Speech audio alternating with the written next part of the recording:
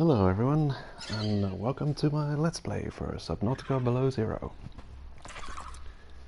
It's been a while, like a long while. Yeah, it's been ages since the last time I've streamed. I haven't been in the right mindset to be streaming games. But Below Zero, this I have to do something with. Yeah. I've been looking forward to this game for ages. It's been out for a long time. Can't say exactly when it released, but it's finally coming to PS4. It released yesterday, and I picked it up just today, and we're gonna be Let's Playing it. Did a full Let's Play on the original game. Enjoyed the hell out of it, and I can't wait to start playing this one. So there's actually another game that came out this month on PS Plus, Stranded Deep, which starts off in a way very reminiscent to the way the first Subnautica kind of starts off. And if you like survival games, people are really spoiled this month for survival games on PlayStation 4 at least. Because you've got Subnautica Below Zero and that other game, Stranded Deep, which can be enjoyed. I mean, it's free on PS Plus, but I don't think it's that expensive if you don't have PS Plus. So, yeah, the first thing I noticed with this game compared to the old game is that the game icons are different. The peeper fish in the icon, they kept it, though it's a little bit different. It's got markings, it's got longer fins, and in the background of the icon there's some ice on the surface of the water, which is a curious difference. Right, I think we're ready to jump right into it. Press options. I don't have to press the any button, it has to be specifically options. Alright, a recognizable main menu. Seaworthy update. The Day 1 update is now available for Subnautica Below Zero. Seaworthy squashes more bugs, implements the final soundtrack, introduces the crashed ship story, adds tons of UI improvements, and much more. Hit read more to discover all the latest. Oh no. No. That takes you to a website. Yeah, I can't read that right now. I do hope they manage to find and squash all the big bugs in this game, because Subnautica Original actually has quite a lot of disastrous bugs that are still in the game to this day. Some of them are funny, some of them are less funny. I mean, I really don't mind the surface of the water being on fire glitch, which is always a oddity and interesting to see when it happens. I do mind the glitches with the floor and surface collision being broken, where you just fall through the world and potentially lose a bunch of important items or vehicles. And there's also a glitch which I still get comments on my videos to this day, of the animations just not working for the underwater bases you can build. At some point, well, it's all pretty cool. You know, it adds a lot of immersion, being able to interact with all the objects. But at some point, the animations of interacting with the objects kind of breaks, and I don't know exactly what the reason is behind it. People speculate. It might be building vertical connectors, it might be having a too large base, it might have something to do with the moon pools, the base location, all kinds of things. Long story short, the original game has a couple of really not fun glitches that have never been ironed out. And let's hope they stay on top of the glitches in this one and manage to get rid of all of them. So let's have a look at the options. I hope the audio balance is okay and that the game audio isn't too loud.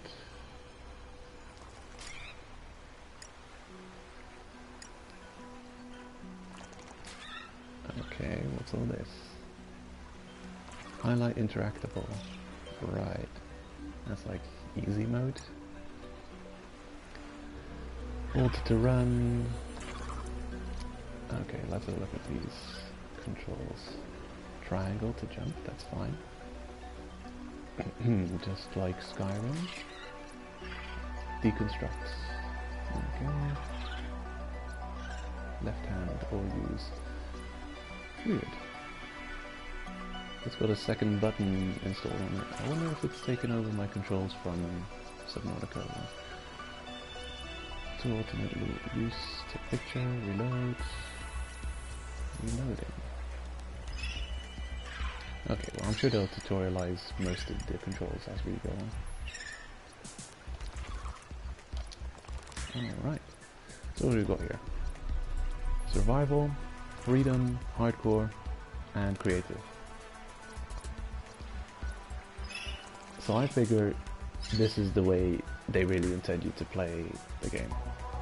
So you have to take into account you must eat and drink to stay alive, as well as worry about oxygen levels and your health.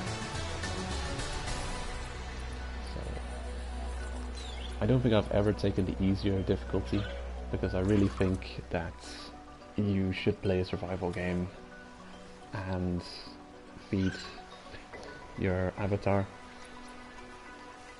and not having to worry about food and drink really cuts on the gameplay length and takes away that level of immersion as well. Hardcore, I would not do that, especially not on a first playthrough, and definitely not for a let's play. Permadeath, not doing that. So go with survival, actually creative. Right. I believe creative changes the amount at which items stack, and you can build anything without having to discover the blueprints, how to build them. But I've never really played that. That's more for people who really enjoy the base building aspect and want to focus on that, without having to go through the game proper and looking for blueprints and unlocking everything.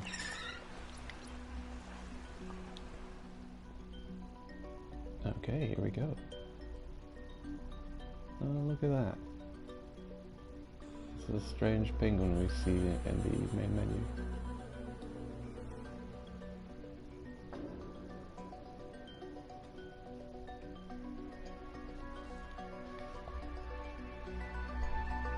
Now, the original game had a fixed world generation.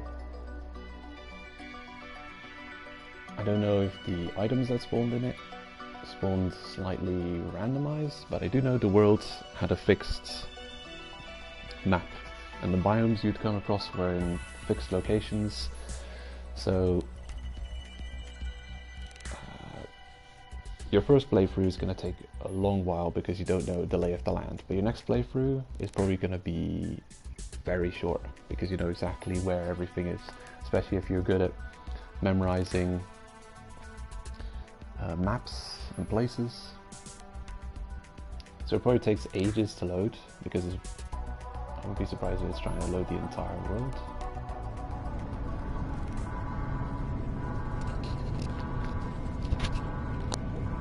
Okay, Just checking if my mic's actually turned on. That would be an unfortunate mistake. Press the any button to continue. I choose triangle. This is the farthest that I could take you on company space bucks, Robin. You sure you want this? The research is in everything. It is to me. And Sam. I need to know what happened. The meteor storm. I can use it for cover from Altera's eyes. Gonna miss you, Robin. I'll find my way back.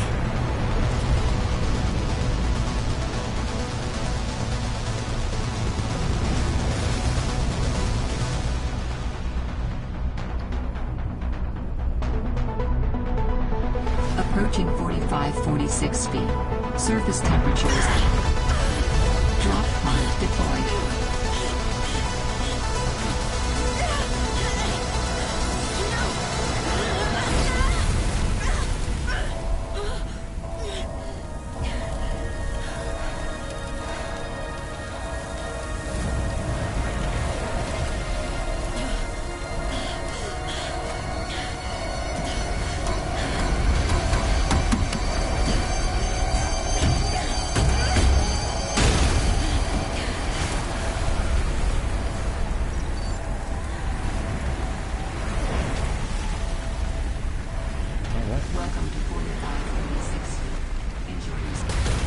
Oh yes, definitely. Wow. Very much. Already loving it here. I'll surely visit again. Jump. I see that. I know what that is. Okay. We've got a breath-like feeder. The temperature icon. Slowly ticking down. Not good. Because we're supposed to be running for that one icon. I will save, just in case. So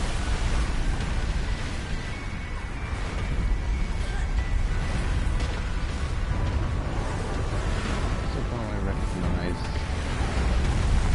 a lot of things from the previous game.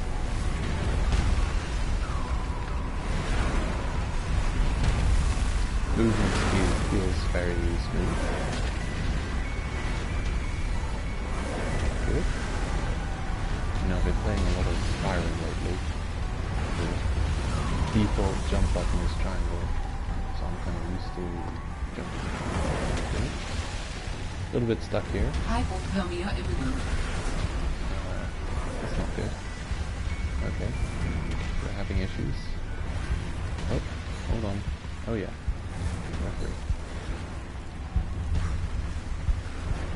I noticed the same thing as we got in the previous game where they say we're accepting bug reports. Now I actually did try and report some bugs on regular Subnautica. The link didn't work. I could not submit the bugs that I discovered. It's a bit weird. Even there is a feedback option that's kind of broken. It's like where if you don't like it, we're accepting complaints, but actually the guy at the complaints office, the office is empty and there's no one there. So you're kind of screaming into the void at that point. Oh, hello. Players. Okay.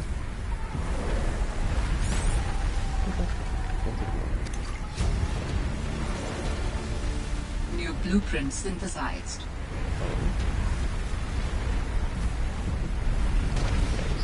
I don't think players are new. I mean, there's a couple of items in the original game that I never cracked, never used.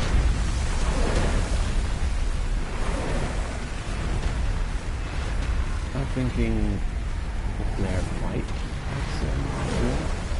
It might not. The player's perfectly alive. Hold on. The audio is really high. At least it seems like to me.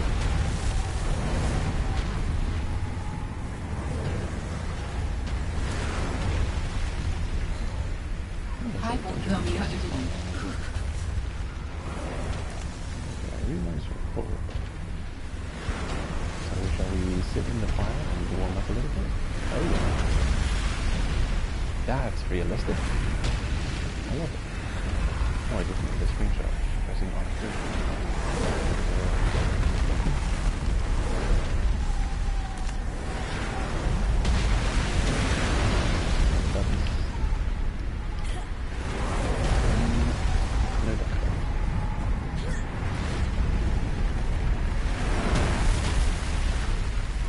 Holy smokes! That did not go as planned. I should find a way into the water and get to the drop pod.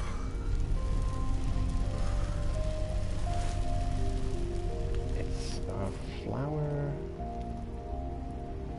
that emits some kind of thermal energy, because I can get warmth just by standing next to this flower. Ooh. That's awesome.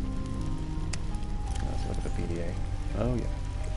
A whole bunch of information here. Don't know if I'll be looking at all of the feedback.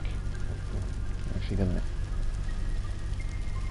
click on my own stream and listen to the audio levels to make sure they're not completely out of whack.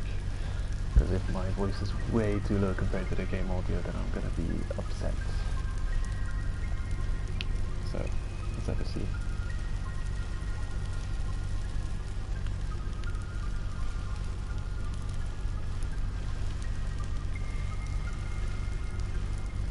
Alright. Curious.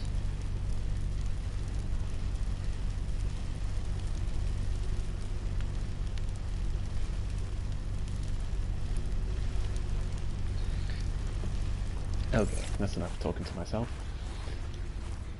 I think it's alright, actually. I think it's alright.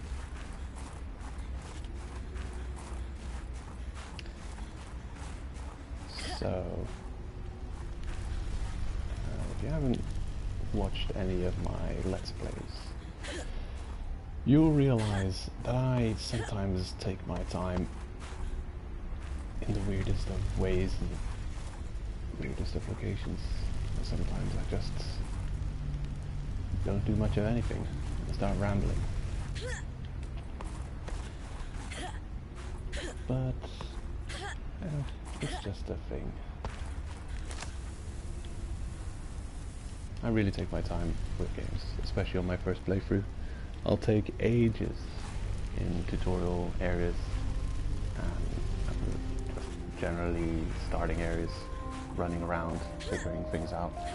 Usually seeing if I can mess around with things, get stuck somewhere, seeing whether or not you can get stuck or get yourself locked out of situations, timeouts, events, all kinds of things. Like right now it seems like the fallouts that we crash landed through seems to be over. There may be a day-night cycle.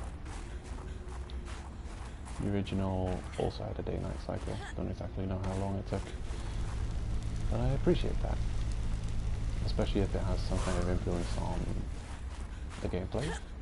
I'm guessing the nights might be even colder than the days.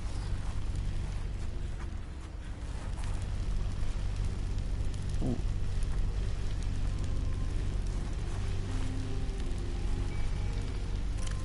Okay, so actually, PDA, checking my inventory.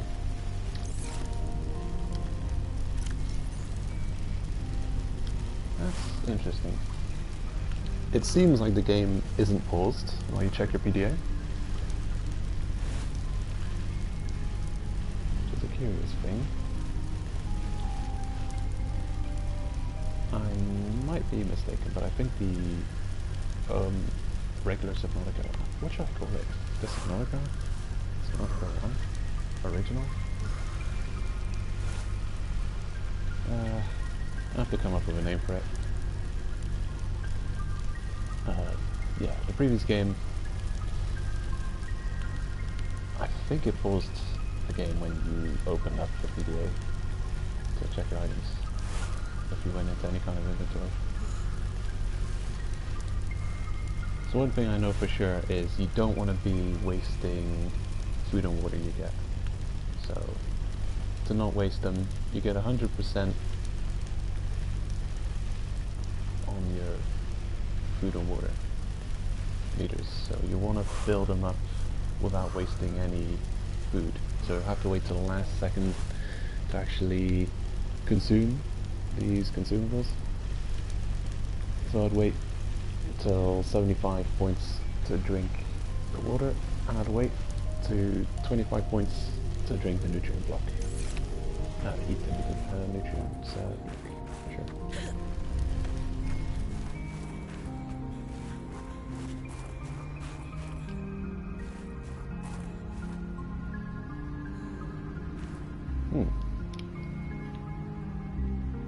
Interesting view.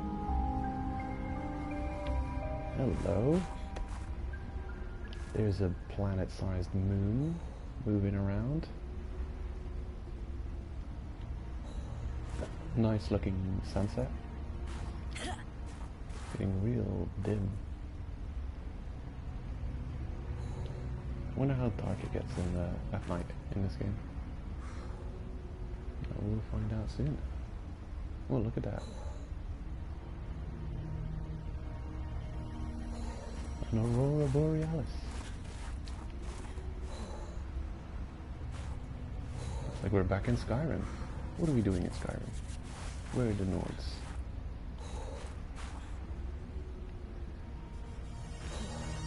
Okay, wow, that's a cool change of scenery. I like it. Also enjoying the music.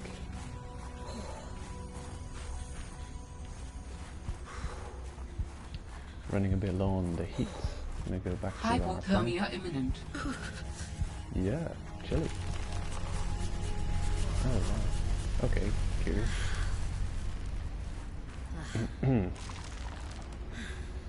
Lucky us that this plant actually detects us as a threat, possibly. I mean, it's pretty cool that they close up at night, because quite a few flowers do that. And it's quite useful for us, especially getting used to this new hypothermia meter, that they do open up and detect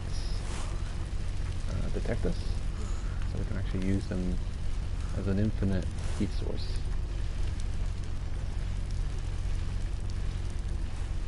Quite lucky.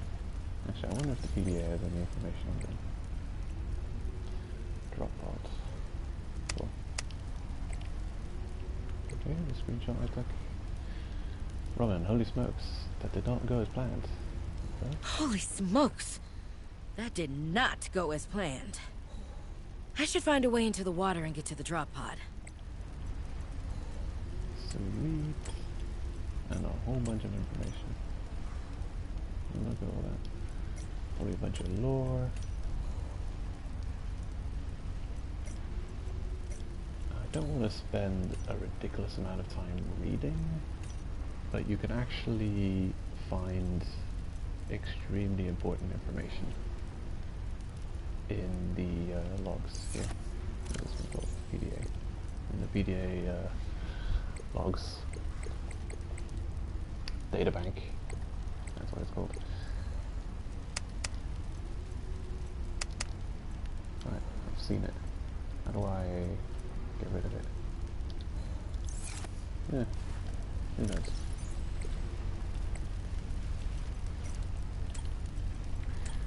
Tech.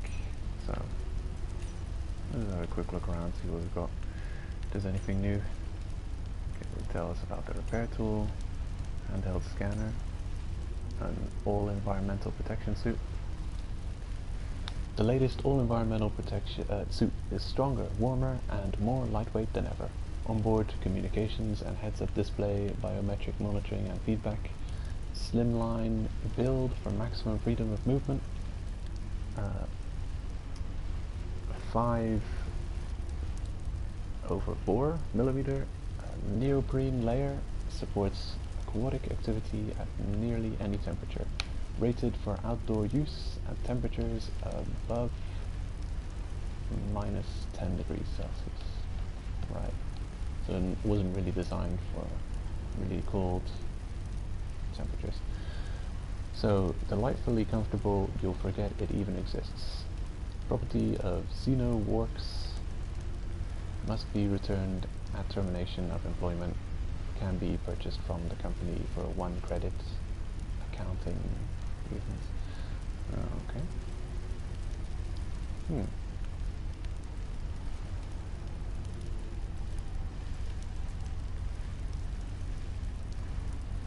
Weird. Right. So there, you have to give it back, but it can be purchased for $1. Handheld scanner. I don't think there's anything new here. Blueprint acquisition, life organism analysis. This is useful information if you're just starting out and you're completely new to this game series. Calorie intake recommended. Great. This suit reminds me of everything. Reminds me to eat. Nom, nom, nom. Vital signs stabilizing.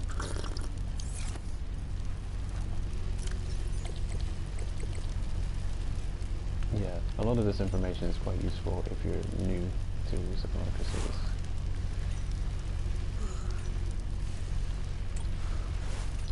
Habitat, fabricator, tech builder, solar panels, vehicles. Okay, cool. I think we've seen everything. You can actually press right and left buttons to go to the relevant subfolder or main folder and open and close them as you like. So if you've been opening a whole bunch of stuff, you can just press left, left, left, left. Should close everything. Kind of.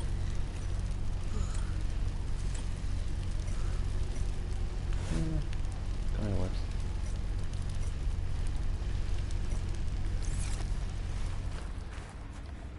Hold on a sec. I didn't miss anything important, did I? Nah, I don't think so. I should probably read this. Yeah, because it's lore. We don't know anything about the game yet. From Jax Isis. Subject, the future of Xenoworks. Xenoworks. I just call it Works. Hey there, Xenoworkers. I know there's been lots of rumors circulating. Hold on. Stand in the warm while I'm reading. Yeah, we don't die from hypothermia. I know there's been lots of rumors circulating, so I just want to clear some stuff up. In the spirit of openness and transparency, which you know means a lot to us all here. First of all, no, Altera did not buy us. We're still Xenoworks.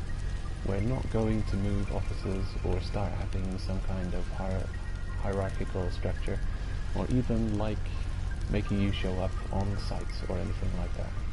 Although you should, for the snacks alone. We're still the scrappy, agile, research-first startup you all signed onto. So, what does this controlling stake stuff mean? Well, I guess the most direct way to put it is it means more. More equipment, more research, more risk, more experimentation, more of everything that makes us great. And most of all, more cash. For you and your research.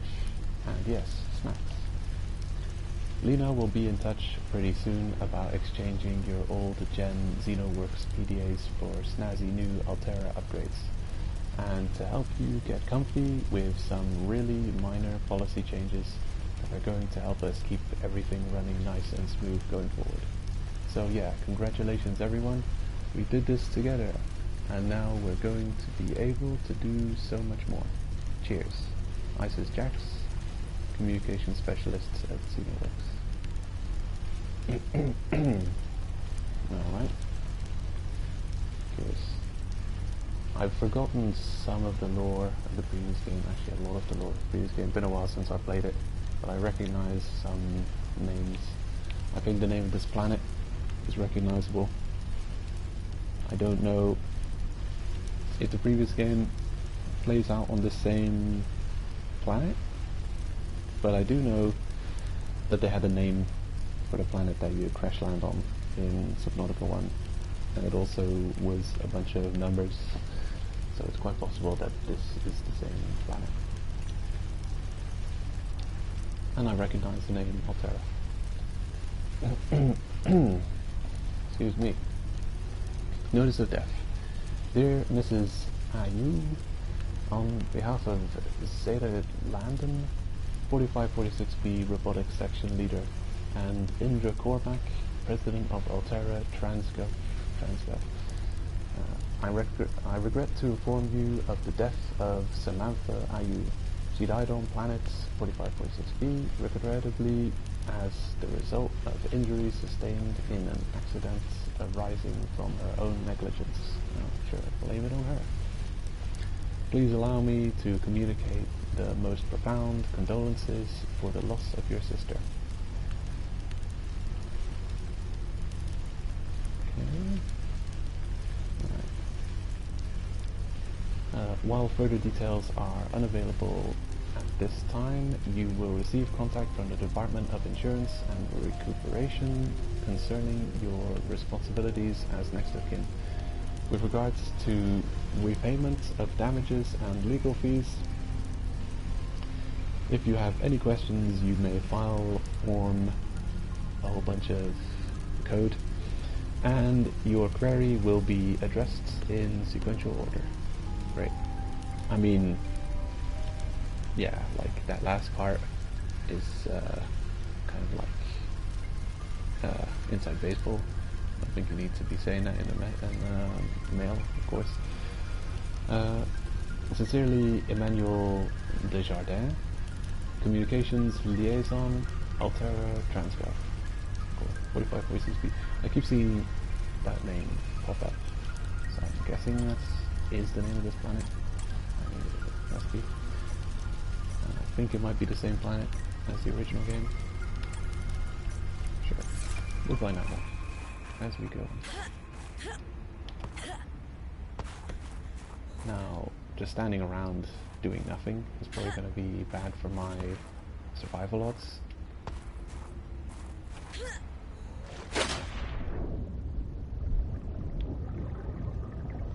Okay, cool.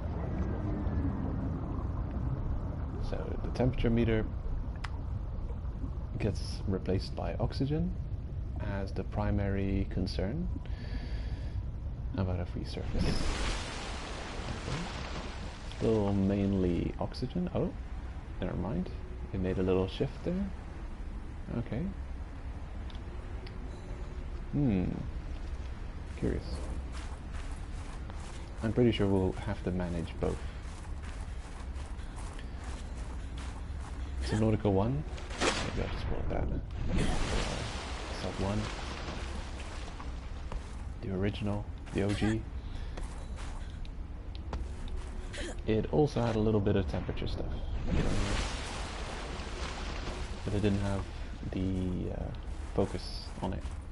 Like this game seems to have. Because it's got its own meter now and everything. So that's cool.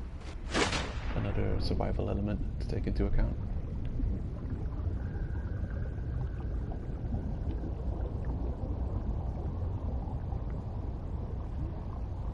Okay, spinefish? Is that you? A hoopfish. New creature discovered. Nice.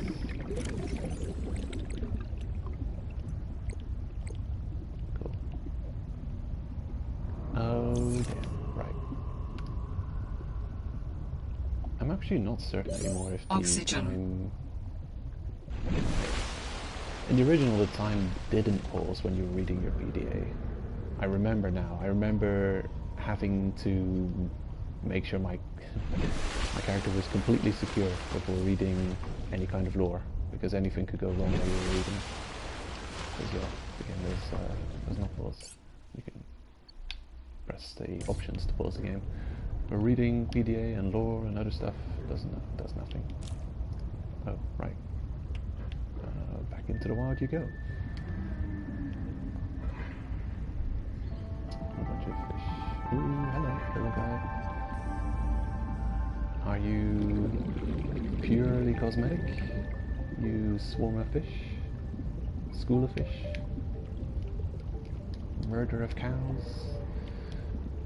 Yes, you're purely cosmetic. A lot of the fish that you'll see cannot be caught. They're just cosmetic swarms. The individual fish that you can see obviously can be caught.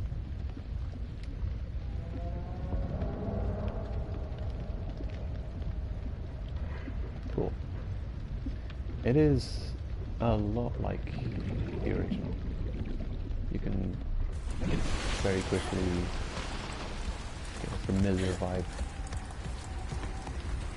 the moment you start playing. Feels like you're just carrying on with Subnautica 1, which is great because more Subnautica content. It's just the original game felt really too short, and of course your first playthrough is going to take a while because you're figuring everything out. It's like that with any game. But once you've played through it, and the fact that the world isn't randomly generated really kind of hurts the replayability. Oh, hello. Did you hit my fishy? We're friends now? I think we might be friends. I mean, he's not trying to bite me or kill me. Sweet. Oh, look at that. The hail falling into the water. That looks awesome.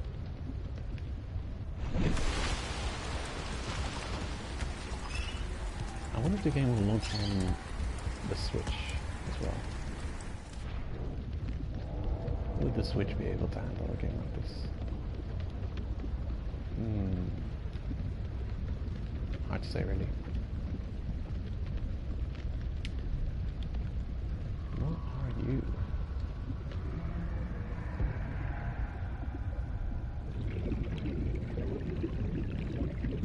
Looks alien.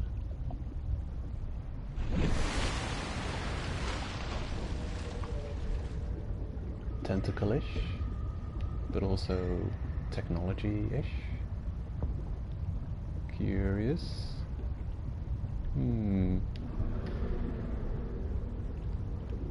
I don't know much about Subnautica Below Zero. I've been avoiding spoilers, avoiding all content surrounding it. I want to play through it blindly, or as blind as possible. Break Angelina outcrop. Alright. That's different from the original. What's that's normal. Yeah, it's a different name for the rock.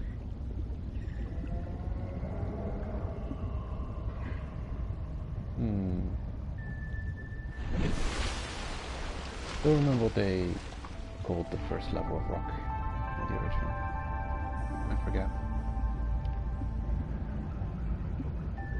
But I know you have a random assortment of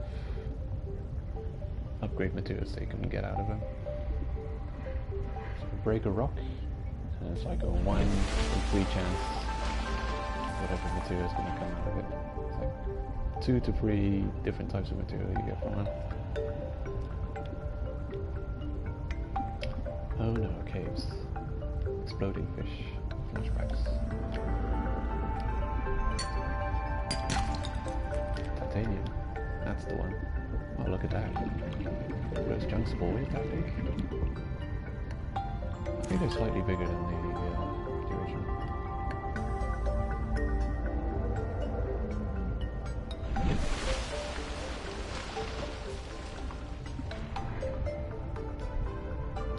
I'm appreciating the soundtrack. I wonder if they've got a lot of different... Oh, hello. A Sea glide fragment. Right.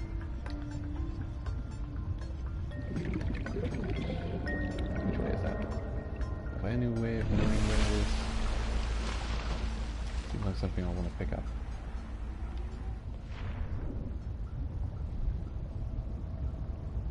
Okay, I'll just try and remember on which side of this thing that it's located. Okay, somewhere to the right of the door. I'll remember it. It's not that far away. Sweet. Finally here.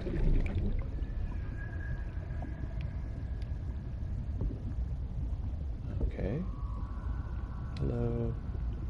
Peekaboo. Oxygen. Okay, hold triangle to go up. No. You actually have to face up and swim. Is there a sprint button? Oh no, you don't. The L1 button ascends, the R1 descends. Sure. It looks like we've gone through our second day cycle. There's that same planet-sized moon. I mean, it looks planet-sized, but honestly, if the Earth's moon rotated around Earth that closely, it would probably look that big too. Maybe it's just close. Yeah, day-night cycle seems to be relatively fast. I've just been playing that game. Put it written down here so I don't have to remember. Stranded Deep. Another good survival game. Seek fluid intake. This month. And the day-night cycle on that one's 12 minutes. So this feels faster than 12 minutes, but maybe I'm just not paying attention. What's the time? Okay, around 4 minutes. Sure. Let's take a minute off that. Let's say it's 12 past. And I'll try and figure out how long these day-night cycles are. Found the drop pod. Hey, trophy. Drop in the ocean. Sorry about your sister. Okay, so that's us, the main character. I think they chose to focus more on a more direct story in this game. You actually get to see your character. In the original, I don't think they ever showed you your character's appearance. You never heard them speak. It was very much a player insert, almost. But here you can definitely see that there's a character who talks and says things. Right, so we're actually very thirsty. Vital signs stabilizing. Okay, discovered a whole bunch of stuff here. What's this? Pin? Cool.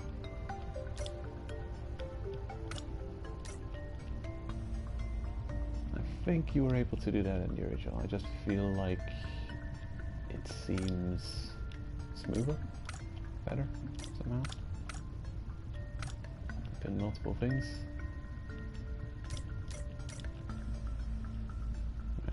What if I pin you? What does that happen?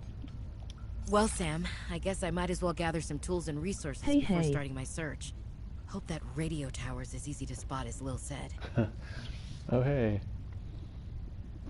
I've turned on a new feature, the text-to-speak, and if it's not too annoying, I might keep it.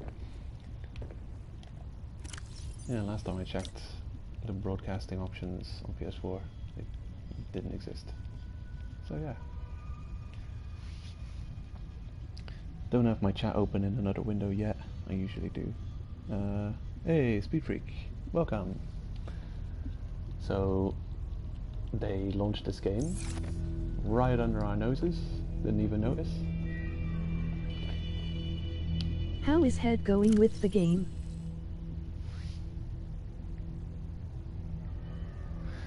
It's going great so far. I'm getting back used to streaming a little bit. Hoping I'm not rambling too much. It really feels like a continuation of the original. It feels like you can just finish the first game and then move right onto this game and you'll feel right at home carrying on. But I also feel like it might be a little bit its own story, so I'm thinking it doesn't really have spoilers for the original game, but I'm not sure.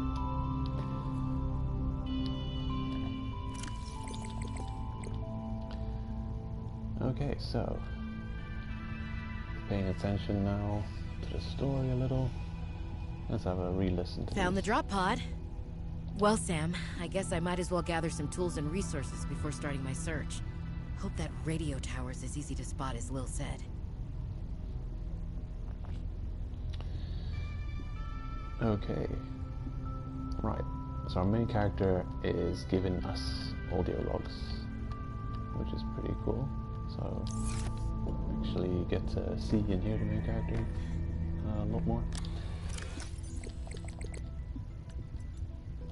Sorry about your sister. Right. Did we hear this one already? I want to offer my sincerest condolences on the passing of your sister. I got to know Sam better towards the end of my mandate with Altera on 4546B, when we were thrown together as basemates at Outpost Zero. She spoke often and fondly of you. I thought you should know, it didn't sit right with me when Altera blamed Sam's death on negligence. The Samantha Ayu I met was many things. Kind, clever, devoted to her work, but never negligent. I wish I could offer you something more substantial, but my access to information has been cut off. You may be in a better position to look into things than I am. If you're able to, Delta Station was our HQ. They were in a big hurry to leave, and there might still be information to be found there.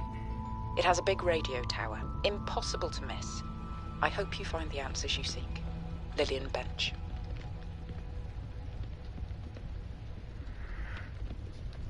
Okay, so it's kind of confusing, hard to figure out exactly, because a lot of the exposition is voice logs or just messages that you have to read, and it's hard to tell when these were sent and what's going on. If you're getting messages at the moment, or if these messages were long ago. Not really that obvious. Especially, I mean, look, it's signed off, hope you find the answers you seek, Lillian Bench. So it's like in the form of a letter or an email. So here's a whole bunch of stuff. Sure. We've already read this. Notice of Death. So the main character we're playing as, last name Ayu. Her sister, Samantha Ayu, died Can on they this planet. stemuk in Netherlands praten? It can, but it will sound weird. I had to set my console language to American English. It's originally United Kingdom. Yeah, it's originally United Kingdom English for the keyboard, I think, or just because it makes more sense. But you have to have the message from viewers turned off, so you don't have the black side screen with the comments shown up, and you have to have your console language set to American English. No, it straight up tells you that the voice to speech won't work if you don't turn those settings like that. So I did. I don't think it's going to be a big change. Oof. Yeah. I mean, it's not well, the only change. I'm used to having spectators' messages off because it just looks nicer, so you've got a whole screen to look at. I used to stream with the sidebar on, and it's convenient for me to read the messages people are putting in the chat as I'm playing. But I mean, seriously, I've got a laptop next to me. I could just look at the comments right next to me. It works just as well, and people will get a full screen of what's going on. It's much more enjoyable to watch, I believe. So yeah, let's carrying on and check all these messages. Robin, guess what? I got the job. I'm going to 4546B. Yay. Now I'll be able to improve the mechanical avian amphibian under real-world stress conditions. Listen, I know your stance on Alterra, but I just hope you're happy your sis is happy. I sure hope my sis is happy. I can't wait till we talk again. Oh, I wanted to ask you something. Can you watch my Augie while I'm away? I need someone I can trust to look after my best little potato. Potato, listen. I tried, but that name is just not sticking. He's my little Oxtrabite. I'll leave the starchy tubers nicknames to you. Anyway, if you say yes, thanks, baby sis. Love you. Are you talking about a plant? Tuber? Is it a? Is your little Augie a potato plant or something? Weird. Oh, hello. Alright, they're actually tutorializing this stuff. I should probably worry a little bit about survival, because I believe we're running out of very important things. Food is no issue, but water? Let's survive for a little bit. I'll save too, just in case. Cool. Okay. So it's just like the original game, they give you an absolute bare minimum of assistance. Like there'll be a little tutorialization to just get you on your feet. Like here's something you can break. Should be able to use this. Limestone. That's a name I recognize. This guy, I believe you're very filled with watery... New creature discovered. Waterish, fishy. Oxygen. Okay.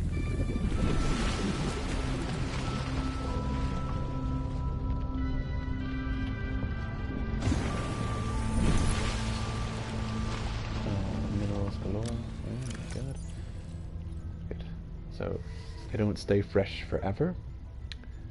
Bladderfish, +6 food, -4 H2O. However, they are very filled with liquidy substance that can be turned into water, if I remember correctly. So, wait, storage? Oh, that's weird. That looked like a fabricator. Right. Oh. Did the old storage lockers used to have an animation from opening and closing? I don't think they did. Oh, that's cool. Sweet. Well, we need a fabricator. Water, please? Yes. Right. Game recipe. No. Might make a cooked bladderfish. Would be silly, foolish. You can cook any fish you want, but a bladderfish is definitely something you want to turn into liquid, exclusively filtered water. Cha-ching. Love it.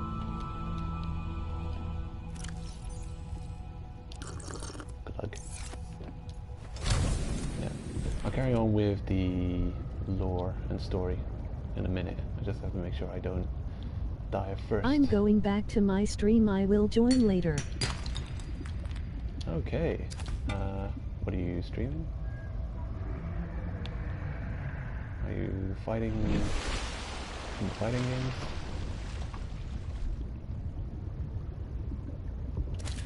Cha-ching. Anyway, thanks for stopping by.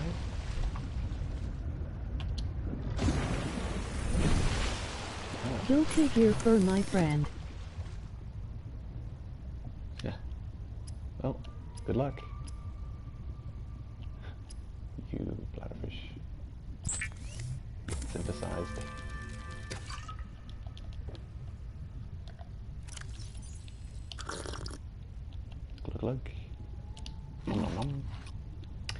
Oh right, you can actually over drink and overeat a little bit, and it'll add that up on top of your values.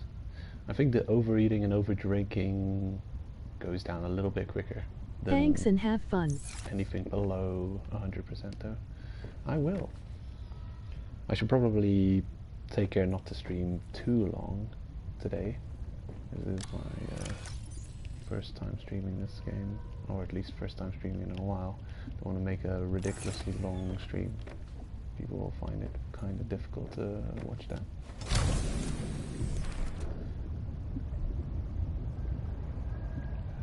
Alright.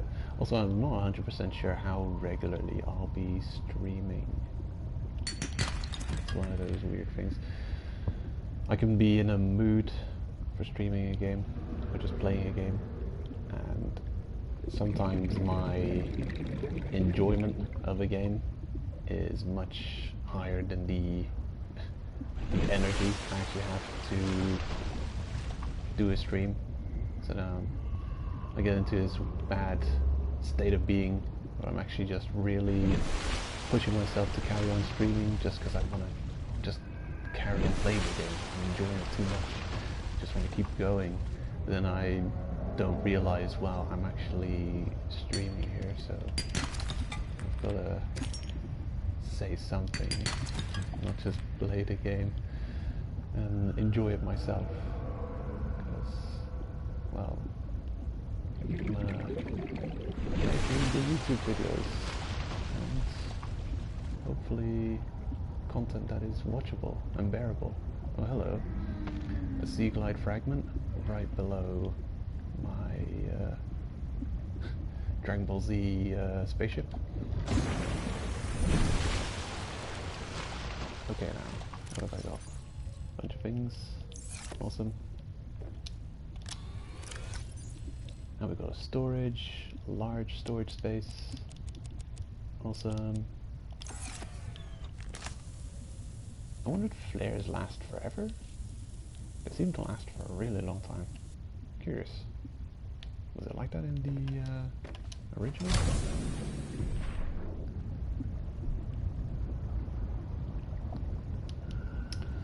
Ah yes, I remember this. New creature discovered. Wow. Right. You can't throw him like a boomerang. It just looks like a boomerang.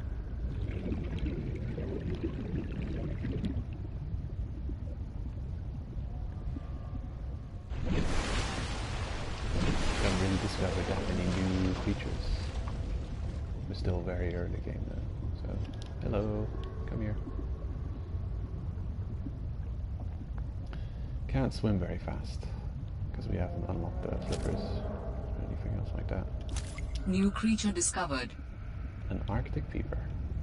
Right. So there's actually a difference, a variant.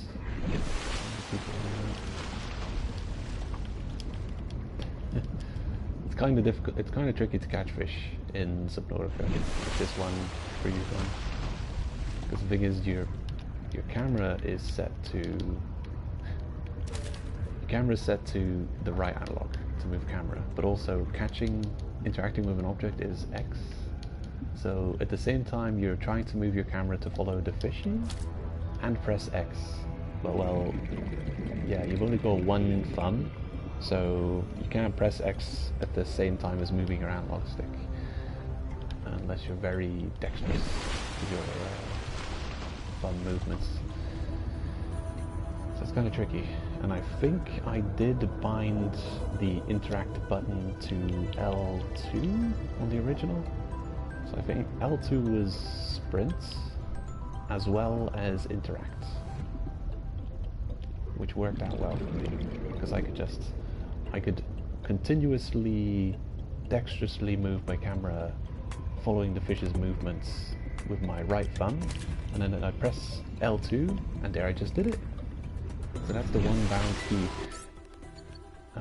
This is curious.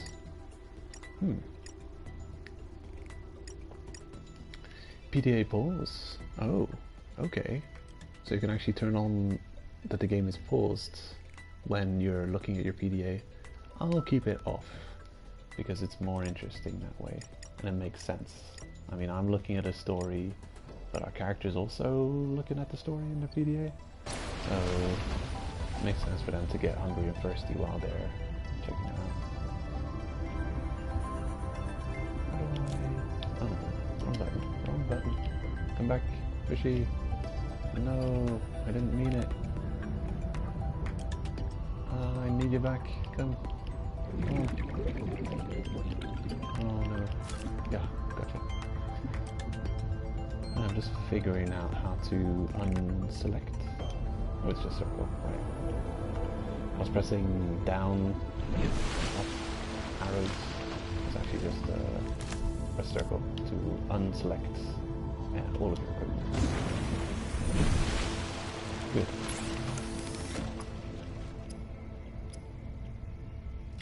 Cooked hoopfish, and a cooked Arctic peeper, cooked boomerang. I'm curious. It's actually in a node shape right now. I think it used to just be a drop down, like a vertical or maybe a horizontal only, but now it's like in a different shape. Curious. Good. Cured. I don't see a point in doing that now. It takes a lot of resources curing fish. You really only want to do it if you want to bring food along for a long journey and you don't want it to expire too quickly. But I think cured fish last for much longer than regular cooked fish. But an easy way to deal with expiration of food in these games is to just not cook them until you're going to eat them, and then cook them the moment you're going to eat them. I don't know if fish expire, if live fish put in inventories expire. I mean, I'll try. No point in not testing all kinds of things. So, let's see. You also have different food values per fish. Some fish are much better for food than others. The peepers are usually quite good because they're like the game mascots.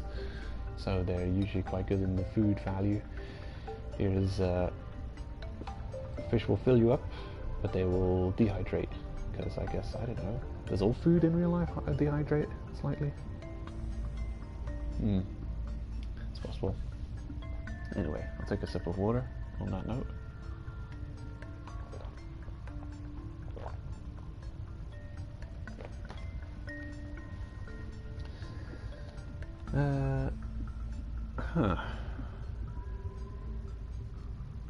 I don't know.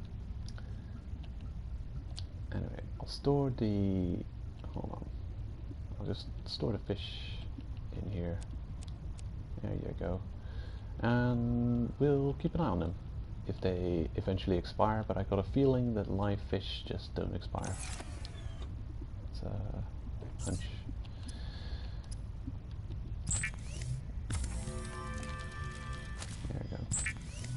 Anyway, what was I saying?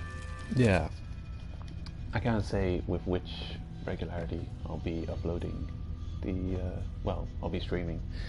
Don't know how regularly I'll be going at it.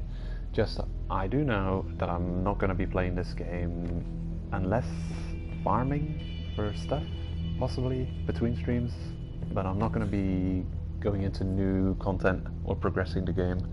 I'll be going through every part of it blind. So, yeah. We'll see. I mean, it's one of those things, you know, some of the most enjoyable factor about games like this is that you can choose to do grinds and farming things and building things and working on projects at your own pace.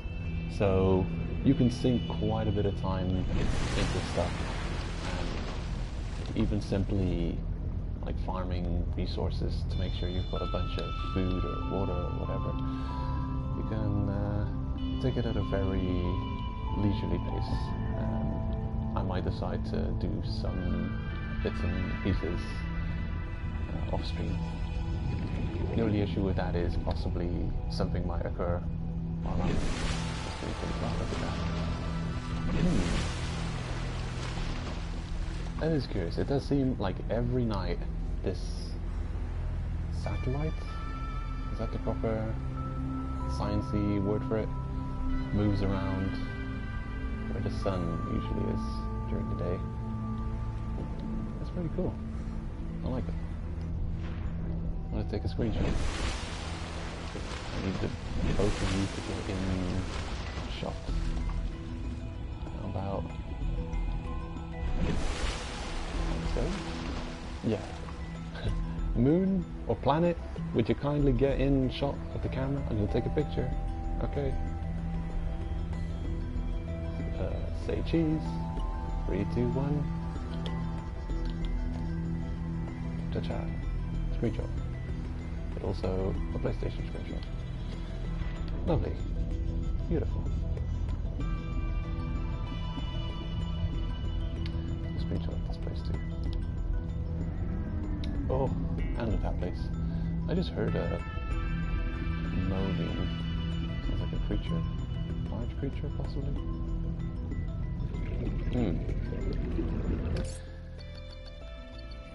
Right, I keep getting sidetracked.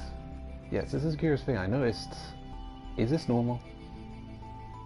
Left hand use X is also bound to L2? Was I just a genius when I was playing the original game, binding L2 to action as well? Or is there just a feature in this game that it takes into account the OG game's bindings when it's installed on the same system? Because I do actually have, I kind of recently, a little while ago, reinstalled Subnautica. I re-downloaded it and set my bindings how I like them. So it's quite possible that if you have OG Subnautica installed on the same system as this one, that it recognizes your bindings and copies them. Which would be a curious thing. Quite good technology. Look at that. It actually has a bar on the side of the fish to show how close to expiring it is. Curious. Go ahead and eat that one. And I'll leave the other one for science. I'll take a screenshot of it, just in case I forget. I'll probably forget to look at the screenshot. But it's H2O plus 29 plus 2. I'll just write it down. Plus 29 plus 2. Okay. Arctic peeper.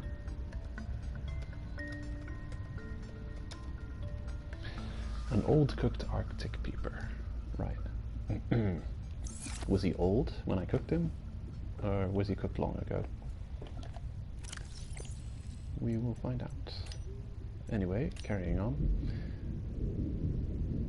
Okay, so Robin was happy to have found a new job on 4546b, the planet we happen to be on right now, and looked forward to talking to us again, mentioning Oggy, the potato. 4546B to Robin. Come in, Robin.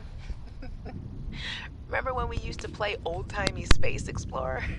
This is kind of like that, but it's even harder to communicate. Well, let's see. I got your last message. Alterra is not, as you put it, all-terrorizing me. Things are going well. My project has a new name. Say goodbye to the mechanical avian amphibian, and hello to spy penguins. We're training the bots to mimic the creatures. Check out the photo. And I think I'm kind of seeing someone.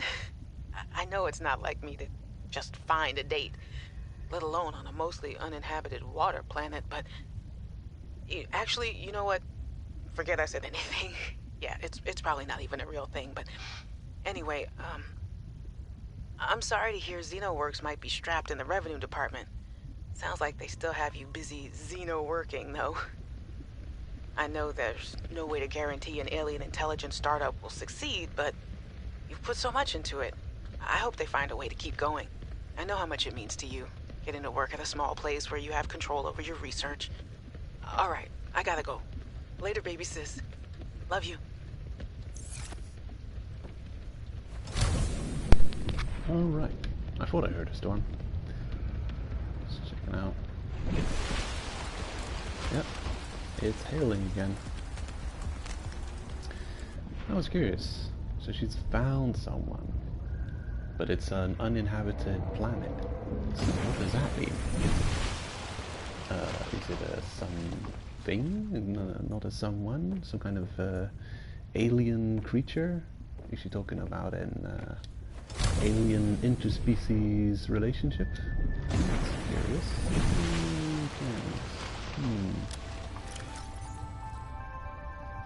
Okay. You can already see the value of the fish degenerating.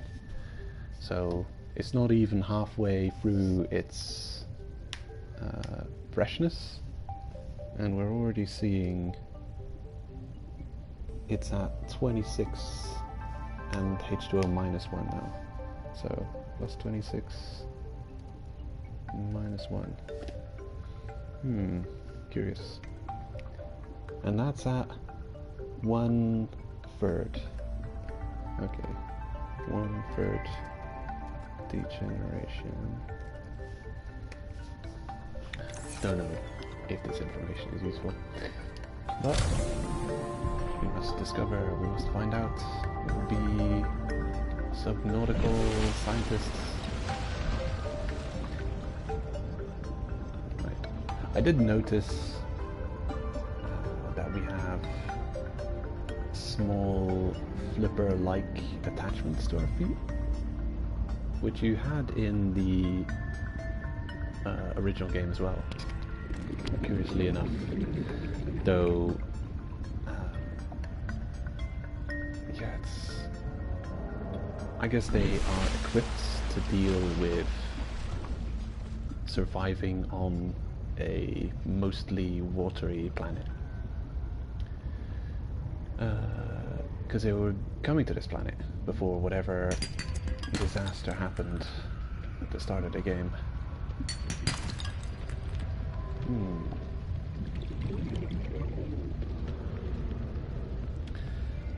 I mean, it's odd that you actually have to find the flipper upgrade and they don't automatically come equipped with it, but I think, yeah, easily explained away by it's just a game thing. Like, you can't give the player everything right off the bat. Gotta have fun unlocking stuff. Doesn't make sense that we'd be swimming with crappy, stubby flippers for the first part until we unlock some better flippers and a good times, fast movement speed, actually being able to catch our prey. Okay, I'll be focusing on bladderfish a little bit. Get us that liquid intake.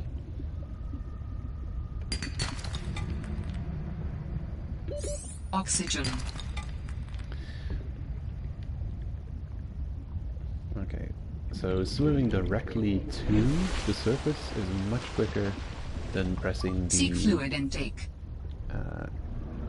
You know, you can press the submerge, emerge, upmerge, I don't know what it's called.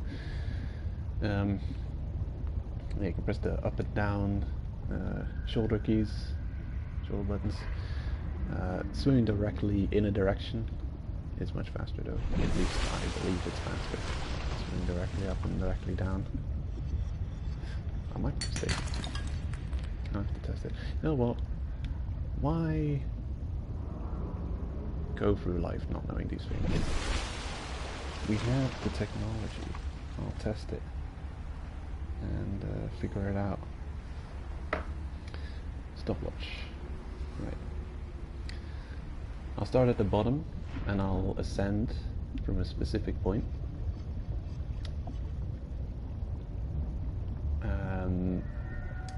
For experiments, the more data you collect and the longer amount of time, the better. so I'm actually going to choose a relatively deep spot to start from. So if I'm a little bit slow on clicking the timer, it won't matter as much. Over an experiment of 2 years, if you're wrong on a couple of seconds, it's no big deal. On an experiment which takes only a couple of seconds, if you're wrong with a second, it's a big deal. Anyway, keep an eye on the freshness of this old cooked fish. Okay, making one of you, and another one of you. I wonder if you can unlock multi-crafting eventually. Vital signs stabilizing. Okay, old Arctic beeper. Curious. Right, I can actually see the freshness just in the menu here. Notice the live Arctic beeper we have in our pockets is not degenerating at all. It's still fine. So I believe when we cook it, it'll also still be fine. I assume, but I'm not 100% sure, so we'll find out later when I eventually cook it. But this old cooked Arctic beeper is now pretty much halfway through. So that is plus 21, minus 6 hydration. And it's halfway there. Right, still need some water. Gonna get more bladder fishes. Are you one of those? Hello. Good. It's a good thing they're not that agile, because I'm also not that agile.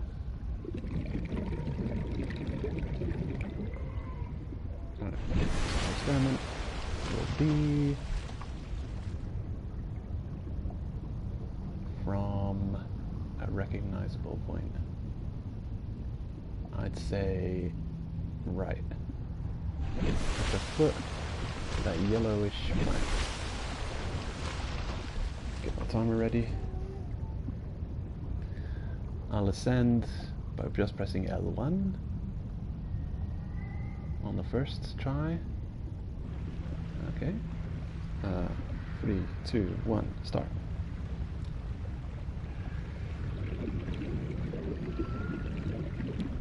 Okay.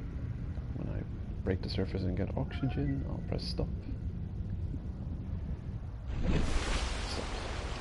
13 seconds 49. 13 seconds 49. I'm gonna remember. With L1 ascending. Now, I'll go again, and this time I'll be facing the direction I'm swimming, and I believe that this will get me up much faster. So reset the timer, look up, and start. Go. Okay, getting ready to press stop. Stop. 11:30. Okay. Right. That's a noticeable difference. About 2 seconds quicker. Through swimming directly in a direction versus just holding the casual float up or float down. Yeah. So you can go up. I mean, you can swim forwards and you can swim forwards and up by pressing forwards and going with the L1, or you can swim forwards and go down by holding R1. But the vertical movement is definitely slower to a certain degree Oxygen. than swim directly to.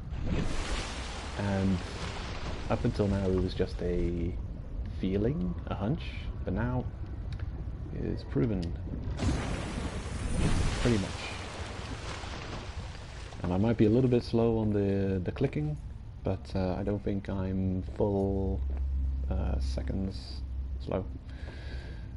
So yeah, but anyway, a better test would be through a much longer duration, but then we don't have oxygen for that much time, so I find it acceptable. And it kind of confirms my feelings and suspicions. As it's like you really need to go up now, so you don't just casually hold the L1 button to just drift up. You say, no, there's the surface, we gotta get there. And then you swim with intent. You really go for it.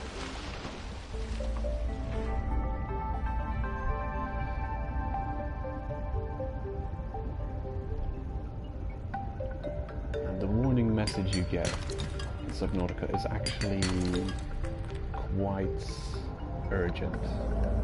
It takes into account how much time you realistically need to get to the surface. And when you get that warning, you pretty much can't ignore it. It's timed closely enough that if you listen to the warning the moment you hear it, here we go. Oxygen, I have 9 oxygen remaining to return to the surface. So, now we just get there kind of on time. I think you can survive for a couple of seconds with 0 oxygen, struggling to hold your breath before reaching the surface. Now, I do believe the meter, or at least the warning voice, is very clever, and it tells you based on your positioning how deep you are. They warn you on time, that you've got enough time to get back to the surface. I'm just going to turn on my flare.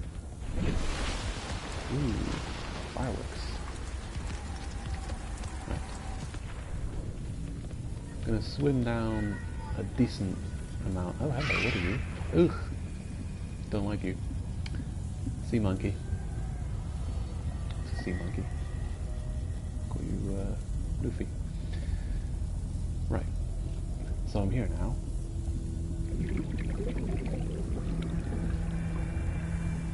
$21. 18. 50. 12. Uh-oh. Oxygen. Uh-oh. Oh no. Okay. I'm wrong. It doesn't actually work like that anymore. Oh no.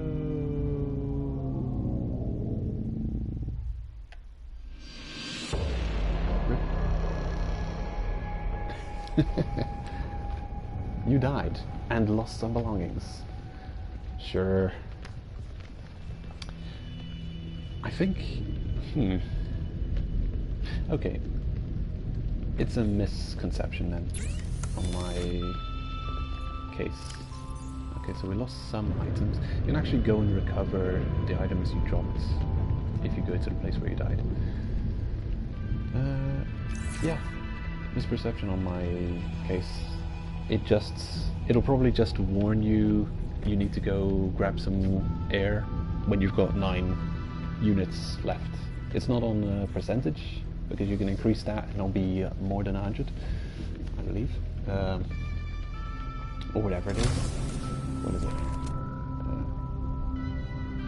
Go on.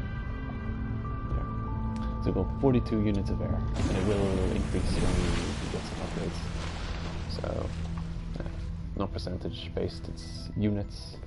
Most of the other meters are like percentage based. Curious. So yeah, I had a feeling that you just always got warned perfectly on time, but I guess I was never that daring to go into really deep locations and deep caves and wait till the last second to re-emerge. Yeah, I guess it's just fixed at a set amount. I'm guessing it's a percentage of your total oxygen, or maybe it's just 9. Maybe it's just at number 9. I'll write that down. Warning at 9 oxygen, regardless of your depth. So it doesn't take into account the time you have left realistically to resurface. So like we're actually, it could warn us now. Oxygen. It could warn us at 0 and we'd get to the surface in time. Right. So I'm wrong on that account. Okay. And yeah, I guess you don't have that much time without air to resurface. I overestimated that as well. Yeah, good to find out these things now and not later when I've got like really important resources on me. So Dangerous weather approaching. Seek air shelter. warning at 9 minutes. Sure. Oh, dangerous weather. What does that mean? Oh, that's cool. Ooh, I love that.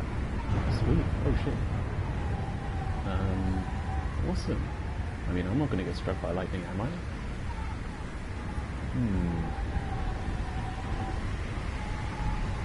Oh man.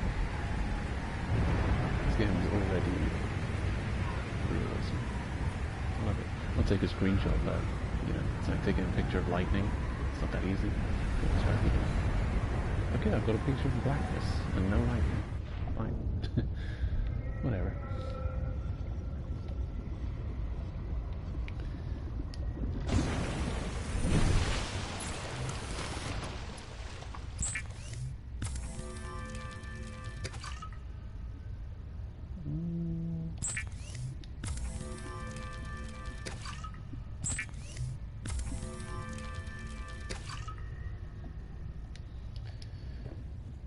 Not sure if they have this technology that you can craft multiples. Not that the game needs it.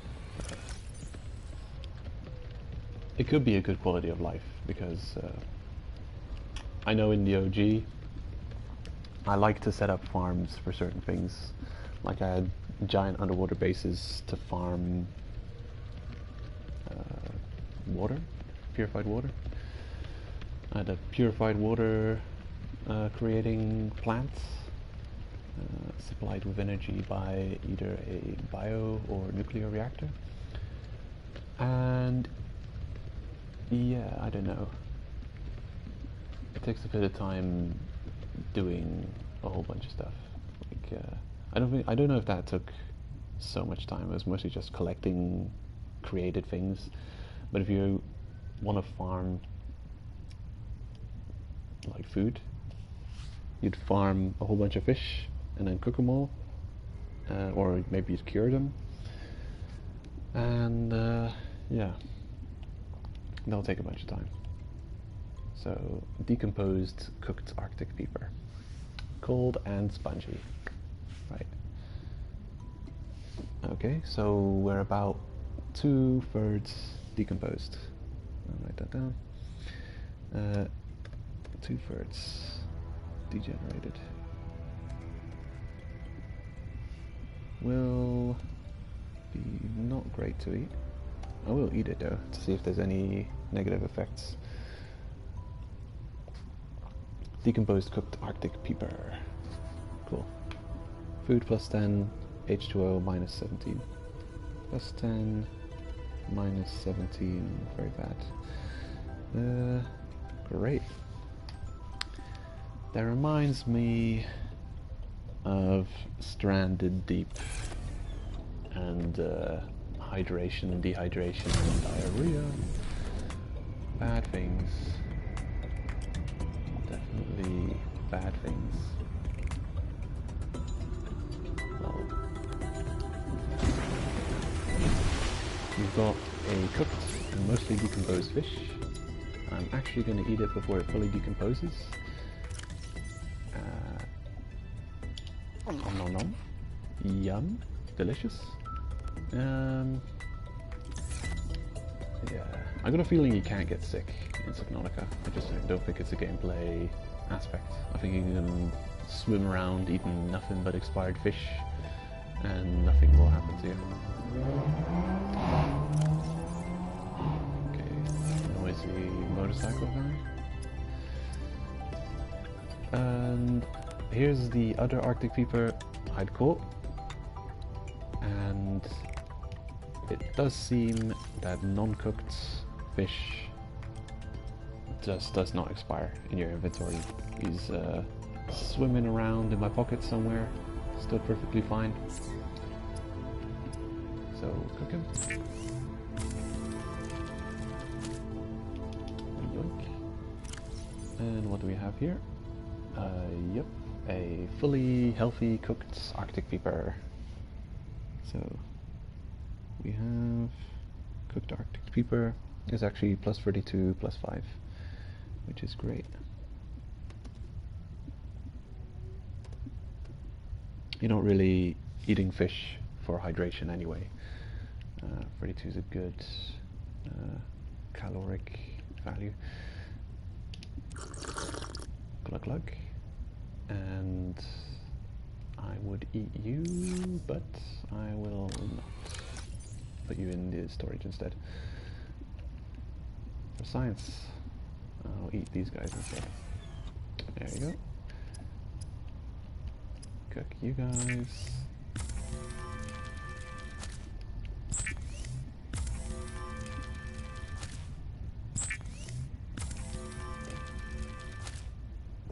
Cool. Looks like you can still exit out of fabrication menus and collect the items. So what do we got here? Copper wire. Let me try something.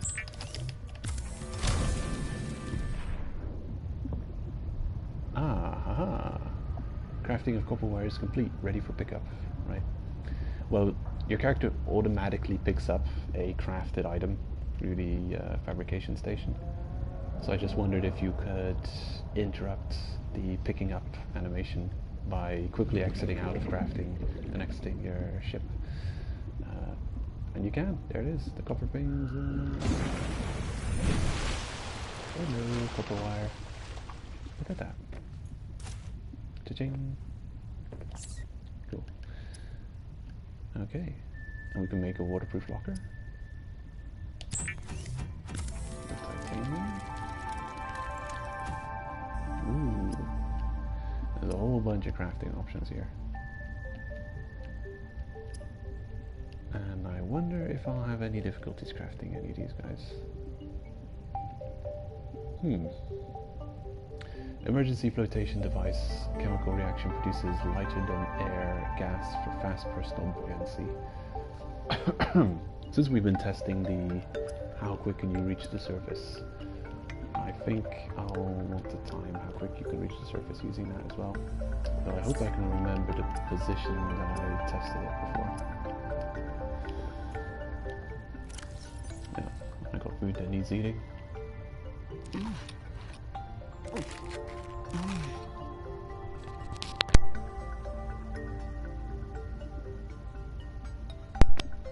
Okay, I'll try and remember every now and then I have to cough or sneeze or something. I'll try and remember to mute myself when I do, because that's not fun to listen to.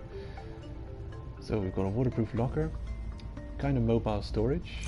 I think if something's stored in it, it can no longer be picked up and put into your inventory for like inventory inception. Like storages inside storages inside storages, or at least this takes up 4 units of single unit space storage.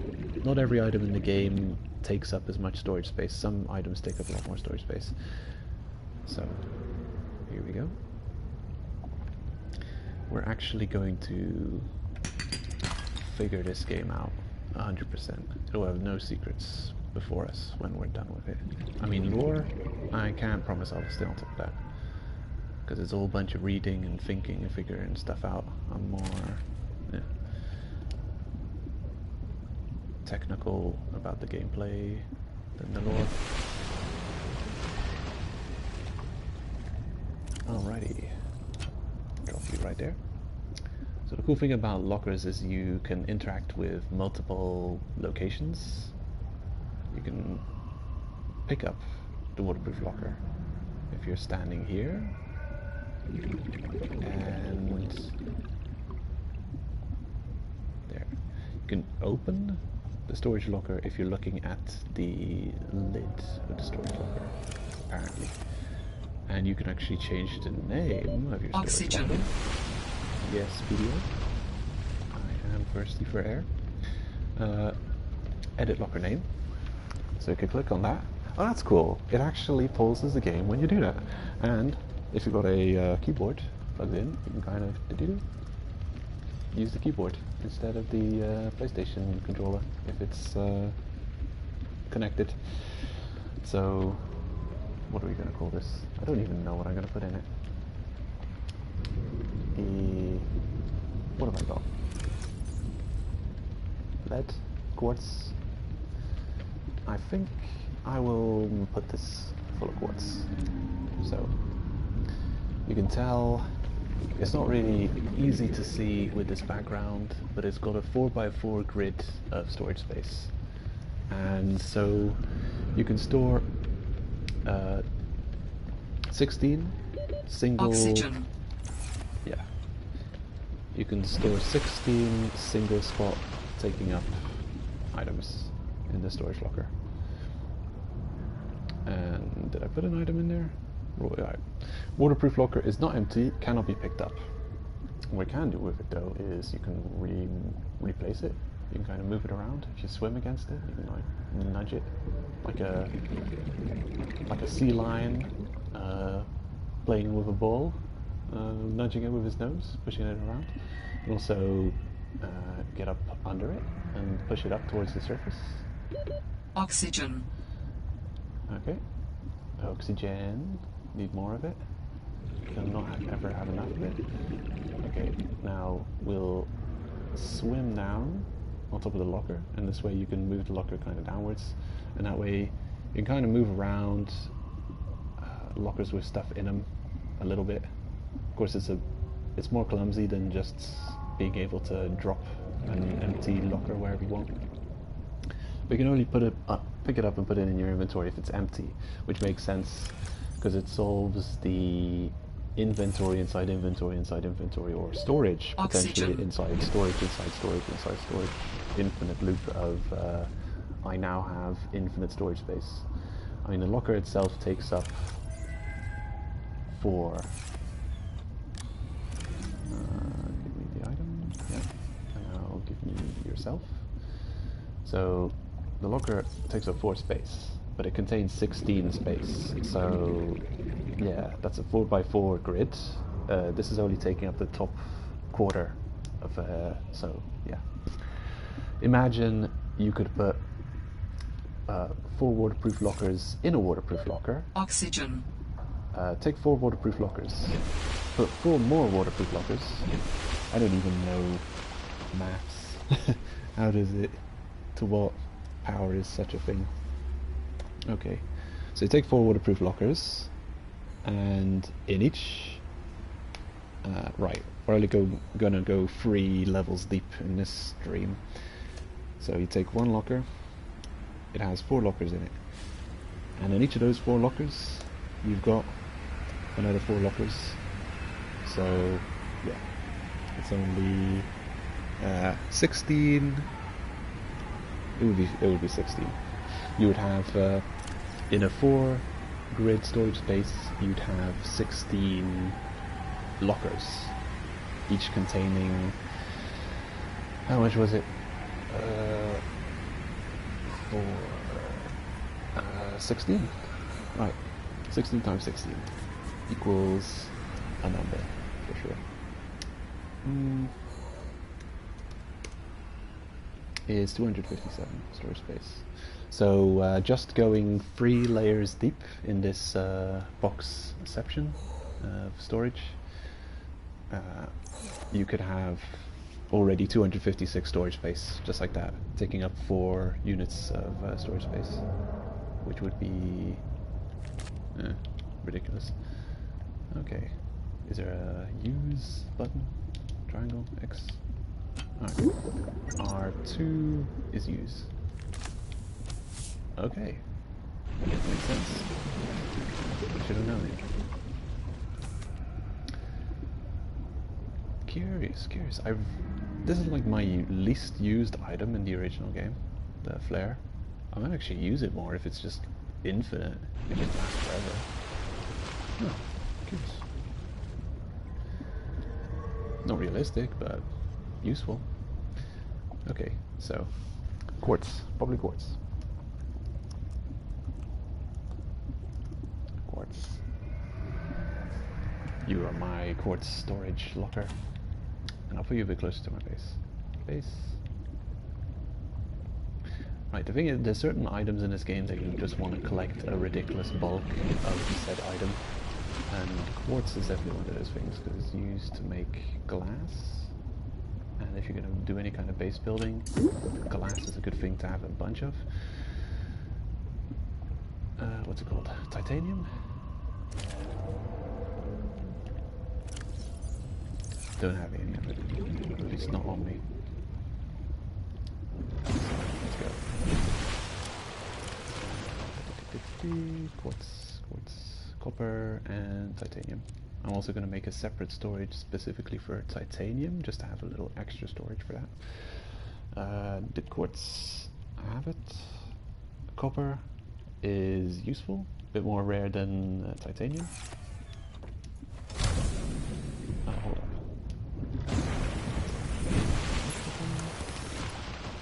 Good.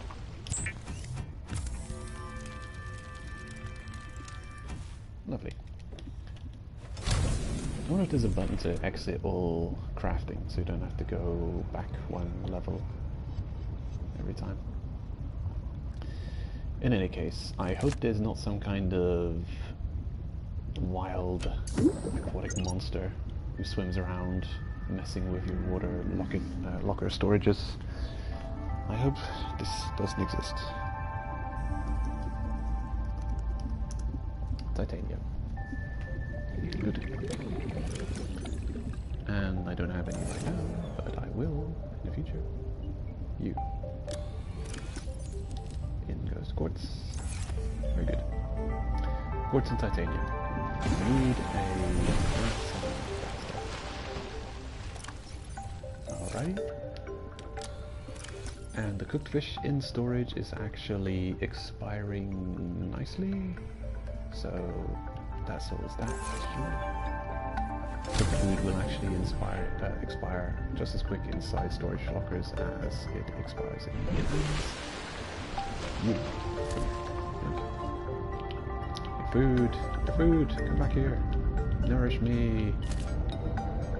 Yes, you cannot escape.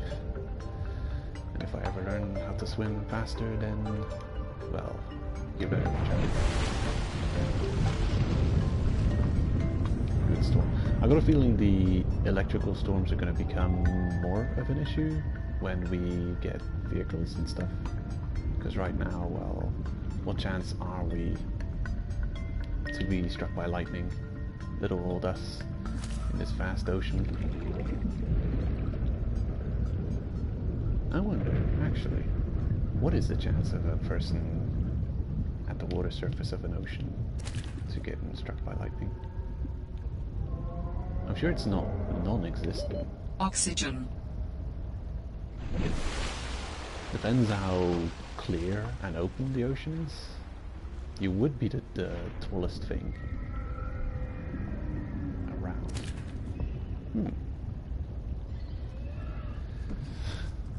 Definitely something to look into. Right. Try and remember that. If I try and remember that. I mean, I'm not going to try and remember that at all, but I'm going to write it down. I'll look it up after stream. Getting struck by lightning on the ocean surface. What are the odds? Who knows? I'm sure someone knows. Just a matter of time before I find out. So you're a curious creature. I remember the first real kind of threat you'd come up against in the original game. Would either be those weird floating hippos who shoot toxic gas at you, or it would be those biting reef sharks who you'd come across in areas just like this. But it looks like they're replaced by this new sea monkey creature. Hello. Doesn't even see me. Actually, I don't even have a scanner yet. Right.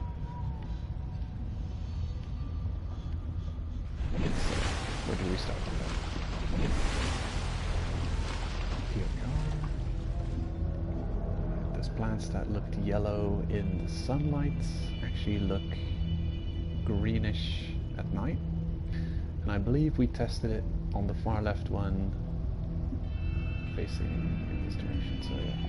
I'll do another test on flotation. See what it costs. Might as well stay at the surface for a minute. I'll check the PDA. Not drowning is always good for survival. Yeah, you don't need to really to be pinned. Good. I'll pin a couple of things actually. I never used to use the pin feature, but it could be a good habit to start to use it more often. Flare, crystalline sulfur, cool. A survival knife, flashlight, couldn't hurt, come in handy. Pins, yeah, all this good stuff.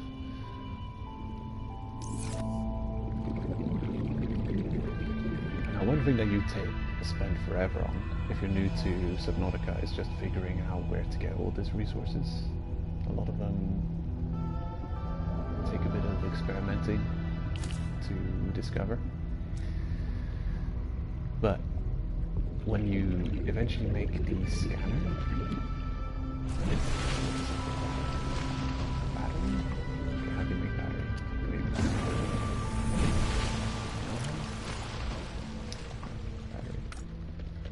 Ribbon plant. Okay, well that's new.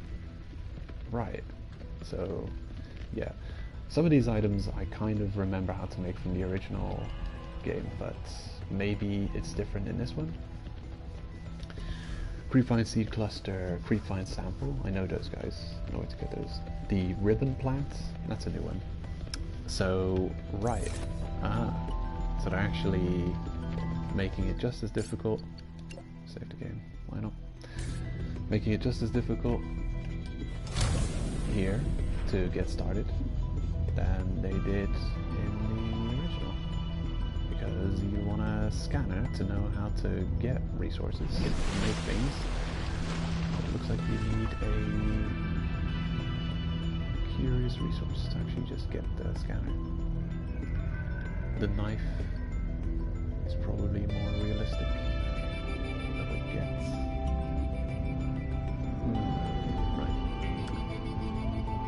Probably there's some seed clusters on these plants. If they are the plants, I think they are. Creepvine, yes.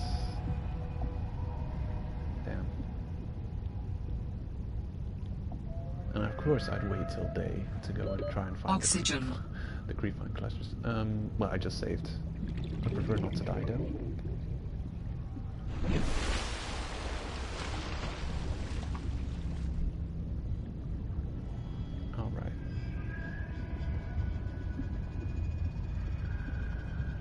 Are these even the right plants? Oh, hello. What are you? You look enticing. Oh. Ooh, an oxygen plant. Nice. I think the original had plants like that, but they were not so obvious, and the game never tutorialized it. I think it never tutorialized.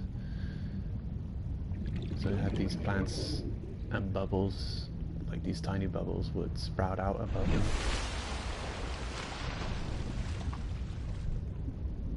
And you could kind of just hover over them and have an infinite amount of breath. Aha, here they are, creepvine cluster. New blueprint synthesized. That's gonna be... Is it that? Is that even... Is it that I need? I'm not sure. Hold your horses. No. Blueprints. Yeah. Creepvine seed cluster. Aha. Yep, that's what I need. I don't have any more pinnings. Well, I believe that Creepvine seed cluster is going to be one of the big stopping barriers or moments where new players will have to run around and experiment and think about stuff in their crafting.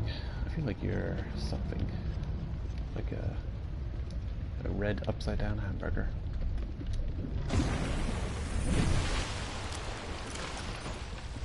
Okay. So, crafting. Need some water.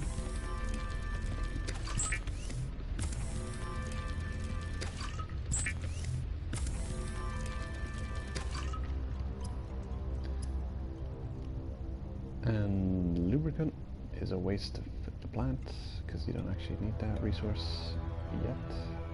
The silicone, that's what we need. Right. One plant creates 2 of the item, which is good because we need it for a couple of things. We can make some equipment for ourselves and the flotation air bladder thing. I'll do that. If you are tired of hearing the word oxygen, the air bladder provides a significant upward thrust to help you get to air faster.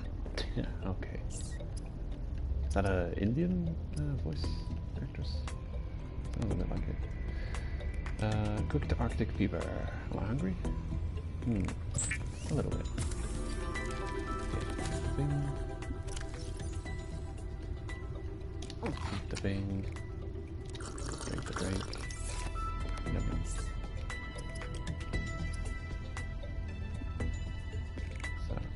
So look what else we can make. Basic materials, glass, fiber mesh.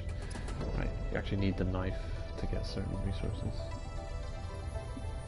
So, yeah. Copper wire.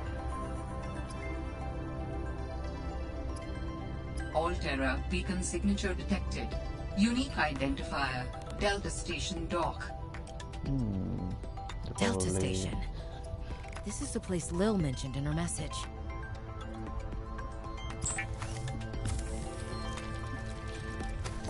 Right. Yeah, they're probably getting tired of waiting for me. Okay, so when you create a new item that can be equipped, the character kind of automatically equips it. So here's fins. Swim 15% faster. Great for catching those fish that are just a little bit too speedy. So you can see anything on my feet. And normally you equip fins, and then I guess, yeah, there they are. Fins. Get an upgrade. Very fun to get upgrade. But for the sake of the test we're about to do, I have to unequip the fins because we want to find out how quick you can float up to the surface. 15 seconds of oxygen. Oh, emergency flotation device. Chemical reaction produces lighter than air gas for fast personal buoyancy. Sweet.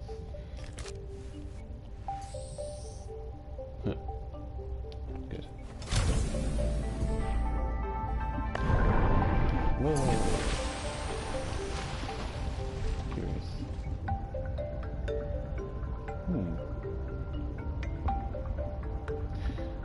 Well, that's obviously faster. You know, I'm really curious to figure something out. In the original Subnautica, I made this thing and thought it was useless. I figured just by equipping it, well, you look at the device and it looks like it's filled with oxygen. So I figured just holding it would make you swim up to the surface faster. And this is how I would use it. I would take the thing and then I'd swim up like this. without using it, and I didn't realize that it could be used. And now I'm really curious. I want to start up the original game and see if you have to press the R2 button just like this one, and then it works like that. Because then, well, yeah, I'm just stupid. Those guys actually look like the hunters in the original game. Monkeyfish. Okay, test. Try again. See how long it takes us to get up. Last time was 11:30, swimming directly. Oh, this is definitely gonna. It's got to be much faster. Okay, I also swim directly up. Or maybe I'll just press the button, press... Yeah, I'll activate the thing, and then I'll press no button on my controller and see what happens. 3, 2, 1, start. Whoa. Okay. 2 seconds. 2.67. That's kind of a big deal. It's like a super emergency get back to the surface option. What does up do?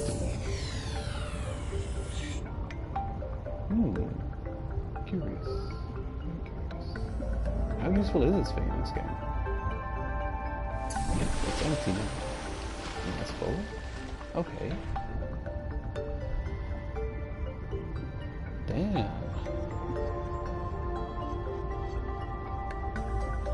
So you can use it to ascend, or you can use it to refill your own oxygen supply. 15 seconds of emergency oxygen.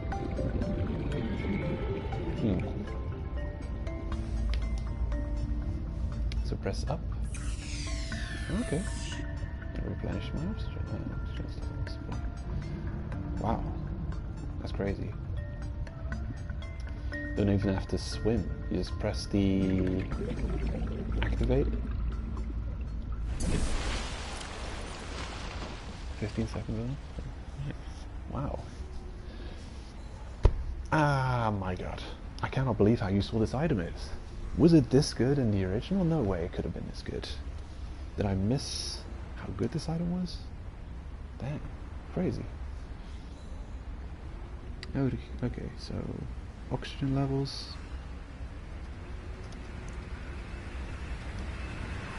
You start the game with 45 units of oxygen.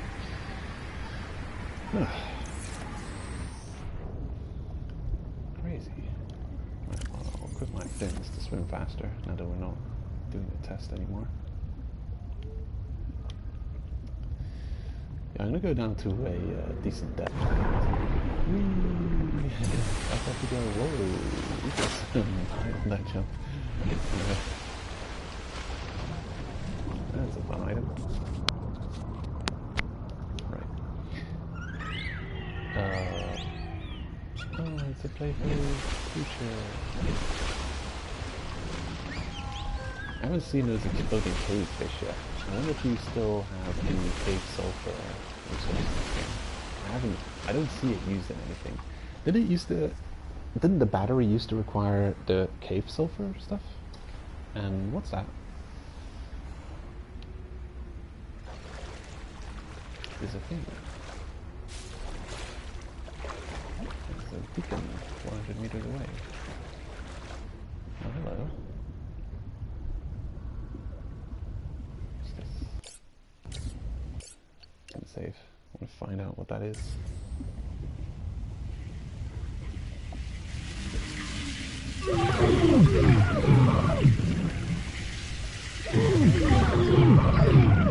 It's death. I thought it was death. It's not actually death, it's just a lot of damage. Whoa, okay, you kind of climbed it backwards. Is that true? Hey, a thing. I'm sure we can scan that. Nice. And a coffee machine. Lovely. And some things. What kind of stuff? Such as loot. Really? Kind of just loot. Hey.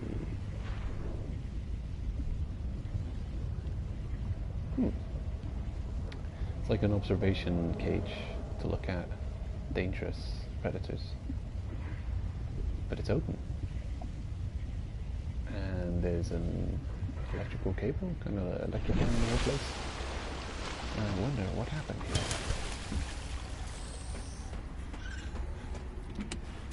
But loot, flare, lovely. And nutritious snack. Hey guys. You want fishing? Yeah, pick up a thing, yeah. Do you want a penguin? Oh shit. Here, you can have him back. Fish? Fishing? Mmm. Tell you what? There's got to be a feed option, right? Hungry? Oh. Oh, they just eat it right out of my hand. Oh, they ate the other one. Yeah. Hypothermia imminent. Oh no, I'm cold. Let's huddle up together, guys. Come on. Yoink. Woo! Got the pangolin. Yeah. I've got a pet. Let's bring him home. Now, is it just me, or is it impossible to recover my health at this point? I've lost some health, and in the original game you had a whole bunch of health foods or health recovery items in your supply box.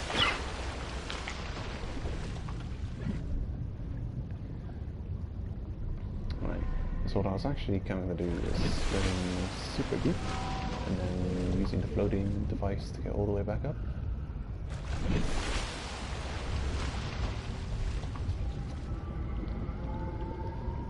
So let's try that out. Woo!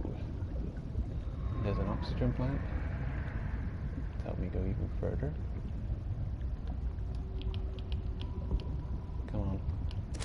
Yoink. Bladder fishes. Water. Aha. It's probably kind of dangerous going very far down, considering we don't have a light source.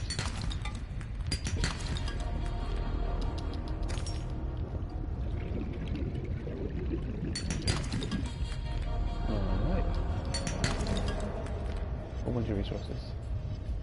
A table coral. Right, I know you.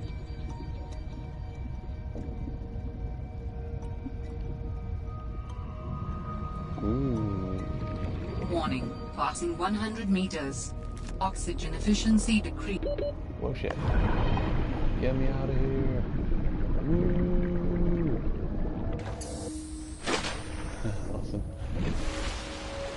It actually stays active for a long time too, and that's a good tool to have. I cannot believe that it was this effective in the original game.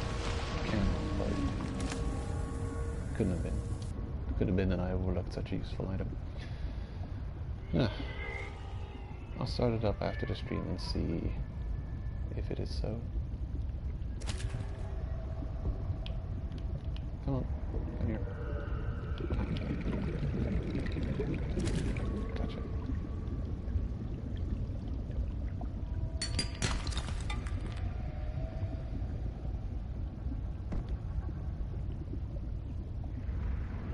Okay, there's a thing. Ooh. Oh, that doesn't work. Oh, I heard familiar sound. I'm a little bit worried about the health situation though.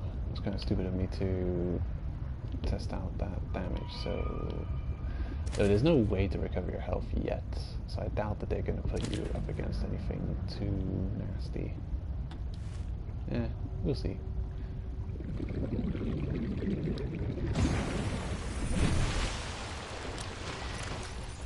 Alright, a whole bunch of stuff. This is amazing. I love how it works. So we've got a penguin pet. Actually, we just put him down here? You cannot drop item here. So cute.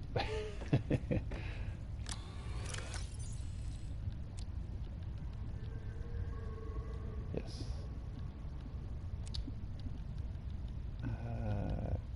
Good. A bunch of items.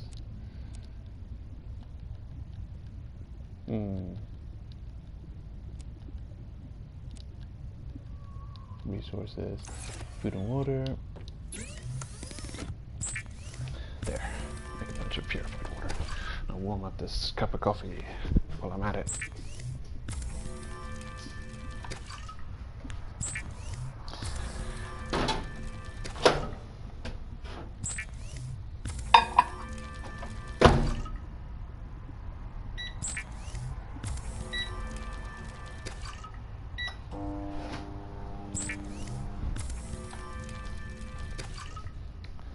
Alright, coffee's warming up.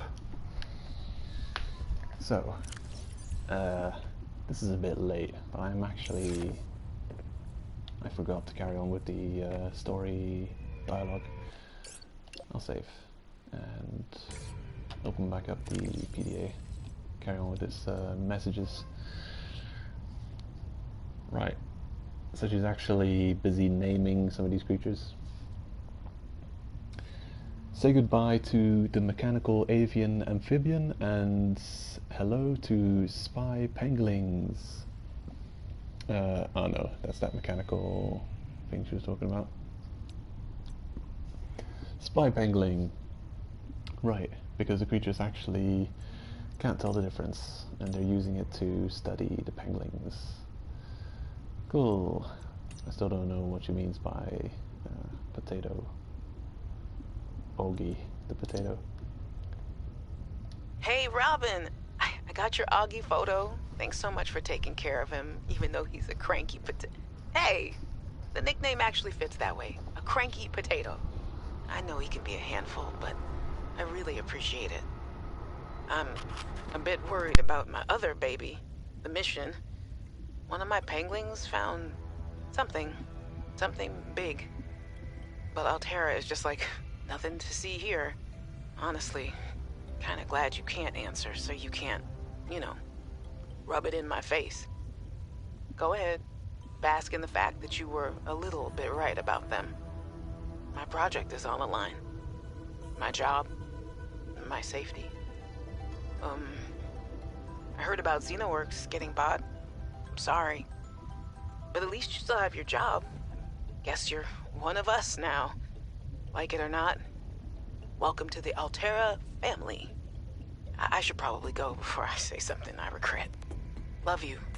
Keep your chin up. Eye on the alien prize.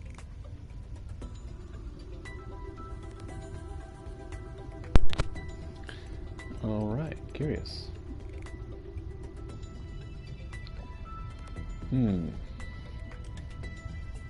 The penguins found something big.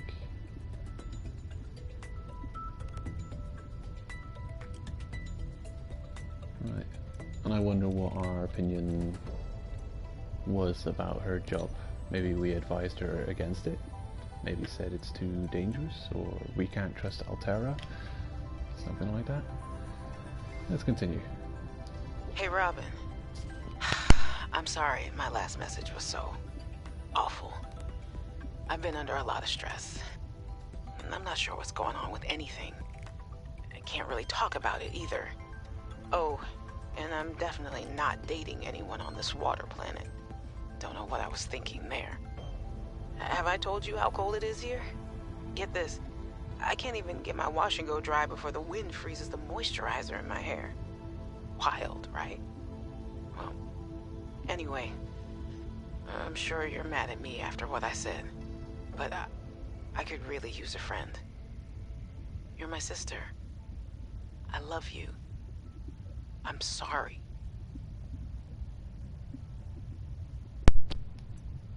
Okay, carrying on. Hey, Robin. I really need someone to know. I'm afraid something terrible is gonna happen.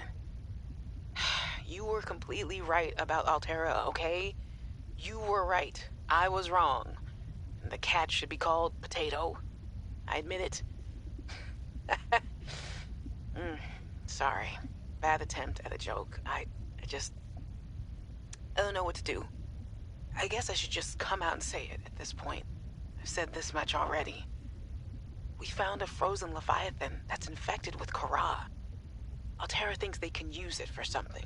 Weapons, experimental treatments, a whole range of things. But one end of the range is ugly, dangerous, but profitable, of course. What if it gets out while we're messing around with it? Or worse, what if it ends up a bioweapon in the wrong hands? I hope I'm overreacting, but I don't think I am. Anyway, message me back, please. Could really use a friend. You're my sister. I love you. Okay. Curious. Talk of a Leviathan? A frozen Leviathan infected with Kara. I wonder what that is.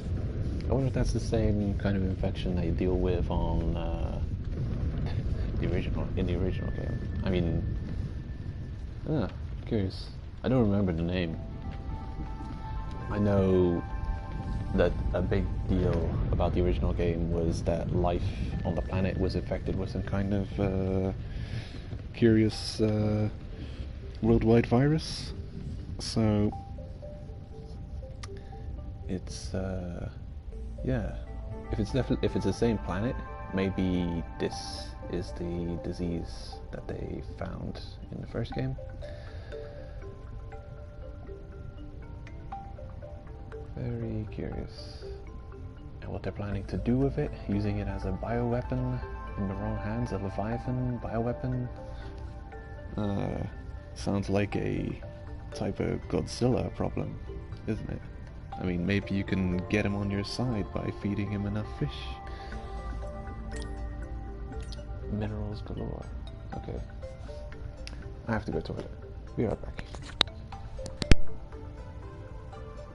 I was a little nervous about dropping into an unknown area, but luckily, this biome seems to have an abundance of minerals I can use for tools and upgrades. I didn't want another situation like Byzantos 5. When Xenoworks dropped me off, there were barely any resources. I survived off the land for 3 months with just a knife, my lucky PDA, and some rope.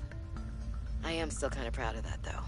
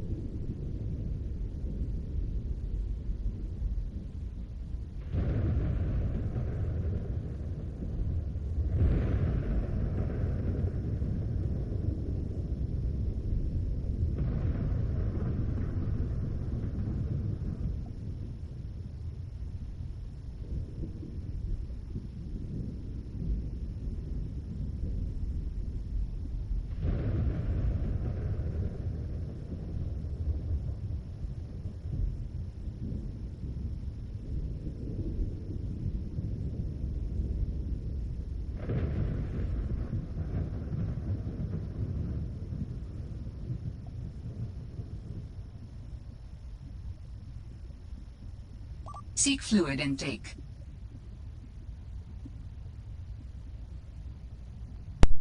Okay, I'm back. I think I'll listen to the story myself as well. Let's see what it says. Minerals galore. Robin. That's us. Isn't it? I think that's us. Let's go to guess. Right, Sam. Robin, guess what? Okay, so Sam's the missing sister, Samantha.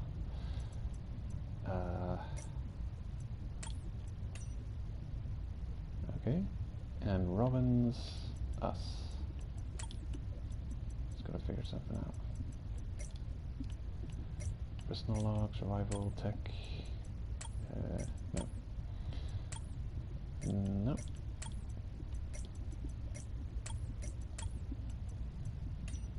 Uh-huh. Survival checklist. I'll read that in a minute. Okay.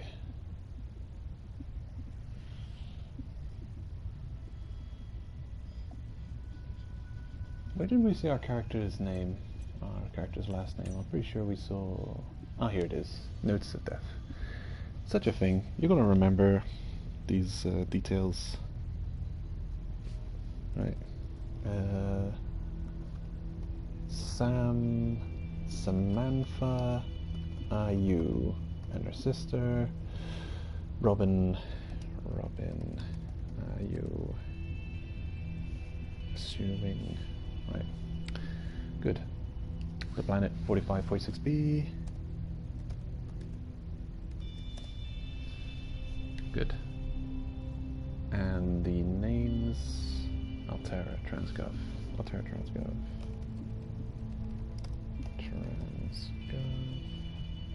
And what was the name of the R company?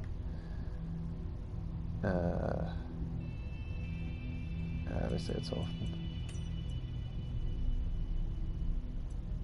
Oh boy.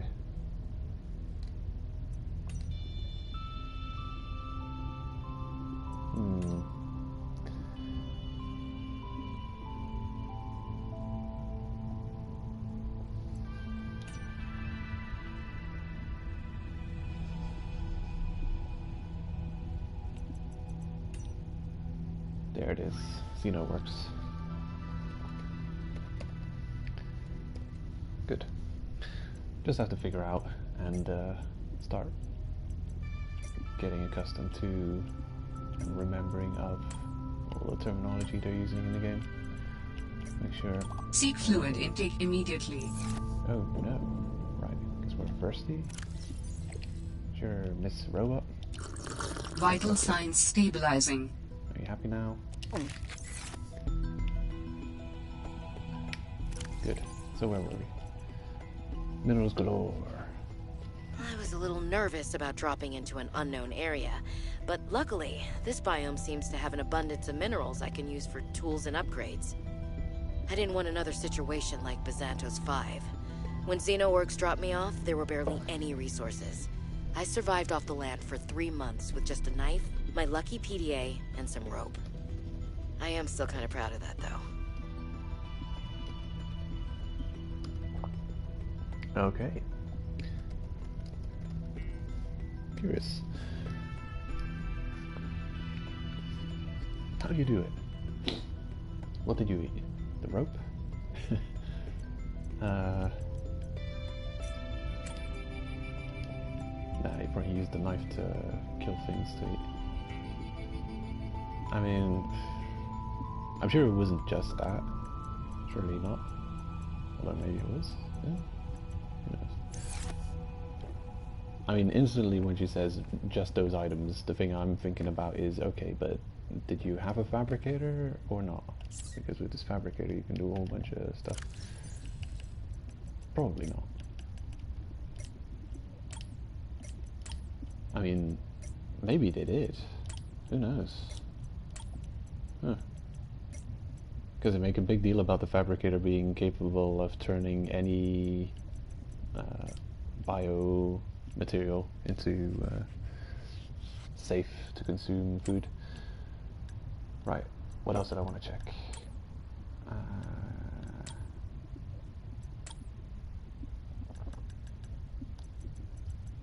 Survival. Right, this is the last thing I want to read. Arctic Survival Almanac, on arrival. Welcome to Adventure Mode, Xeno Worker.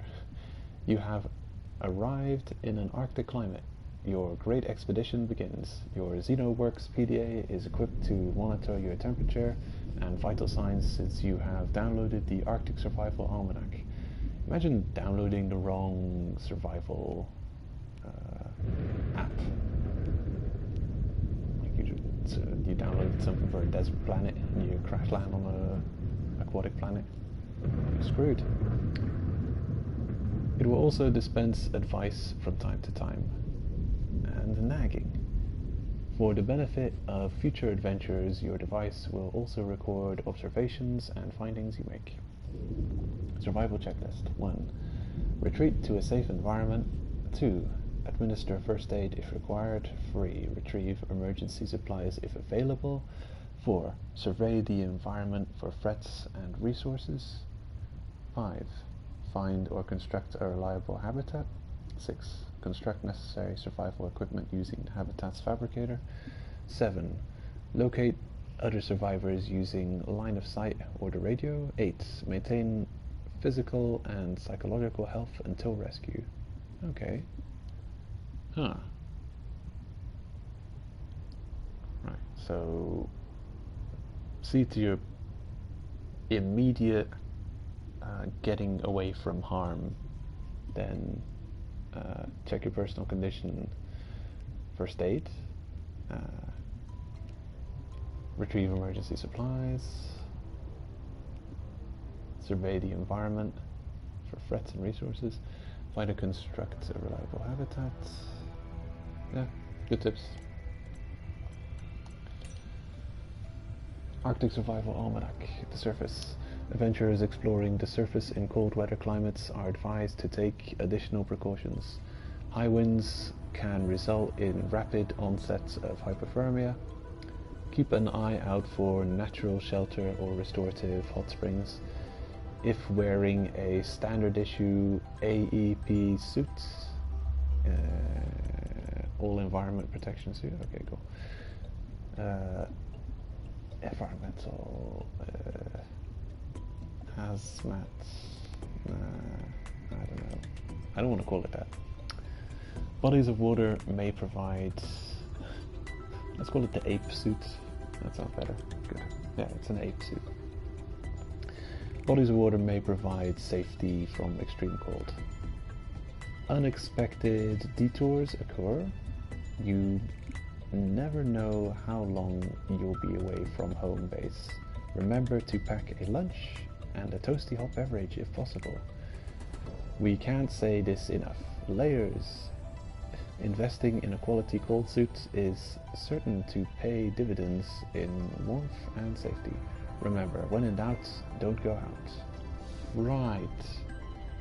That's kind of the, yeah, the catchphrase of the day, for sure. Okay.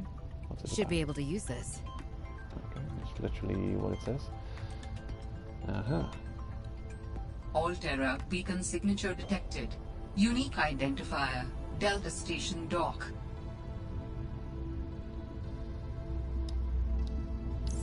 Okay. Such a useful thing. And you could probably have multiples of them, so you could just use it to refill a whole bunch of air, and then get the next one, and use it again to refill a whole bunch of air, and then get the next one, and then use that to get more air or resurface.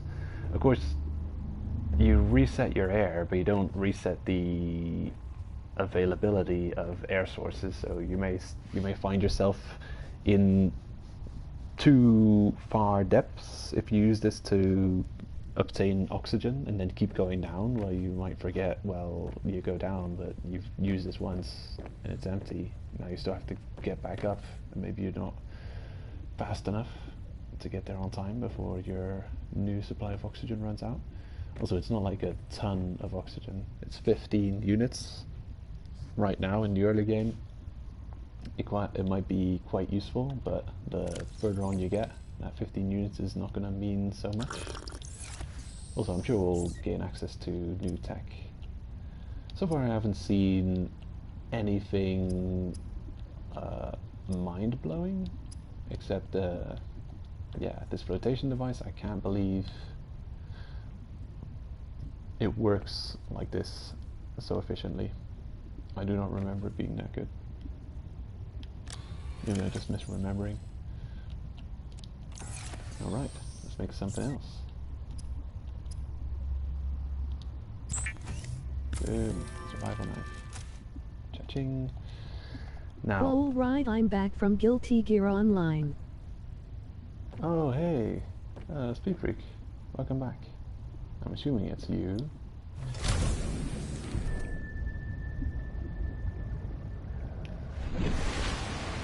Wow. I don't know if you ever had this flotation device on the original game, but was it able to do all these things? I don't remember it being this useful. Look, I can go all the way down here, and I've measured the time it takes to swim up from this point. Swimming up is about 13 seconds normally, but if I use this, we get up in 3 seconds. Check it out. Turn it on. Whee! And then you can even get some height when you jump, and as you get out of the water, you fly into the air for a decent distance. And what you can also do is, as you're swimming, if you don't want to resurface yet, you can kind of use it to obtain more oxygen. Oh, there's an oxygen plant. Sweet. That's new, or at least it's new to this game. This looks toxic. Well, look, if I press up, I drain it, and I use it to refill my own oxygen supply, so I can keep swimming for a little while longer. What is this? Oh, it's a thing. It's a whole thing. A sea-glide fragment. It's just a sea-glide fragment lodged inside whatever that, like, egg-shaped thing is. Oxygen. Oxygen. I know. Okay. So, replenished oxygen. I noticed it didn't replenish the oxygen I have in the flotation thing above.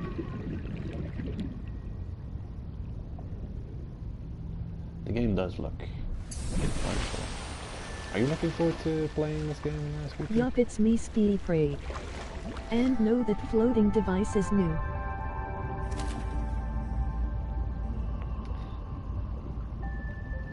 Are you sure? I mean, I know the thing that exists in the first game. I just don't know if it was this efficient, this good. It's actually quite useful here.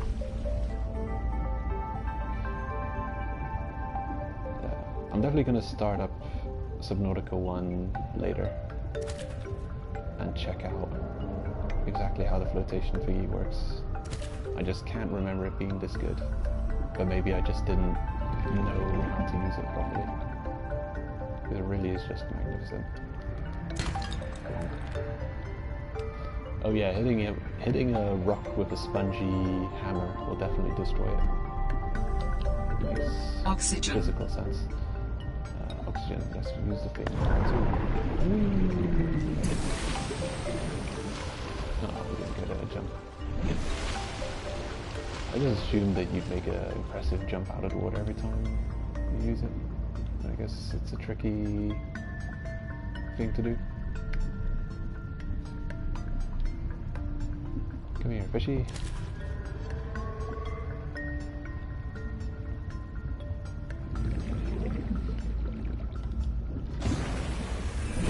Okay, I've got to figure something out. Just gonna make some water. We are actually regenerating health slowly, so it's not a big issue.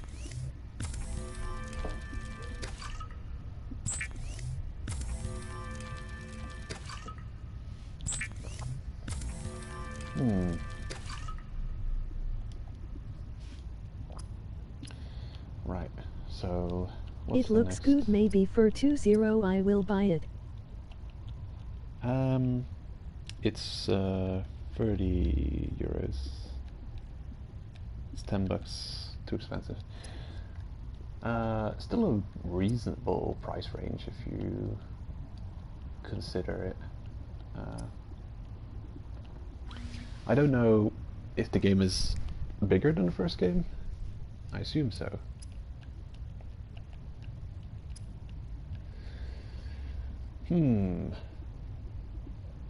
Right, so what do I want to make?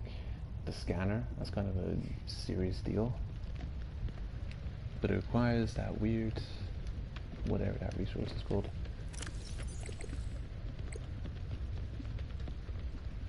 The ribbon plants. Okay, a ribbon plant. What could that be?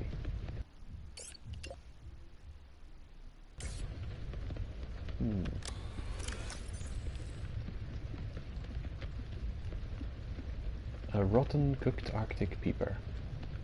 Aha. Cold and spongy. Looks delicious. I don't think we can cook the pangolin. Oh yeah, check this. You'll probably like this. Look, we've got a pet. It's a pangolin. I stole it from its family. And it is extremely homesick, and it hates being locked up in my storage container. So back it goes. I'm gonna eat the rotten cooked Arctic peeper, but I will write down the stats. Looks interesting. Okay, so... Penguin nice. Yeah, he's very... He's got a lot of eyes. Rotten cooked Arctic peeper. Health. Minus 12. Minus 21... Oh wait, health. HP. Uh-oh. Okay. Minus 21 food. And minus 25 H2O. I think I'm not gonna eat that because it's going to kill me. Yeah. No, I don't have to write in, what is it? Superscript? Hyper subscript? I don't know. What do you call it when something's below the normal case? Cold and spongy. Right, rotten cooked Arctic peeper. Rotten cooked Arctic peeper.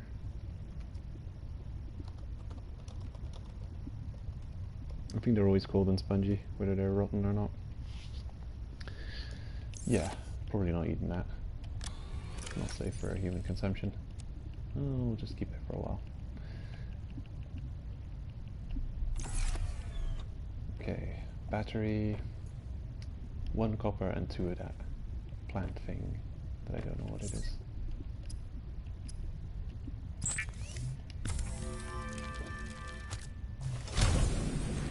Alrighty.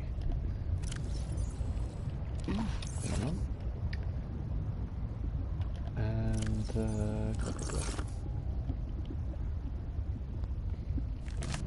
now we got the knife, and we can start stabbing things. Fantastic. I love it. There's nothing. A bullseye shroom. Kill it. Okay. Wow. All the things. Edible. Cool. Oxygen. No problem. Let's go. Alright. So yeah, we just. I'm making clips from my Gidly Gear Strive online matches. Some of them are amazing. Ah. I actually didn't really understand exactly what you're saying.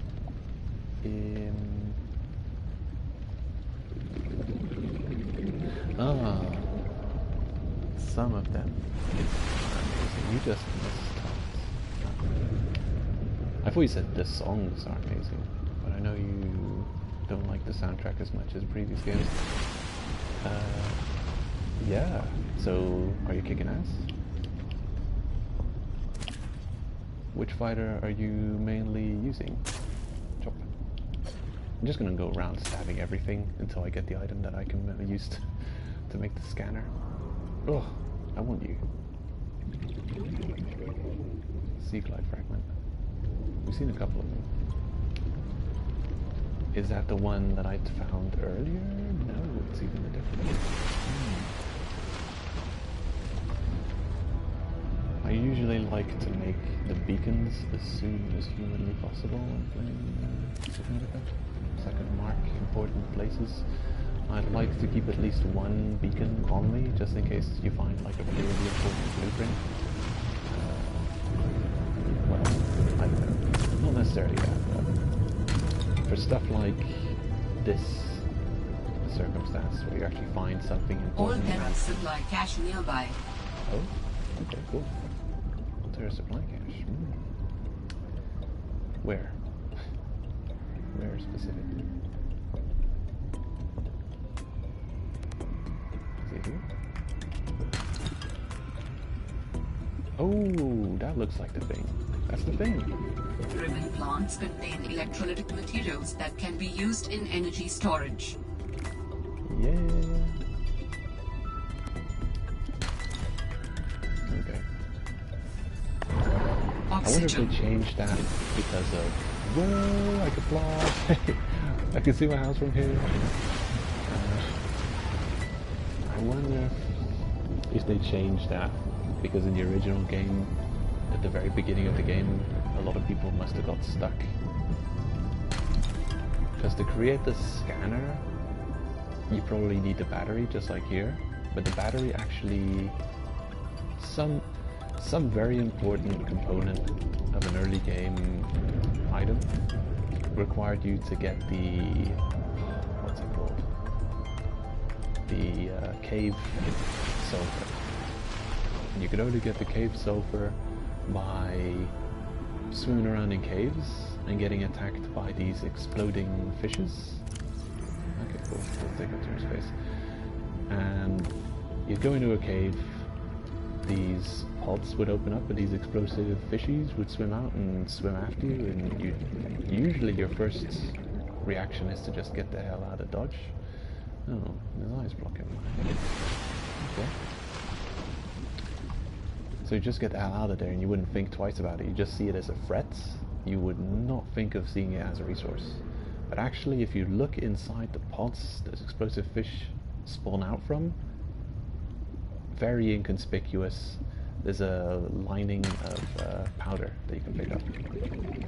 Some kind of dust. You can take that. And it was an important crafting component to make something. I can probably look it up. I don't want to. But I haven't seen it yet in the crafting components, so they must have done away with it. And to be honest, in the early game when you have no idea how to craft things, it probably is a bit Yep, too I'm far-fetched. kicking ass and chewing bubble gum, and I'm using the samurai dude. His name is Nagoriaki. Ah, sweet.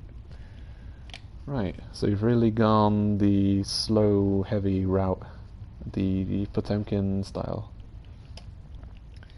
I wonder if he's friends with Potemkin. You know, they both travel through life at the same speeds, kind of alike. So the ribbon plant, definitely got enough of those now. I need them to make the battery. I need the battery to make the thing. With the thing, I can scan everything, and then I'll know how everything works in this world. It'll be perfect.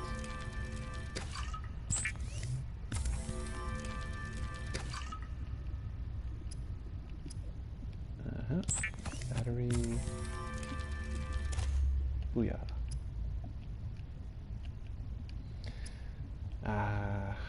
It is different, but it's not exactly as I remember. See, now that I'm remembering it, you needed copper and 2 of a kind of mushroom to make batteries in the original Subnautica. These purple colored mushrooms that you could just pick up off of the floor.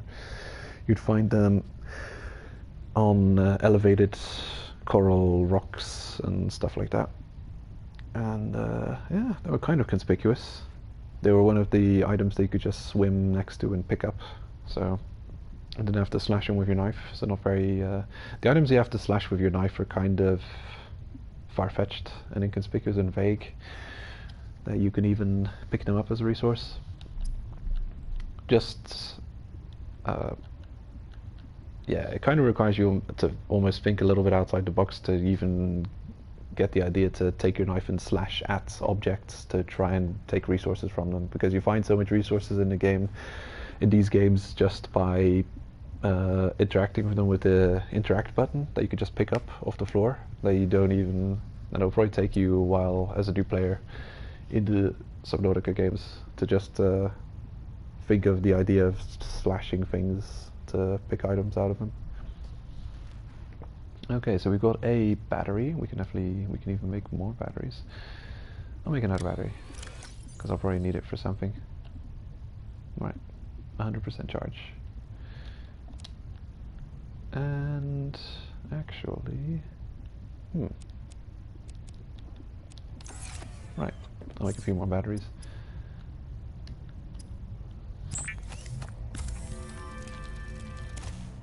There's another, and another. Perfect.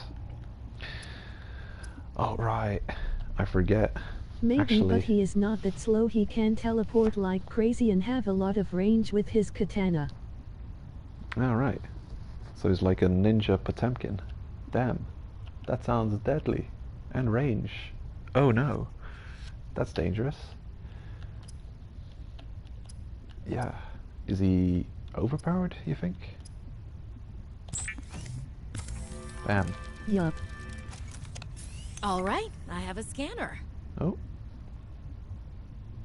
Yep, that's a big deal.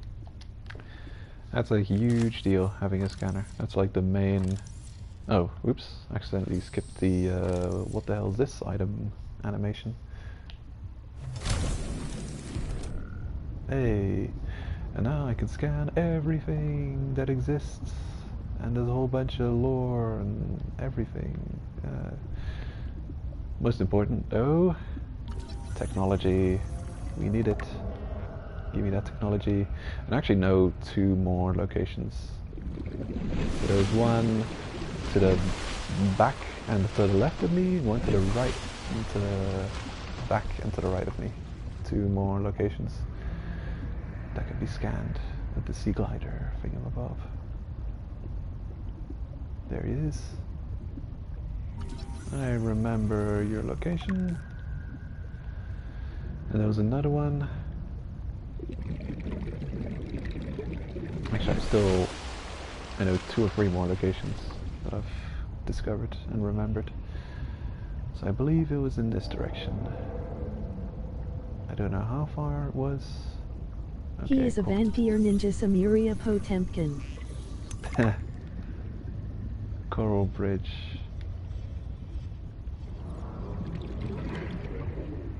Damn. I can really scan all the things. Yeah, sea glide.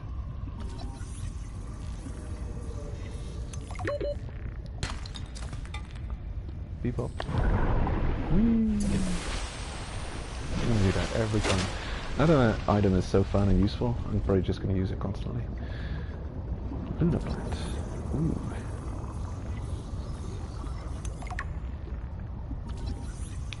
Scaly Moor Anemone. What else is there? Whoa. I wonder if there's an achievement in this game for scanning everything, or if there's a progress bar or some feedback on how much progression you have on scanning everything that exists. So that's something that I wanted from the original game, that you could actually get feedback for all the things you scanned. Ah, research. Right, geological, limestone. Do not underestimate how important the information, the written feedback is the game gives you. It is incredibly easy to ignore it, and it's also incredibly easy to get yourself stuck in the game for stupid reasons, for just not reading the things that you've been discovering.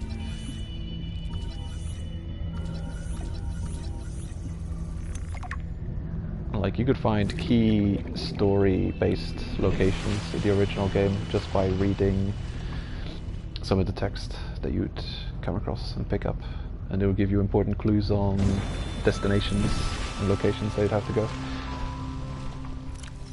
So, let's have a look. This, for instance, this will tell you what's in the limestone outcrop. These unusual geological structures often form around titanium and copper deposits and are distinct to this planet. Closer analysis reveals the stone around the metal has been hardened against erosion, but the mechanism remains unknown. Titanium and copper source, right? The stone around the metal has been hardened against erosion. Peter, you are looking great. I'm that robot girl you ask. Just kidding. What?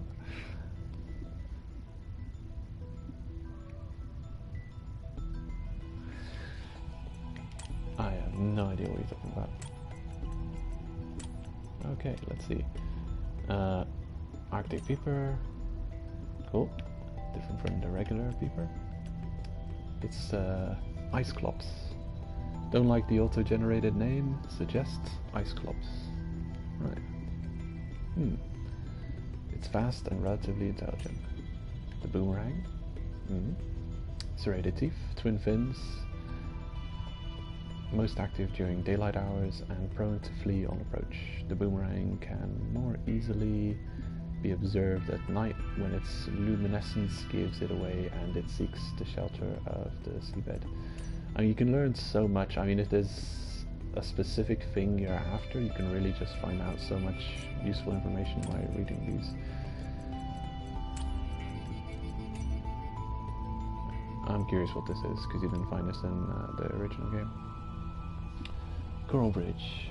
Coral bridges are formed by rapidly growing coral polyps that exhibit phygmotropism, which causes growth in response to I'm the voice stimuli. that you have activate, so hello. Oh, right. I know what you mean. Yeah. You actually don't have that many options. You can choose... It's always a female voice, I think. You can choose for her to speak in a high pitch or low pitch. And the pitch difference isn't even that much. It's just a little bit lower or a little bit higher. I chose a little bit higher than the original voice. There's not much difference. And you can also choose how quick she talks. And I chose the normal speed. You can go 1 point faster and 1 point slower. Not a ridiculous amount of options. I do like how well it works. And it's quite understandable. Cool. Less reading. Yeah, not that it's too much of a issue. If I don't understand, I can always look at the text anyway. Coral bridges are formed by, I mean, like, for my streams it's going to be fun to have, but for people who have a whole bunch of texts showing up and a whole bunch of people chatting, it's probably going to be impossible to have on, because it's going to interrupt story dialogue, and I expect that you're going to accidentally interrupt story dialogue anyway, or, you know, anyone else watching my streams live might potentially interrupt story dialogue and such, so yeah. Yeah, I mean, it's something you should check out too by turning it on. I'm sure you won't mind too much by turning your system language to American English. I mean, you understand English, so. Anyway, what is this thing? Thick and twisted patterns that anchor into rocks or other coral. The underside is covered in colonies of blue barnacles. Right. It's like a Cthulhu monster tentacle. Lunar plant scale. I'm not going to read everything. But often at the very bottom of if there's something useful about an item, at the very bottom of the item it'll say the relevant information. So there's so much stuff in this game. Everything is scanned. It's hard to tell if it's useful or not. But you do want to, at the very least, look at the bottom of the description and see if there's something important about the item. Because a lot of these plants are just cosmetic. Some of them are more than cosmetic, are important. Here, with the fish, it's obvious, edible. Still, we're going to scan a billion more things, so that's always a fun part of the game. Again, say, like a gotta catch 'em all type of thing. Well, are you getting any worse?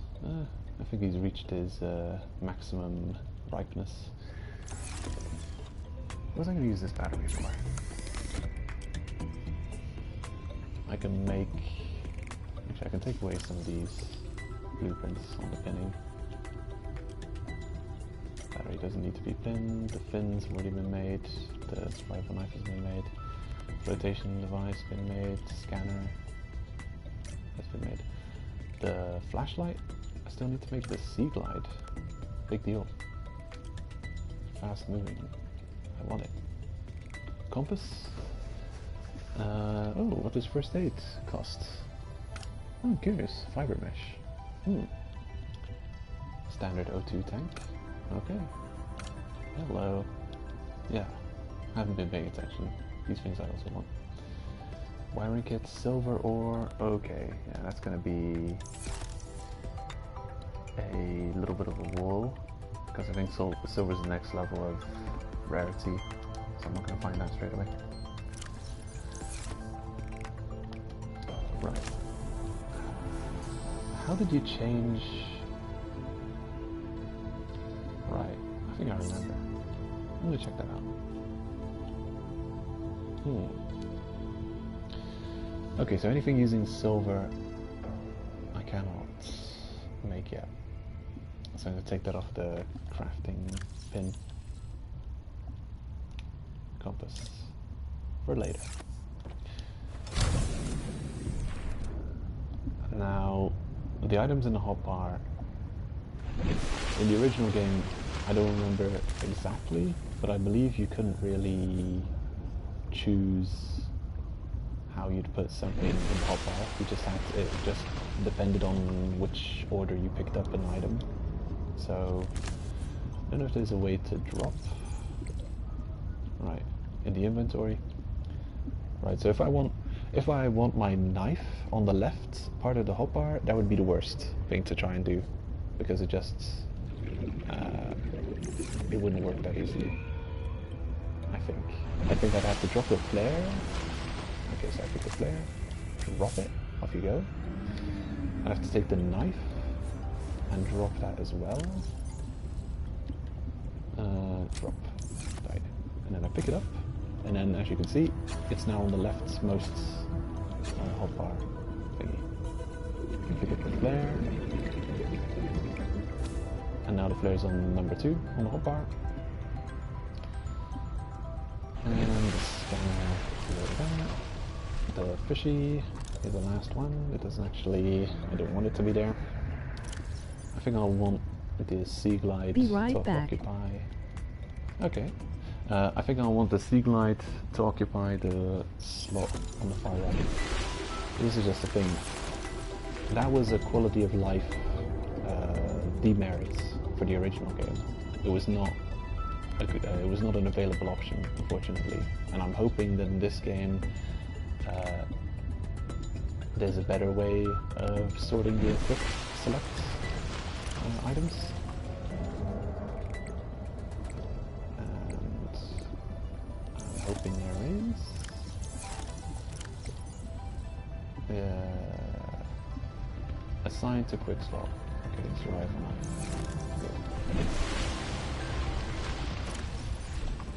Triangle. Oh yeah, this is what was lacking in the original game.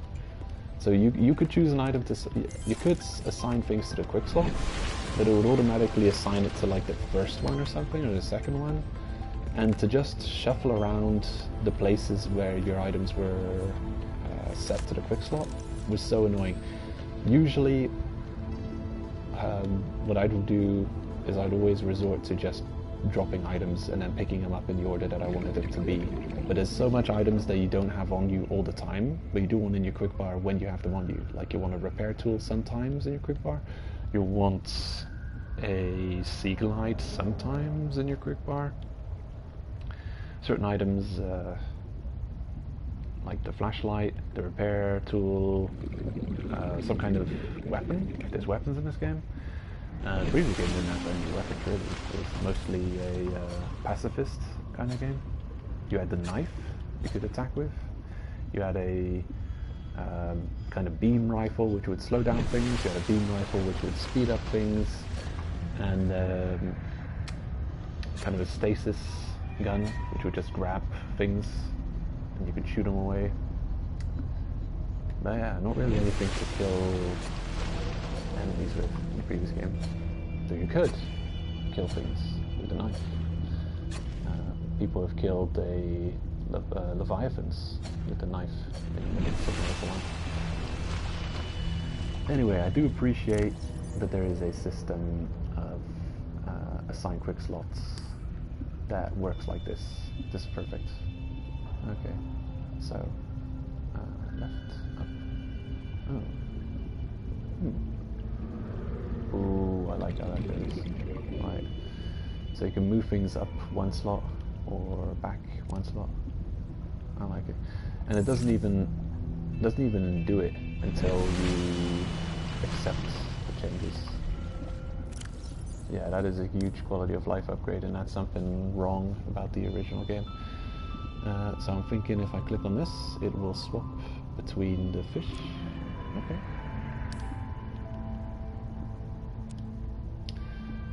Perfect.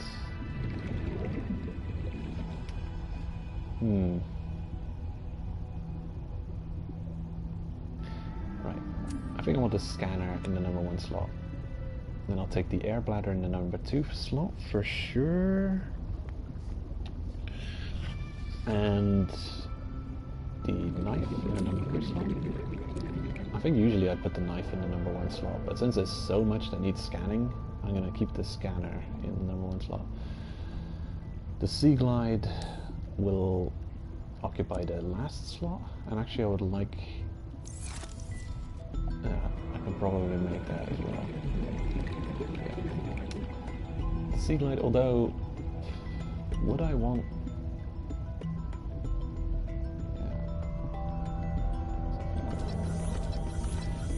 I'm wondering if I would want the flashlight if I can have the Sea Glide. Because Sea Glide usually has a built-in flashlight as well. Pink narrow leaf. Twist in fabric. All the things. All kinds of things. Are you a thing in and of yourself? Nope. Doesn't look like it. No, no, no. Oxygen.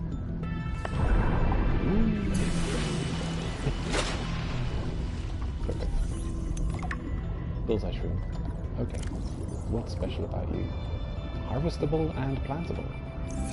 And they also give nourishment. And there it is. A little bit of food, a little bit of H2O. Sure. I could just eat an uncooked peeper. I'm gonna do that.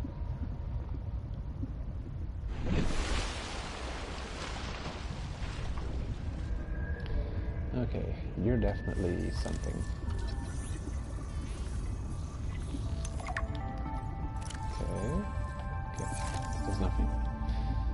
Nothing important. There's some coral bits that are actually used in crafting, so I'll probably check every time I scan a new coral to see if it's used for something. Oh yeah, a whole bunch of stuff. Ooh. I love that visual bubbly effect. Oxygen. The hill breaking through the water surface.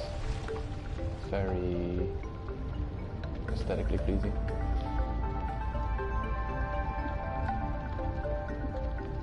Right, so I want to make glass.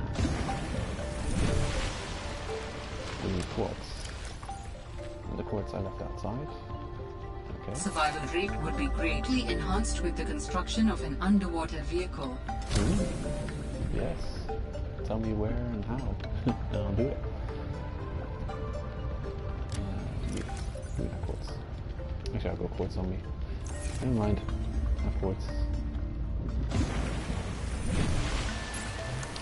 Make glass? Sure. 1 bit of glass. Senpai, I'm back. Oh hey, welcome back. That brings me back to Let It Die. Flashlight. Catching. I probably want to make the health recovery thing as well. Have at least one of those on me at any given time. Actually, what's this? Equipment. Right. The O2 tank, fiber mesh. Well, it's on the right. It's what I want. Food, probably need to make that as well. A cooked Arctic peeper. Cooked bladderfish. Yeah, cooking bladderfish at the very start of the game is a waste of bladderfish, because you need those for your filtered water. So you definitely you want to cook anything but a bladderfish.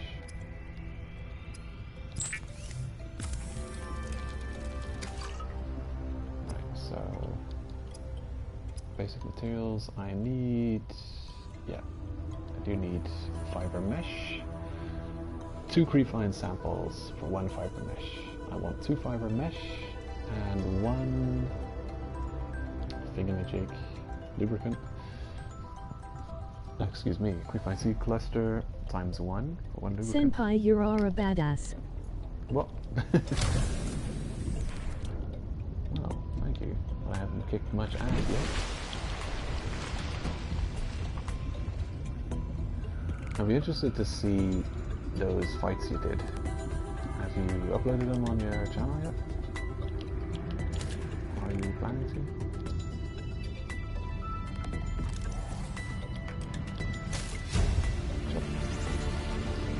New blueprint synthesized. 2 of these guys. And Not yet. 1 of those.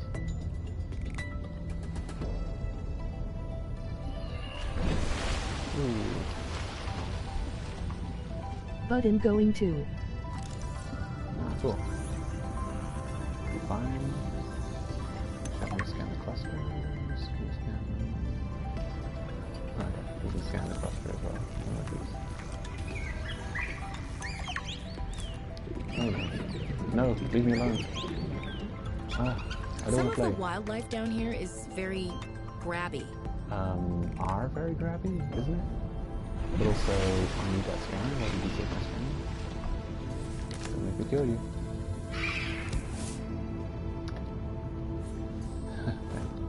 That's not cool. Damn, I took my scanner. How do I get it back? Oh, I just grab it out of the camera. So kind of playing. Give me back. You sneaky sea monkey. No. Great, took it again. Well, okay.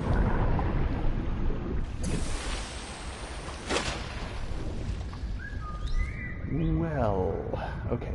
So if you probably have something in your hands, then they'll take it. So give me the thing, unequip, okay. Get the hell out of dodge, and also I will want to scan you, but then steal my scanner because then I can't scan you. Push the circle. Ugh.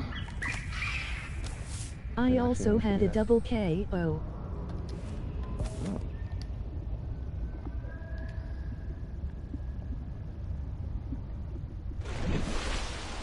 Okay.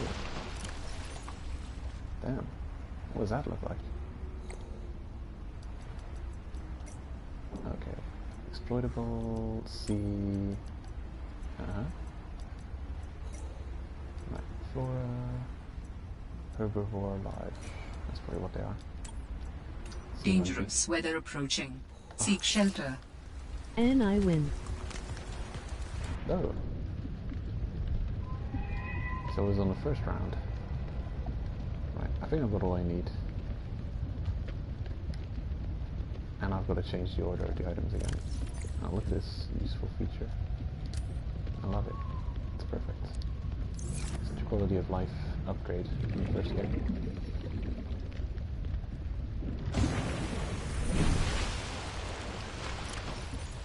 Alright, you go there. Perfect.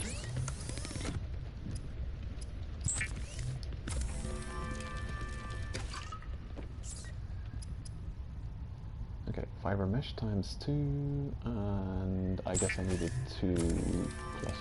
4 clusters. Didn't take that into account. Lubricant. And then a couple of wiring. Yoke. And now I can make the super swingy thingy.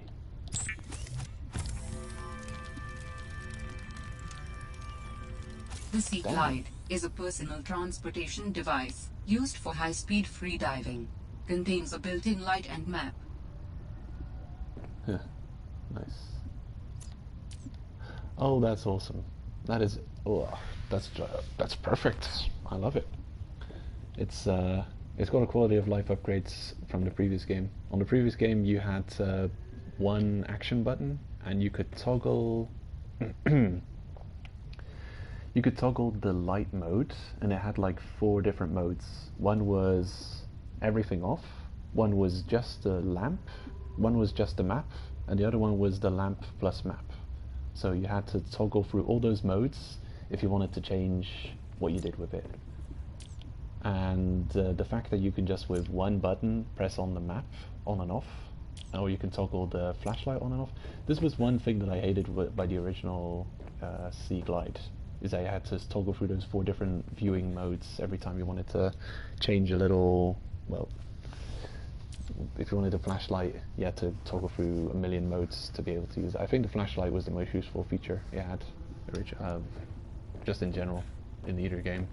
So, yeah. Very cool, I like it. Definitely a fan of this. Look at this. Look at this amazing mapping technology. This technology is so incredible. How did they put this in such a mobile construct? You know, this technology, you can't even put this kind of technology in a giant Cyclops. So how they managed to put it in this little knob, can't believe. Unbelievable. Right, what else am I crafting? You, and also you. Right, how about you first? O2 mix, compressed breathable air.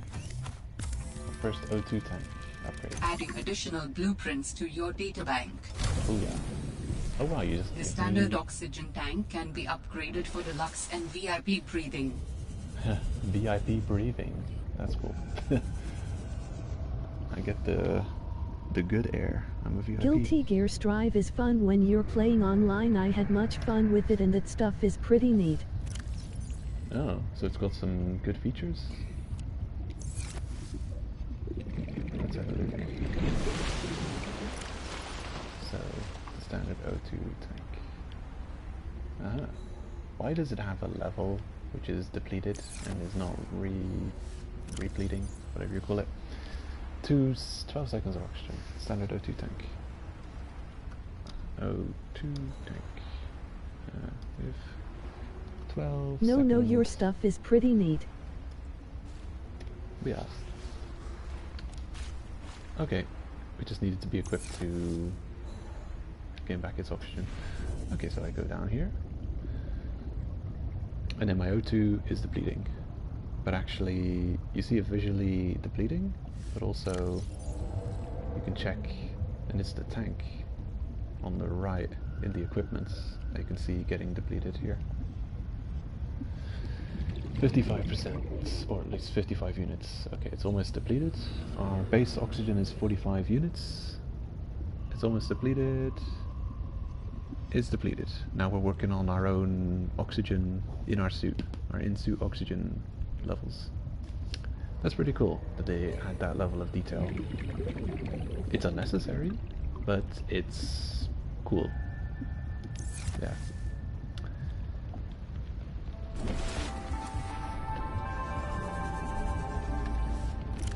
I mean, it's pretty good. Is the green bar the energy bar? It's the charge level of items.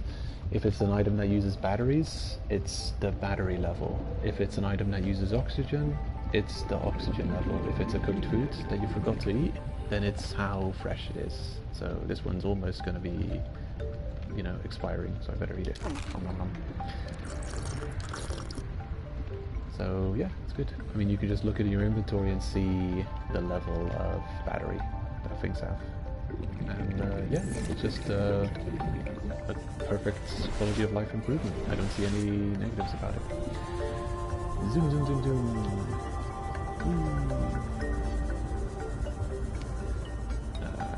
Actually, considering we have this now, I'm probably going to be using this almost all of the time, so I might as well put my deflotion device right next to it.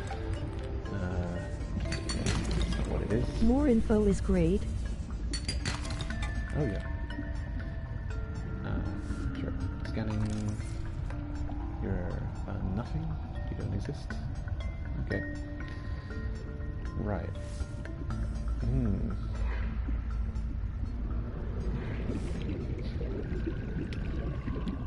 This is just it. I don't want my floating device to be too far away from Warning. anything. 30 seconds of oxygen remaining. Oh wow, okay, now that's useful feedback. Good to know. Turn it on. Evacuate. Oh shit. Iceberg. Alright.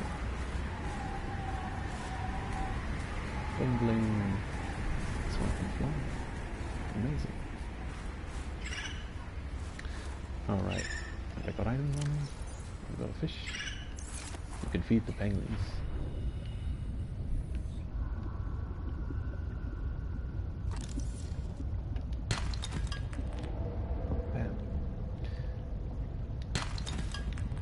I probably don't want the scanner at #1 slot. I'm going to constantly be changing where I want to have these, probably. I think the flotation device is in a good place. Bling bling. A penguin.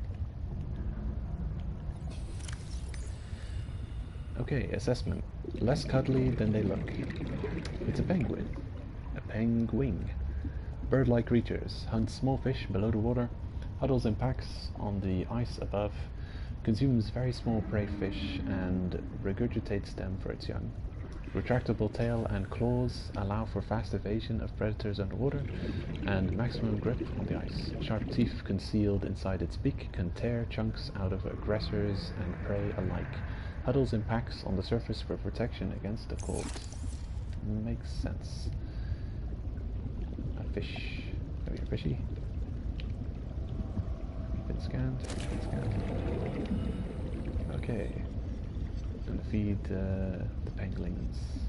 The penguins. They probably won't take any food from me if they're underwater though.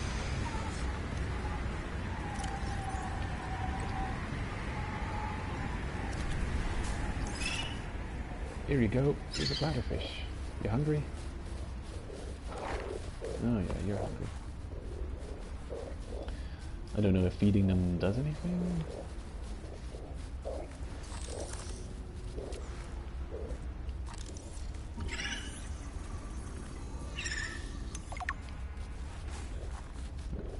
Penguin. Dangerous weather approaching. Seek shelter. Okay. Well, there you go.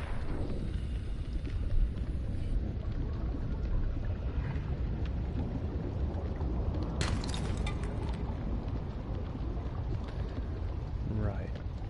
So now that we've crafted a whole bunch of stuff, I think we've got almost everything on the list. I just want to make the ealing stuff, and then I think we'll carry on and progress to the next point that the story is screaming at me by now. You have to go here, but it's not. It would be annoying if it did, but it doesn't, thankfully. Wink. Hold on. Good. Yoink.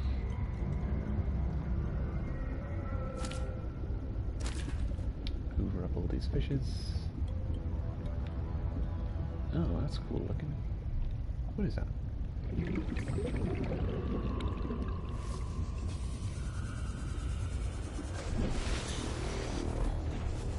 An iceberg. Yep. Regular old iceberg.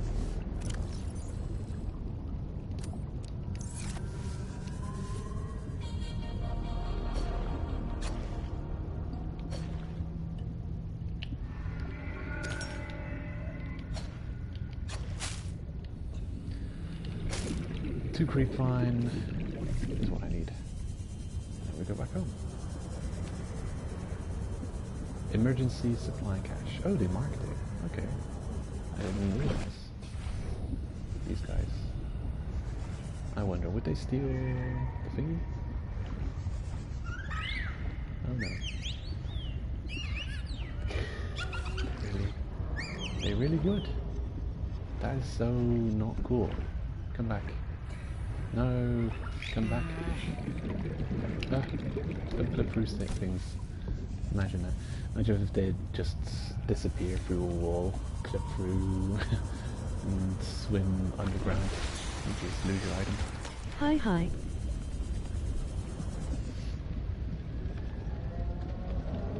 Hello?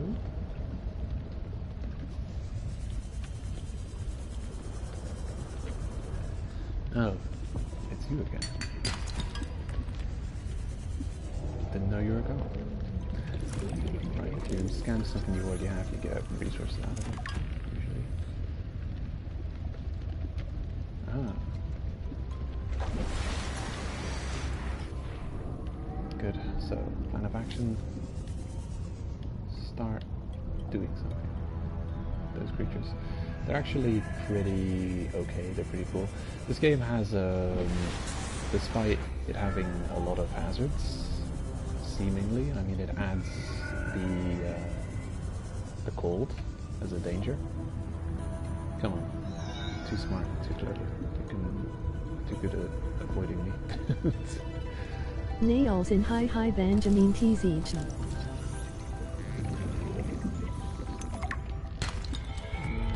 Speaking English. My inventory's full.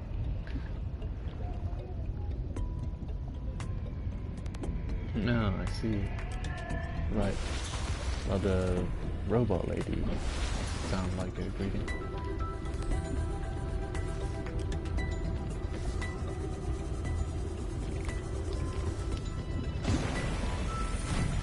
Okay, here we are.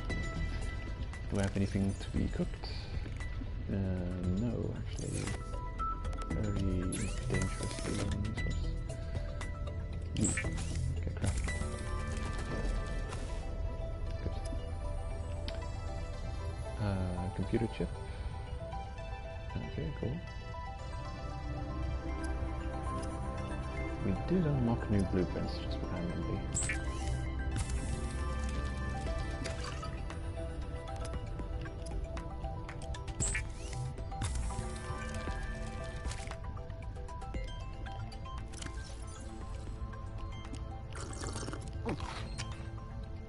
Cool, looks good. A whole bunch of resources that I have to store. That's all we have to do. So, what we unlocked? A new blueprint. Oh, a floating air pump. A floating device that pumps air into pipes. Acts as a starting point for a pipe chain. And pipe. You make 5 pipes with 2 titanium. A chain of pipes can be used to transport breathable air from a functional pump. A floating air pump. I don't think I ever really used those in the first game. But I got a feeling they might be overpowered. I'll give it a try. I'll just test it out, see exactly how it works. Repair tool, don't need that yet. Crystalline sulfur, silicon rubber, titanium. Okay, I haven't found the crystalline sulfur yet.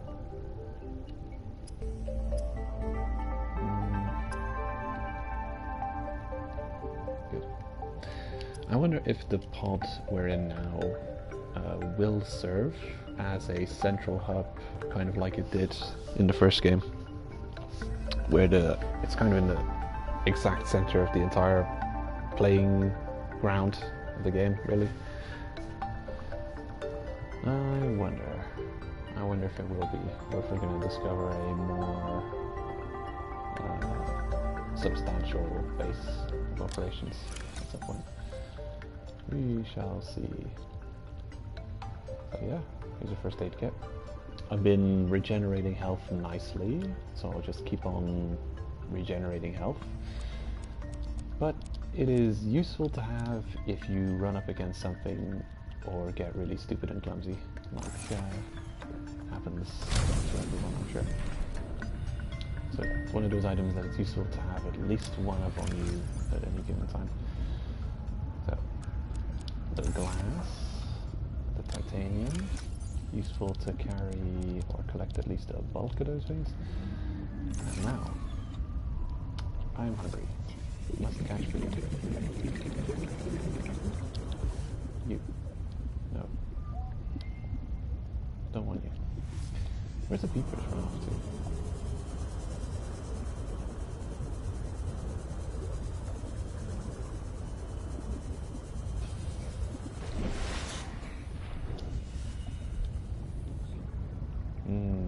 Okay. Come on. Still not swimming as fast as I'd like to. Come on. Come here. Oh, okay. Clumsiness. They aren't easy to catch.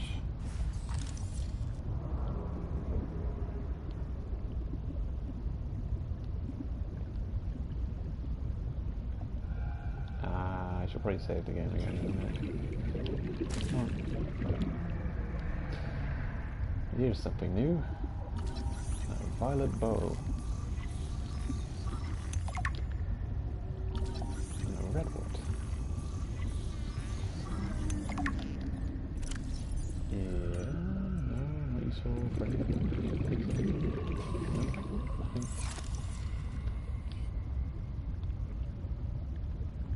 Yeah, resources, certain resources constantly respawn around you. Like the ore, the breakable ore bits, or at least in the original game, this ore is constantly respawning. And Oxygen. you know this because if you get a scanning room and you swim around and collect pretty much everything there is to find, and it's empty and you see nothing, after a certain amount of time your scanner room will start picking up those objects again that you thought you completely depleted, meaning that the game actually just repopulates the world with these resources at a certain rate. I've got a feeling that there's just over a certain square mileage, there's a certain amount of that resource that can be present at any given time. Probably a set number that will spawn. And it'll be like, oh my god, my goodness, I'm frozen. I'm frozen. Something hit me. Wow. Oh, help. Oh, that thing, whatever it is. Wow, okay. Dangerous? Help. Okay, get out of Frozen. Yeah. Let it go. I wasn't holding anything. It's an enemy creature who just ran past and got me.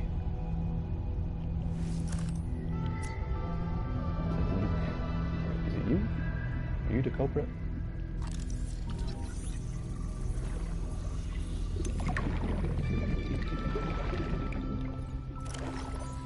Brine wing, beware, a full bladder. Okay, I guess it can relieve itself all over you and you'll be frozen, which is not good. Right, so you can turn on. Wow, actually, it's a very focused light source and makes you a bit blind to anything around it. It's almost easier to see in the dark.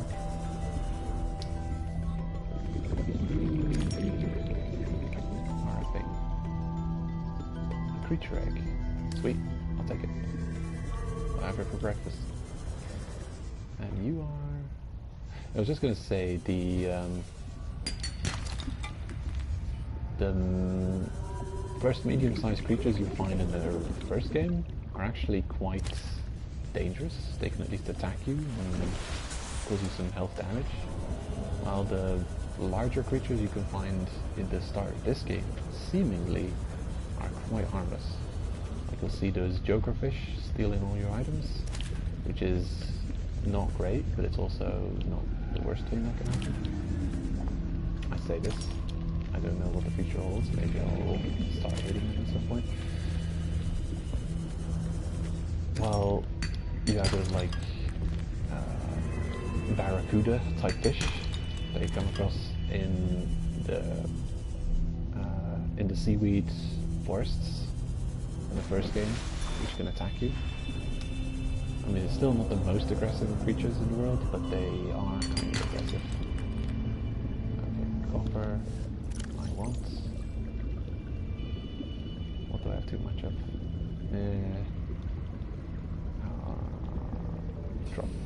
What's the drop button? Square. Okay, get out of my inventory. Go home. Okay, so let's return.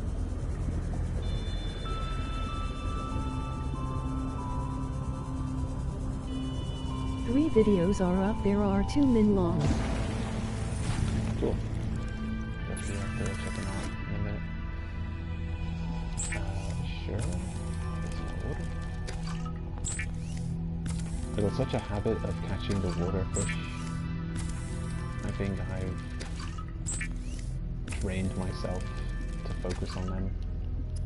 Well, it's actually not the greatest because I don't have a lot of to be cooked other fish for the nourishment.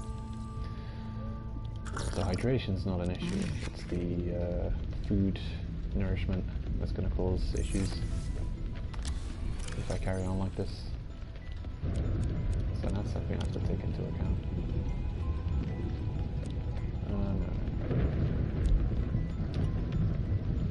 Get your egg, plants, all kinds of stuff. I definitely want to keep a decent amount of filtered water on me because it doesn't replenish much H2O hydration. It's only plus 25. If it was a good amount of hydration, I'd keep, well, the better it is, the less you carry on you. Like if you have got 3, I'd say even 3 nutrient bars is a lot. If you've got 2 nutrient bars on you, you're probably good because you know you can explore for a long time before you get that hungry. They will finish 2 nutrient bars. Okay. Good amount of resources. I like the amount of copper we're seeing. It's good stuff. Definitely come in handy in the future. I know I don't want to pick it up. Access. I wouldn't even mind if the way you named these things would be in a different location. Like if you had to access the naming label at the bottom, because the naming is actually quite close to the lid that you need to interact with to open. So as you can see, like you want to access the storage, but you're going to be clicking on the name. Well, you don't need to name it; it's already been named. So it would be nice if there was like a feature where you could like maybe even like have a button at the bottom of the locker where you just click on it, and then it's like it locks the naming function, and then it won't be prompted to name it anymore until you flip that switch again. Oh well. Can't make it a perfect game. Anyways, what are you gonna make after this one? There won't be any room for improvement.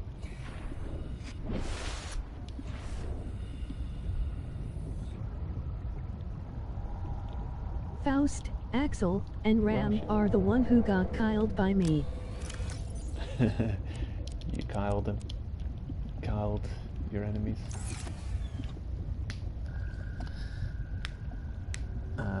Now I have a bounty on my head. A Kyler. Unstoppable Kyler. Killed. I know. It's just, yeah. When you read the misspelled thing, and you just automatically correct it in your mind. But when you hear something mispronounced, it's much more funny. And I kind of like this text-to-speech lady.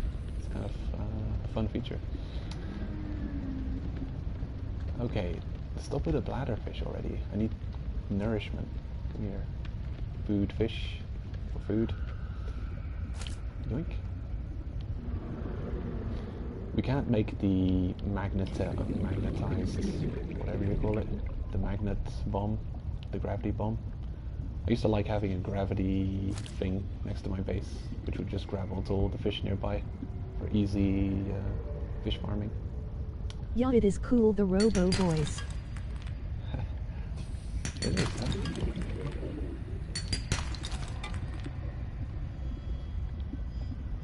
I know you're really enjoying this lately, so you should definitely check it out. See if your viewers like it or not. I don't think I will. I mean, they're going to give you an Oxygen. Flemish. It's going to be an interesting. Whoa! I can tell. I wonder if you can get struck. One, I wonder if you can get struck by lightning. Two, I wonder how funny it would be if you got struck by lightning while you were flying out of the water surface using this flotation device. I want to see. Oh, oops, pressed the wrong button. I actually want to float to the surface. Stop. Cancel. Okay. Look like you can stop flotation like midway. I'm gonna see. I'm gonna test that. Okay, it fills up pretty much instantly. It might depend on how much oxygen something contains, how quick it fills up. So I'll start floating and then I'll press circle to equip the item mid-float, mid-launch and see what happens. Okay, so circle. Okay. Nice. So it's a burst of vertical movement and use the floating rotation device again. So you can actually use it multiple times, so it doesn't let go of all of its oxygen at once. The map looks cool.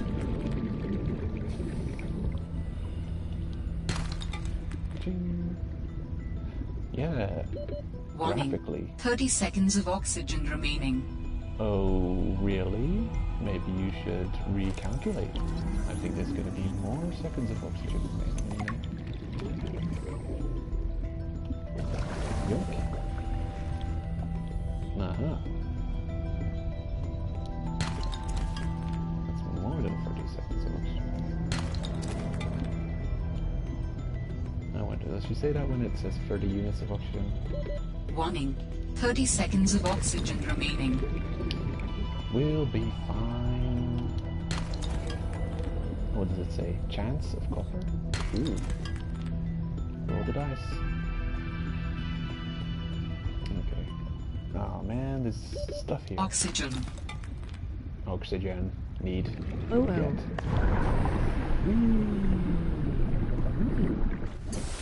That is so effectively getting you back to the surface. I love it. Oh yeah. Actually, you can navigate the item bars much quicker than you'd think. Strangely, attacking the ore outcrop won't really do much, but pressing X will knock it with the side of the weapon, the blunt of the weapon. Oh, here's another oxygen thing above. Nice. Warning. Passing 100 meters. Oxygen efficiency decreased. Woo! We're in the danger zone. Warning. Hello, creature. 30 seconds of 30 of oxygen. Hey, what? An unknown. Something unknown is yelling at me. There's a thing. That sounds like a distress call. transmission of unknown origin. Source of transmission depth calculated at approximately 200 meters. Yeesh. Okay, get out of here. Ooh, yeah. Evacuation. Yeah. That was scary. Yeah, that's a cool looking place. I like it.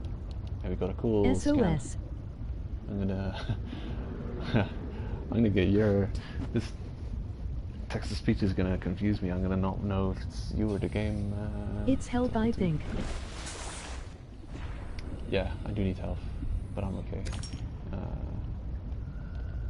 The regeneration is definitely quite slow, so I can do with first aid. There we go. First aid. Also, I've got a little bit of food on me, not much. Still need to collect. Yeah, you can navigate your item bar faster than you'd think. You press left and right to cycle between items, but let's say I'm at my scanner and I want to go quickly to the glider. If you unequip, press circle, you press left, then you're at the glider straight away. So I want my flotation device. If I've got the glider, I press right, the right arrow. I'll unequip. I'll equip my dagger, press right again, press... it might be quicker to press circle, and although, depends. I guess it depends where you are. For certain quick tab movements, it's faster. Let's say you want to go from the light to the knife, pressing circle and then right is the fastest way. As you can see, that's just lightning fast. Versus cycling all the way, like you go all the way left, but free selection away.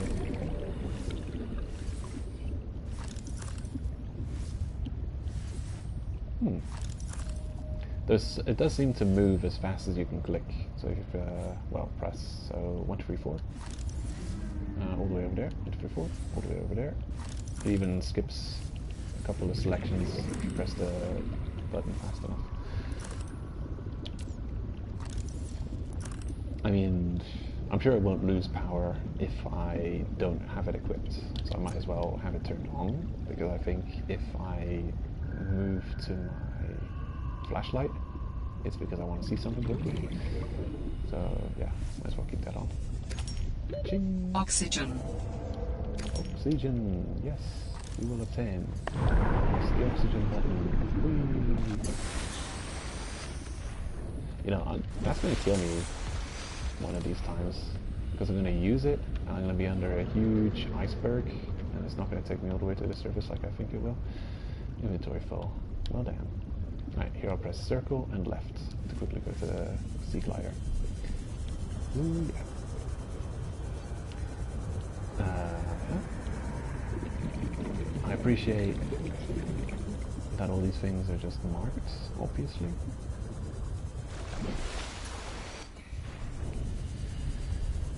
Still could do with some more food. Fishes? Well, those are new fishes I've not scanned yet.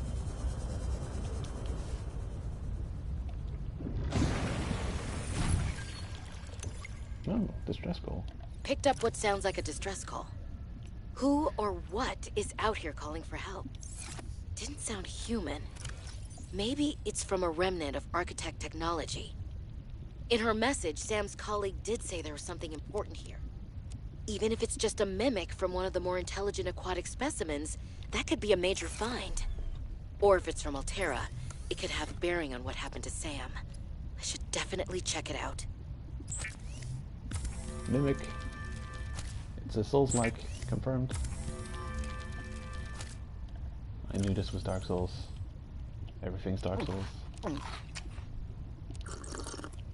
Yum. Okay, I need another med pack since I used mine, and we got a bunch of titanium. Maybe too Mimic much. LOL. Yeah, mimics, they're everywhere. Alright, what was I gonna make? Oh yeah, a couple of these. Oh yeah.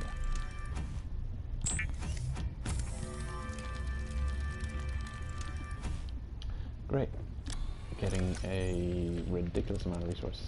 To the point at which I should probably stop picking up resources. Maybe I'm a mimic. Yeah, imagine that.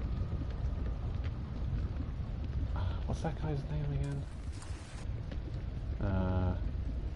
There's an American movie maker, exploitation movie maker, who's made a movie about mimics.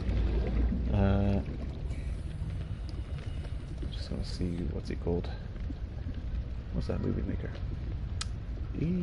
Jordan Peele.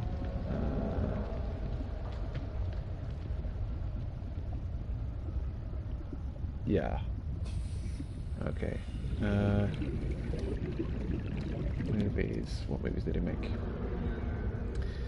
Us. I think the movie's called. It's got to be Us. It's either Get Out or Us, which has a black family which finds clones of himself. And yeah, I guess mimics the horror movie. Never watched it, but I heard it's good. Okay, what do we got here? A whole bunch of stuff. Storages. Right. Quartz, titanium. Take the thing, put it over there, equip it, relocate. There you go. Okay, not exactly where I wanted you to be, but you're there. Okay, a bit higher. Oh, hold on. Yeah, L1 is go up. There you go. I want to be as close to each other as possible.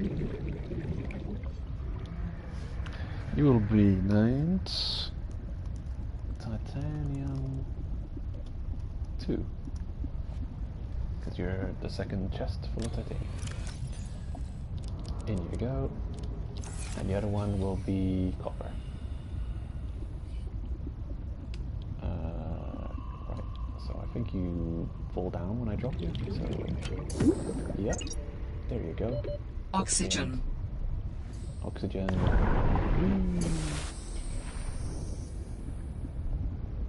That is so fun to use. I'm gonna start up the first Subnautica again and check how this item works in the first game. Maybe I just completely overlooked its usefulness.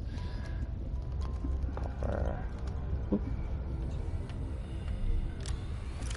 You are copper. Let's check quartz. Beautiful. Full of quartz. Okay, and now I'm getting to a ridiculously well-prepared level. Mind you, we're still early game, and this is all ignoring the very first 1 or 2 objectives that I've been given. I don't know if that's been a good idea or a bad idea. I do know that I'm very well prepared.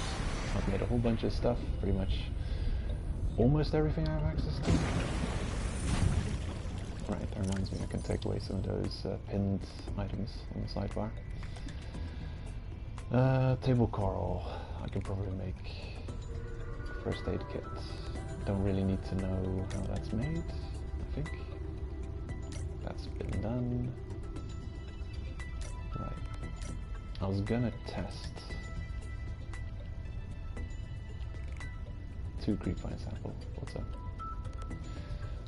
Which makes it pretty easy of a thing to craft, because you've got an infinite amount of creepvine.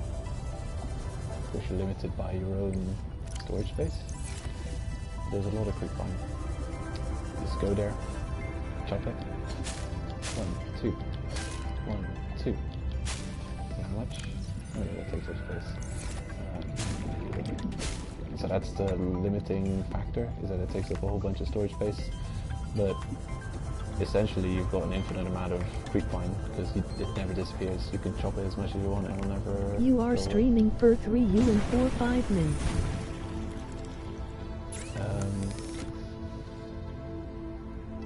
Am I? Wow, that's good to know. Yeah, I've been streaming for a minute, and I'm enjoying the game. I kind of don't want to stop. Fiber mesh. So 2 for 1. That's a difficult item to make. So the item you craft takes up 1 unit of storage space, but it requires 8 of storage space to convert into 1 unit of storage space. And apparently this thing is really quickly decomposing. Look at that. Curious. I wonder if it can still be turned into the fiber mesh if it's decomposed. Curious. I kind of don't want to wait for it though, so I'm just going to put 2 in storage and we'll test it out later. I'll test out later. Right. Another fiber mesh, and then I'll make some healing items. I can see that you're having fun. Yeah. Yeah, So far the game's been really good, and it's really like getting back into Subnautica. I do wonder if I'm going to get into trouble for ignoring the early story though. Maybe not. Okay, so rotten cooked Arctic peeper. It's very much something. And I need some of those to not be rotten. I don't think so. You're fine. Yeah, what's the worst that could go wrong? I'm sure there's nothing. There. You. Get in my inventory. Actually, if I zoom at them, maybe I can catch them before they even realize I'm trying to catch them. Oh yeah. Gotcha. Yeah, now I'm just gonna spend a minute collecting peepers to cook. Because they're really decent early game nutritional value. Of course you can always just approach a plant that's edible and slash it a couple times with your knife and grab food out of it.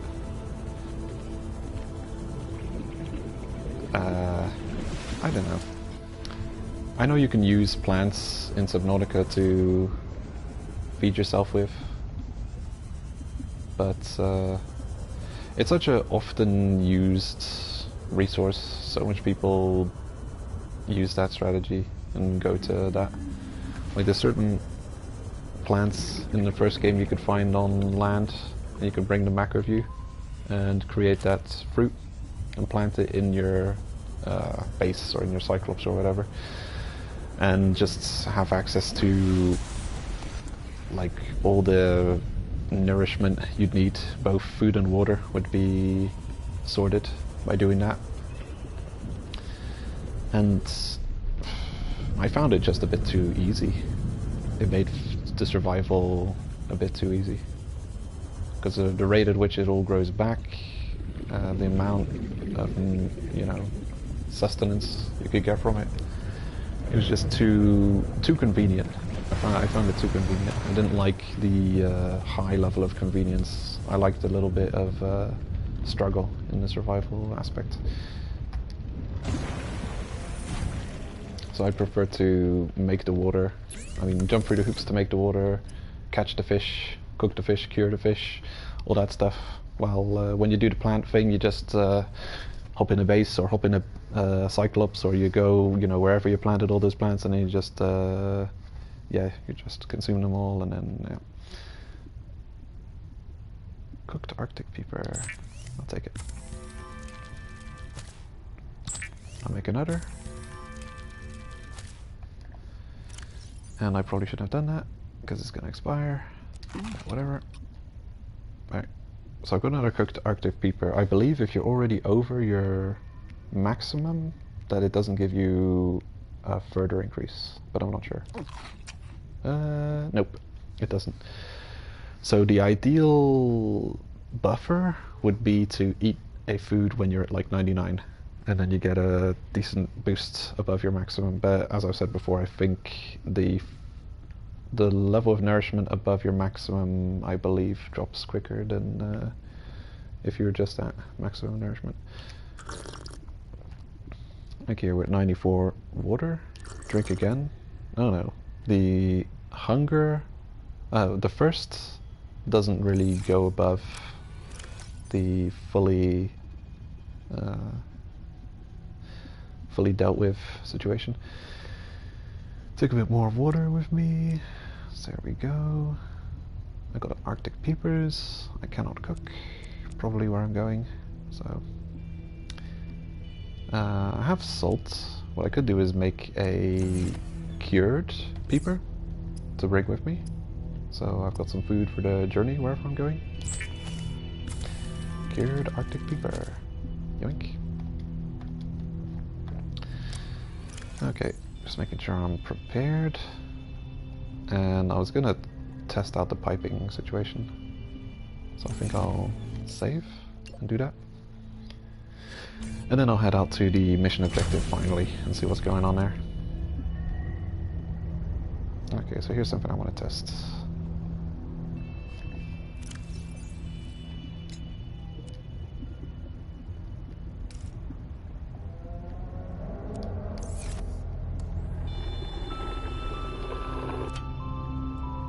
What's that noise I hear?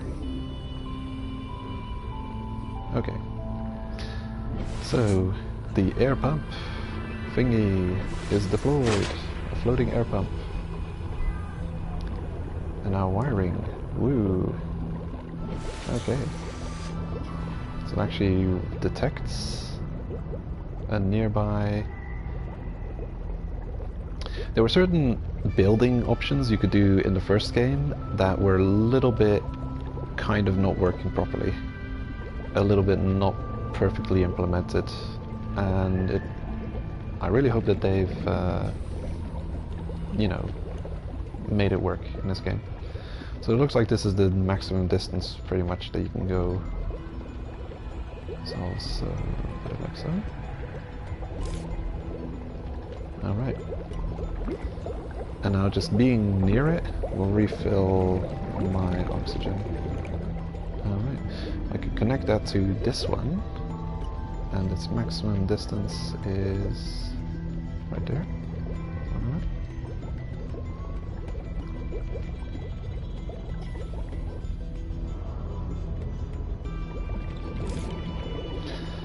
And go even further.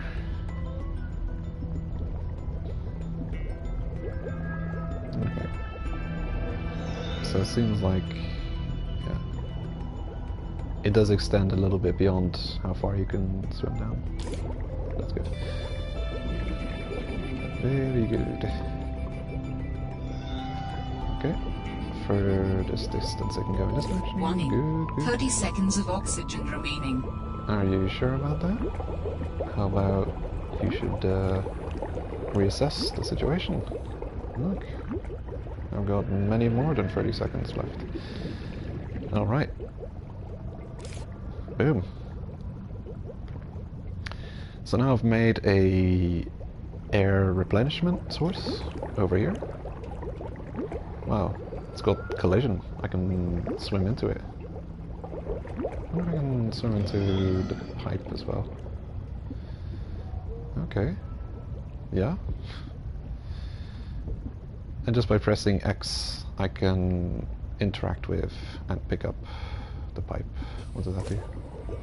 Okay. Right. Is that a good thing? Is that a bad thing? Hard to say. I wouldn't know if you can accidentally interact with the mid section and pick it up. No. Okay. Wow. Look at that smooth looking connection. Oh, that's cool. That looks good. An improvement from the first game, for sure. And you cannot pick up the middle of a pipe system and drag it around accidentally, which is good to know. You can just take the extremes and disconnect them. Very good. Oxygen. I appreciate it. Actually, there. Take the oxygen. Start refilling at this mobile oxygen shenanigans. Okay, cool. Looks like I can refill my suit oxygen with it, but it won't refill my other items.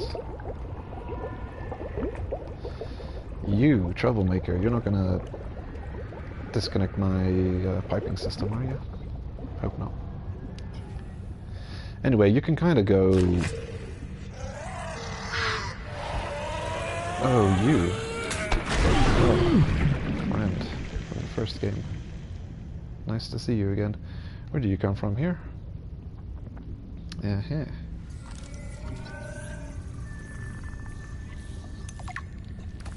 Crystalline sulfur. Okay. Essential for advanced fabrication. Right, so it still exists. Good to know. Very good to know.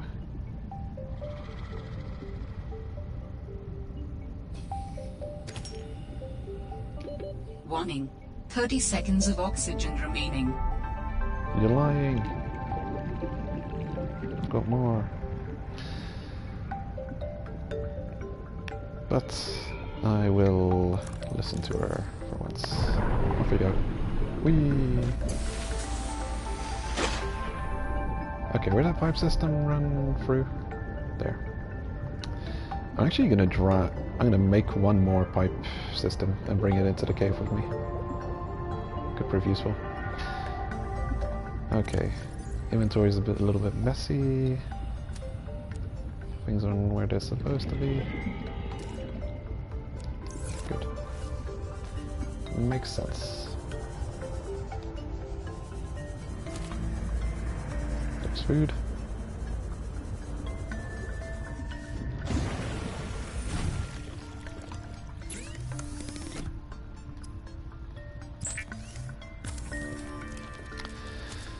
Okay, so what do I need to craft this pipe system? Equipment. There. Pipe times 5 is only 2 titanium. Fantastic. Okay, and I left it all outside. Great. Not ideal. Oh, hold on. The expiration timer has been removed completely, so I've got a feeling a cured fish is just infinitely valuable. The only downside, I think, to curing fish is any H2O value that they would provide in nourishment is removed and it turns negative. So I think there it is. A cooked Arctic peeper is food plus 42, H2O plus 5, and cured Arctic peeper, same food value, but the H2O drops by 7. Goes -2 instead of +5, which is not ideal, but yeah, there's much more powerful sources of hydration than fish or just food consumption. Yoink.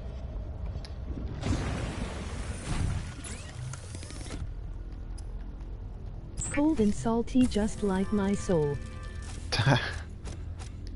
Well. But you say you've been enjoying Strive lately. So have you changed your opinion about the game?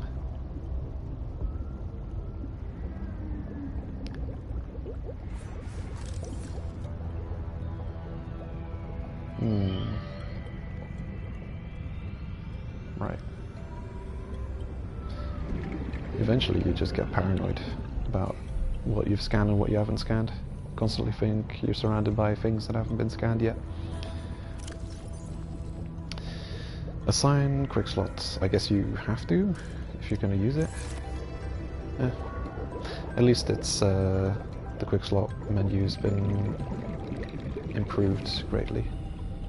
Alright. Warning. 30 seconds of oxygen remaining. And then we go like here, woo, all the way down here, lovely. An infinite oxygen source right next to an not infinite oxygen source. You, give me some oxygen. Right? Yes, I know, oxygen. Nom nom nom. Delicious. Okay, down here. And then I'll put another over here. Right next to the monkey egg, whatever that is.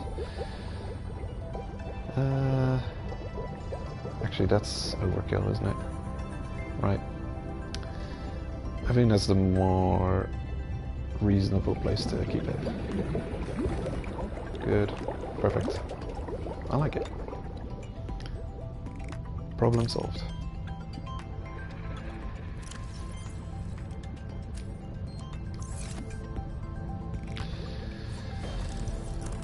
Did I really not scan you yet?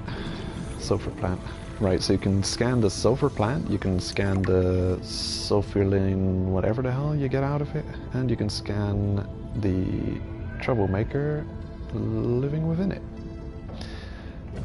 That's curious. This thing actually has a relatively low cooldown timer. How old is that? This can't be that the cooldown on this plant is as quick as the depletion of your Yup, the oxygen. online part is great because everyone is not pulling the 5-0 combo and your limit to what you can do. Just think combos down on Lacey.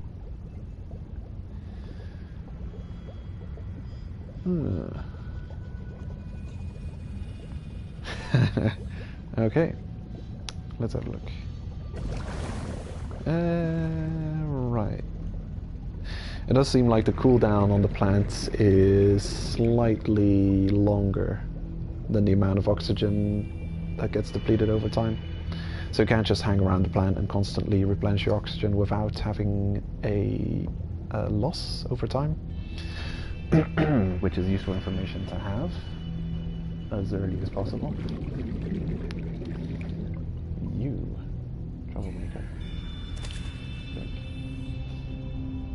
Good. And now I want to know if there's another... 30 seconds of oxygen remaining. Alright. So here's the oxygen.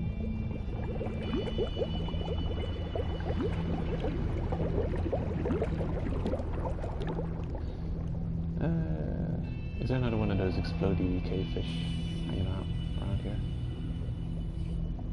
They're kind of inconspicuous. Look at the sea monkey nest and the sea glide section.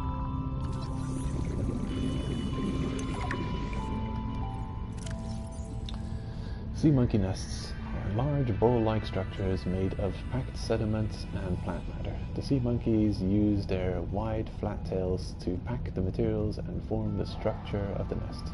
Sea monkeys are naturally curious creatures, often drawn to metallic materials, which they gather to reinforce the sides of their nests. Alright, so that's why we've got the sea glide fragment.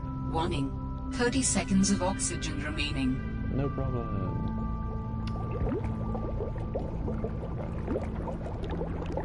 What I want to do is actually just scan one of those explodey fish, because I just want to have the scan done, because it's one of those things, like, because you usually come across them quite early on, you just assume that they've been scanned, and it would be silly to get to the late game and not having scanned them. And it's dark again. What was it? Oh, it's you.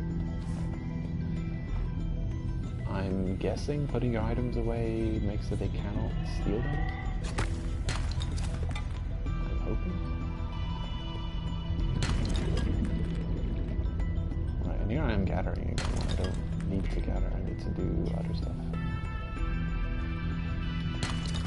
Actually make some progress. 30 seconds of oxygen remaining. Yes,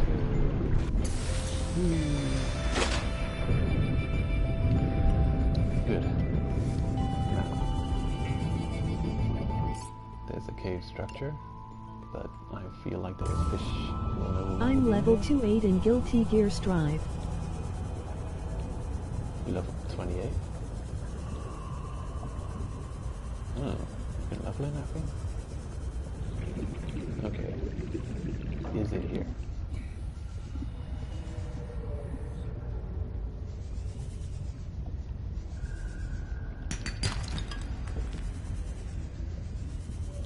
Yup. Right.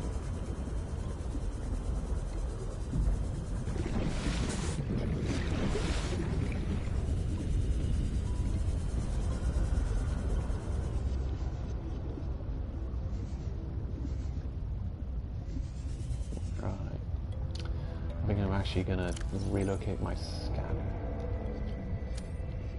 over here. So I need to be able to swap to it quickly.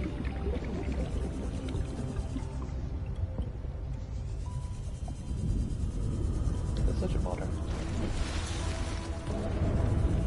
I don't even know where to find them. Or at least I know where to find them, I just don't know if there's cave systems nearby. This looks like a kind of cave system thingy, but not really. Nope.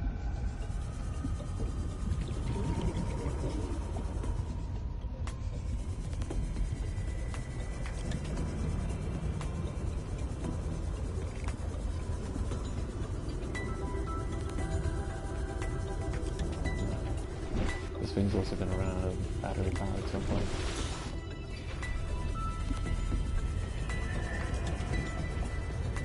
There. Have we got anyone in here? No?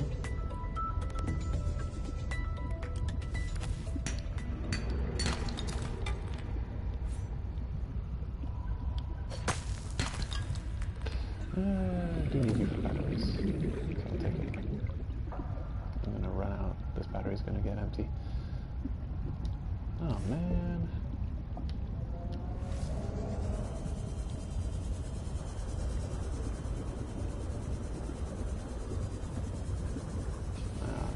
I'll look for a little bit longer.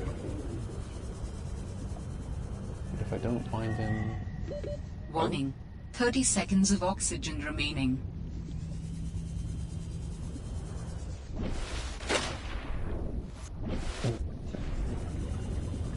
I think I heard something out here. If he's not in here... Oh.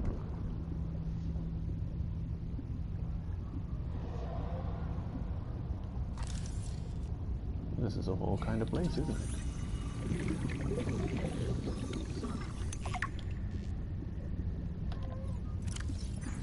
Light-emitting plants. Okay. This exploding fish is so tricky to spot.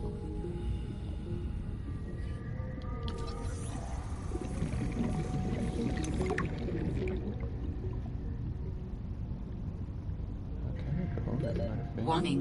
30 seconds of oxygen remaining.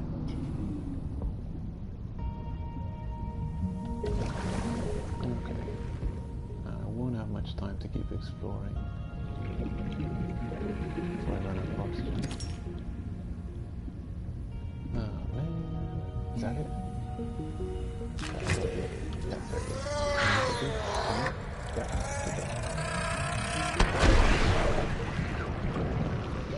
Warning. 30 seconds of oxygen remaining. Okay, this is not good. I forget where I came in from. Okay, here. Thank goodness.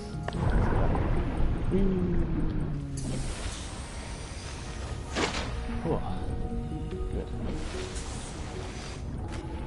There. That took a minute, but I needed to get that done. That's such a tricky to scan creature.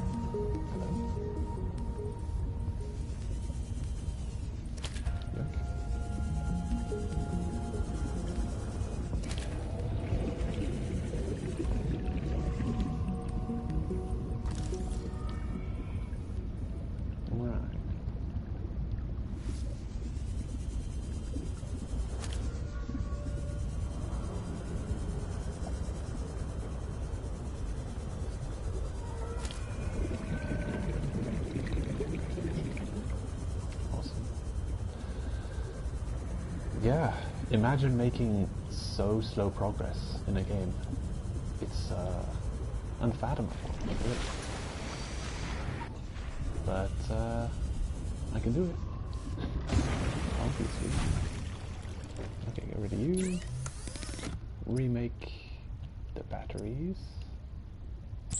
Cha-ching. That'll be a good replacement for when your batteries are empty, which will happen soon. Sure. Fish. Filtrated water.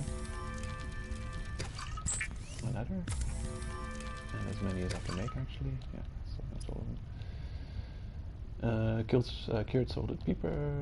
Why not? How much have I got on me? Probably a decent number. Okay, cool. I think I'll just add 2.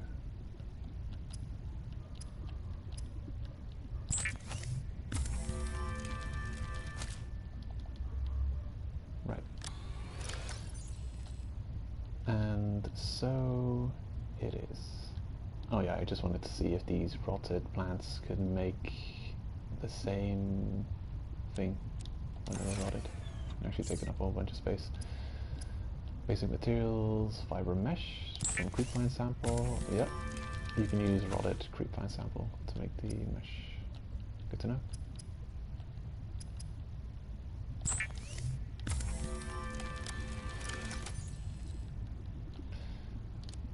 In you go. The hoopfish. Arctic reaper. Good.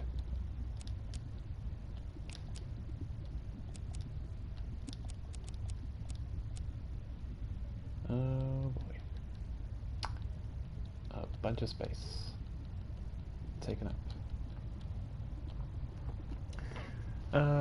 Yeah, I'm gonna want the habitat creator soon to make proper storage space. Okay. You get consumed. Yum.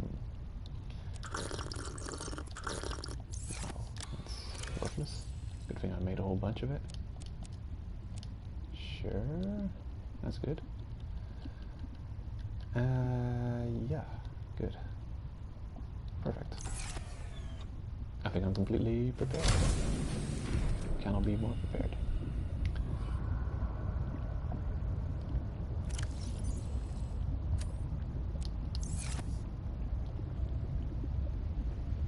Titania, come on. Here you go. Got a non-cured Arctic people for no reason. Get rid of him. And then I'm actually gonna focus on making some story progress. Who knew? There's actually a story in this game, probably. Let's go find out what it is. Oh, but one thing first. I do want to read about that big, toothy, villainous monster that I encountered earlier. So, carnivores. Penguins. Okay, penguins are carnivores. He's harmless though. How about this guy? Less cuddly than they look. Oh, it doesn't say harmless, so it must be harmful. Right, a crash fish. Yeah, it has a lot to say about him. Right. Let's give it a proper read. The crashfish. This unusual species has developed an emergency defense mechanism based on mutually assured destruction. Yes, he's a terrorist. Forward-mounted eye enables this creature to identify and track potential predators. Sulfur plant. The sulfur plant has evolved to feed on sulfuric compounds secreted by the crashfish, which makes its nest within its leaves. Stronger, more protective plants provide superior nesting grounds, which in turn provide the plant with more nutrients from larger crashfish. Right. So it's a symbiotic relationship of sorts. Defense mechanism. Concentration of sulfur builds up in the organism over time. If the crashfish collides with something at sufficient speed, the spikes on its torso are impacted, triggering an explosive chemical reaction. Assessment: equip stasis rifle, repulsion cannon, or similar before approaching shallow caves. Right. That's where you find them, like cave structures. Brute shark. It's a minor threat. Oh, okay. Seemed to do a decent chunk of damage to me when I came close to him now. A common shark-like predator with low intelligence. Its relatively streamlined body enables fast navigation of tight spaces. Its yellow turquoise coloration provides camouflage in shallow waters.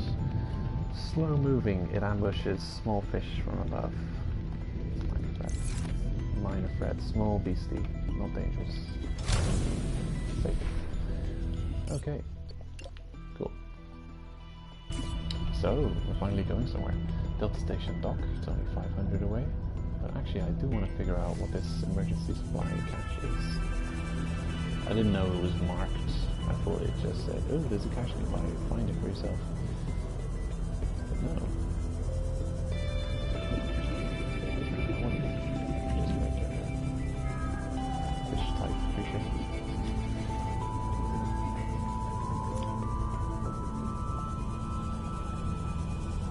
Oh, hello. What are you?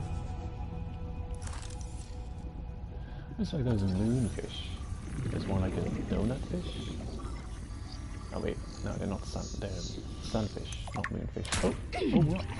Oh weird. What the hell? Symbiote. Oh, I want to know what you are. Interesting. So there's a hoop fish and there's a fish that swims through the hoop. That looks like fun.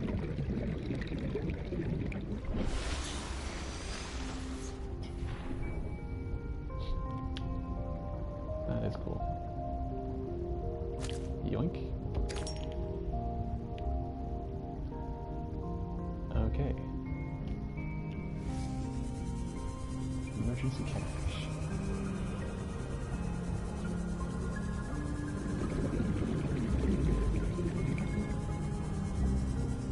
Yep.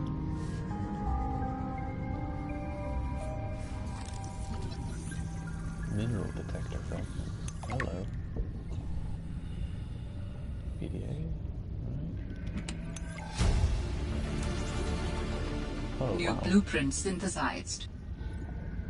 I've got the whole Warning. blueprint. 30 seconds of oxygen remaining. Are you sure? I think so. I don't know. I've got a lot more. Scary game, turn it off, Peter, you're going to get nightmares. Right. A flare. Don't really need it. Already put a flare. I've got one at home. Disinfecting work. Nope. Don't dare. I've got no item on me, see? No, nothing. Put them all in my pockets. Giant sea glider in my pocket.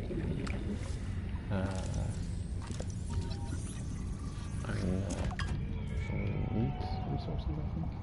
Oh, hello. A beacon. Right. Yeah, so a supply. This is cool. So they're sending me the coordinates to an emergency supply cache, and there is a beacon just straight up. I can scan it. Okay. And I can just make it already. That's sweet. I love it. And I can just pick it up and Use take it. beacons to mark traverse territory. Show or hide the signals of your choice with your ZenWorks PDA. Now with surface support. Sweet. Surface. It's got surface support. Okay, so you can kind of put it on land, but then that wouldn't really be so useful in the first game, but in this game, for sure. I mean, the fact that you can put it on land, of course, it's a very useful thing to have. I love having at least one beacon on me at any given time, just in case I discover something important, but I can't do anything yet, and I have to come back later. Sweet. Warning. 30 seconds of oxygen remaining. Whoa. Can't wait to upgrade this stuff. So I don't have to resurface everything.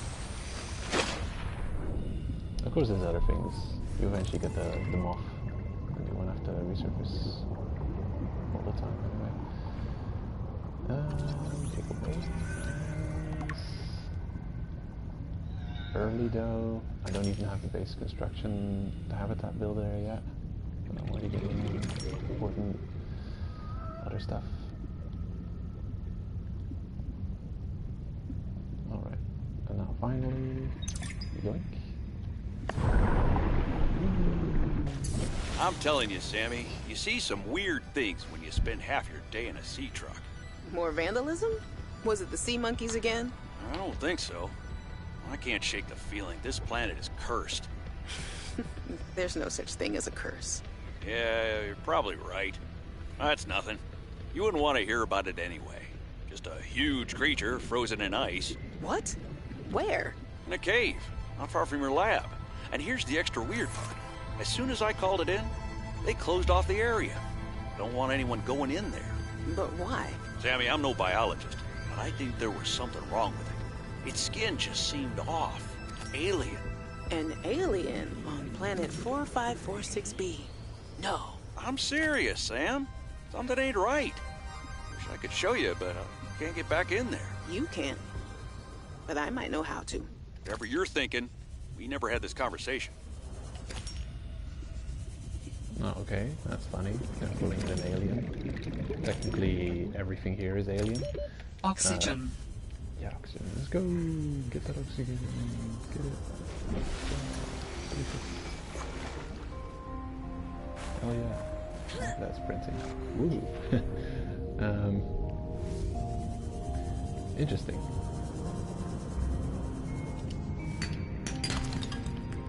Yeah. It is also quite useful. Well, whenever there's dialogue, I usually just look at the dialogue because it's quite good. Or at least I like to be able to read what's being said as well as listen to what's being said. But I can quite easily just exit out of the dialogue and it'll carry on with the audio logs while I'm outside of the audio log. You could do that in the original game too, but here they've got the like faces popping up on the left side of the screen because the original game had quite a few characters, but you never really didn't have much visualization. You didn't know what many of the characters of the original game actually looked like, and you actually have a face with a name, which is cool. They've really gotten more character development going on in this game.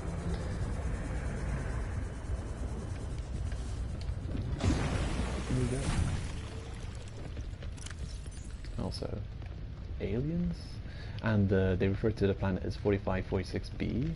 I wonder if they're not going to come up with a easier to use nickname at some point, or if certain people are going to call it something different. Oh, beacon. So easy resource. I love it. And these, light stick and mineral detector. Hello. Proximity detector used to locate minerals, fragments, and other items with identifiable signatures. Okay, I want it. But I also want to carry on the story. Shit. Dilemma. Okay, copper ore. No, I don't need that. Copper wire. Oh, hold on. I know a better way. So the thing there, pin the recipe, gotcha. And the beacon, lovely. But I've already got one beacon on me, so I don't think I'll unpin it. I'll make one more. Right, copper, titanium. Copper, quartz. No.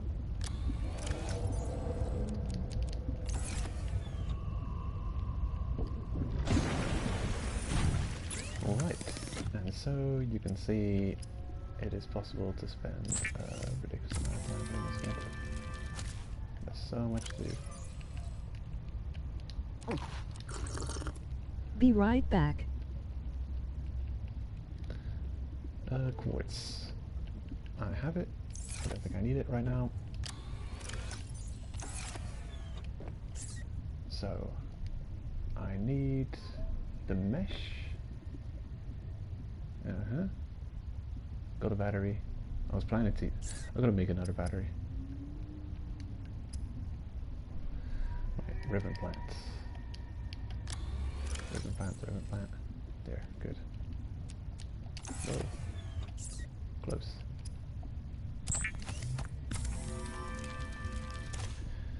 Right, copper wiring. What do I have?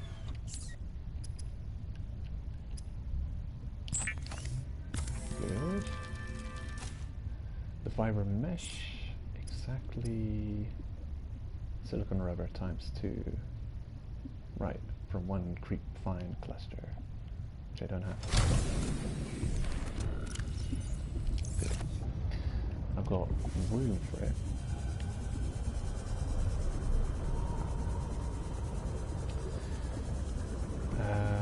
It might be worthwhile holding on to empty batteries. Maybe.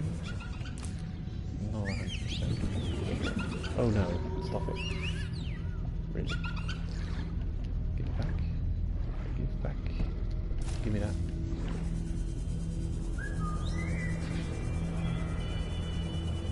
They're annoying, but cute.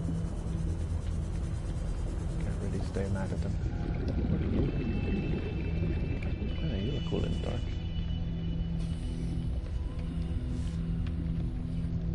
Nice. shot.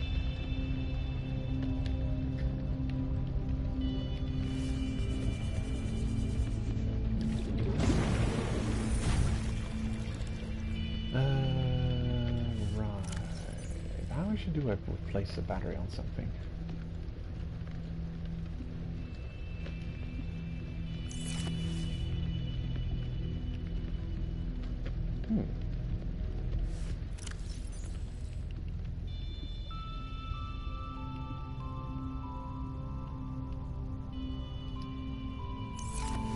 I don't actually know how to replace a battery on something.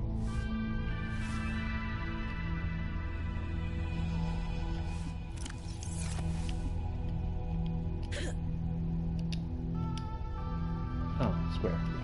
Press the square button. Right. That's how it works. Cha-ching! Good. And I'll hang on to the empty battery, just in case.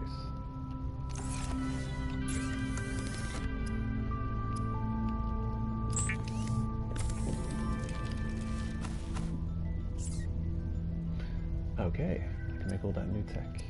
Very nice. Mineral detector. Uh-huh. Oh, okay. Proximity, mineral fragments, other items, identifiable signatures. The mineral detector can sniff out raw materials, potentially saving you hundreds of hours of searching. Wow, nice. Potentially. Yeah. Depends how bad of a hoarder you are. Okay, cool. Very good stuff. And also wanted to make the beacon. And we're done.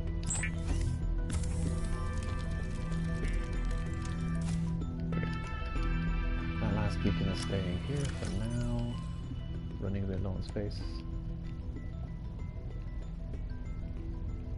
Okay, supplies are good.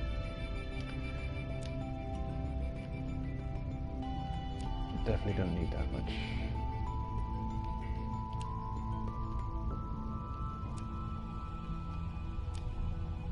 Well, damn.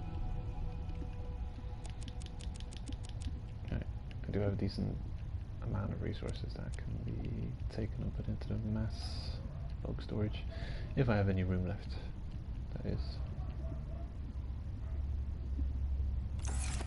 Yeah.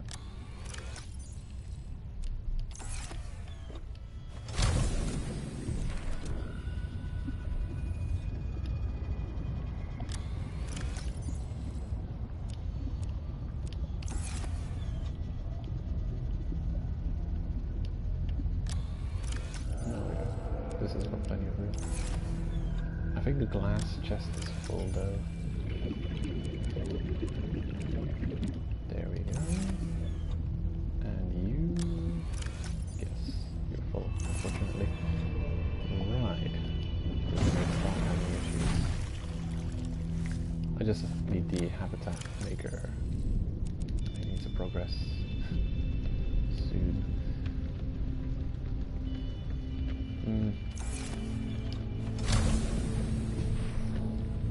I think I will make another storage container quickly, just to throw some more stuff in before I leave.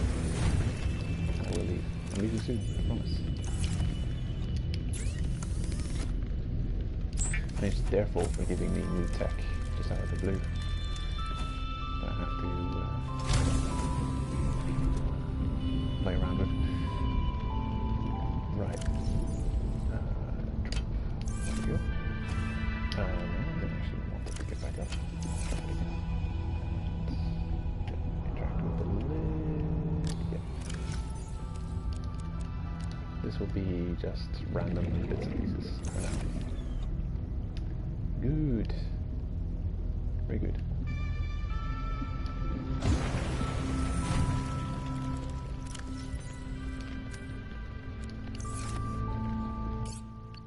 Saving, preparing to head out. Oh. How do you work? Select previous. Oh, Jeline outcrop. Chance of lead. I can look for a salt deposit. Whoa, interesting. I mean, it is definitely a feature they had in the previous game. So you had it in the form of a base room. You had the scanning room. And this. Switch it.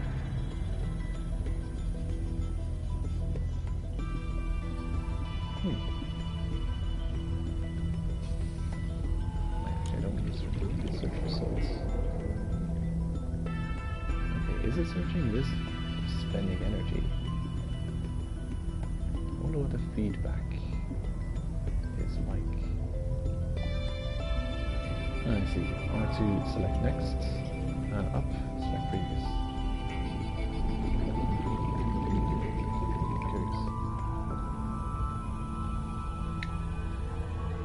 The way the scanning room in Subnautica 1 worked is you have to have a visual implant in your suit to be able to see the items that were scanned. So maybe this thing works the same way.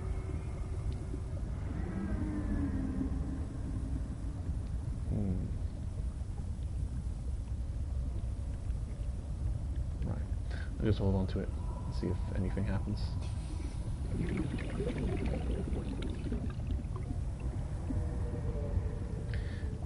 There's a thing. Ooh. Hello. Table coral. You definitely used for something.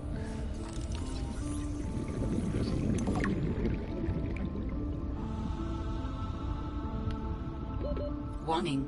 30 seconds of oxygen remaining.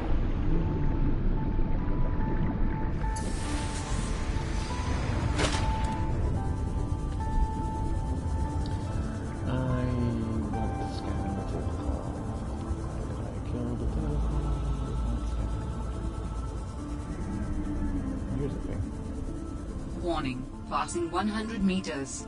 Oxygen efficiency decreased. Sea truck. Sweet. What? Oh yeah, 1 out of 3. I would have been shocked if you could get the blueprint in one scan. Okay. Warning. 30 seconds of oxygen remaining. Sweet. It's not the grade.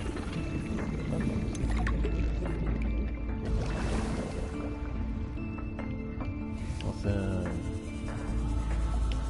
Table coral. Show yourself. There it is. Warning. 30 seconds of oxygen remaining. Go scan everything. Everything in this world needs scanning. Oh, here's something. Oxygen. Yeah. Shit. Let's go. 2. I'm okay. Whoa, that was too close. Ooh, that was close. But here's the thing. I have to check out what it is. Is there an oxygen plant nearby? Don't see any.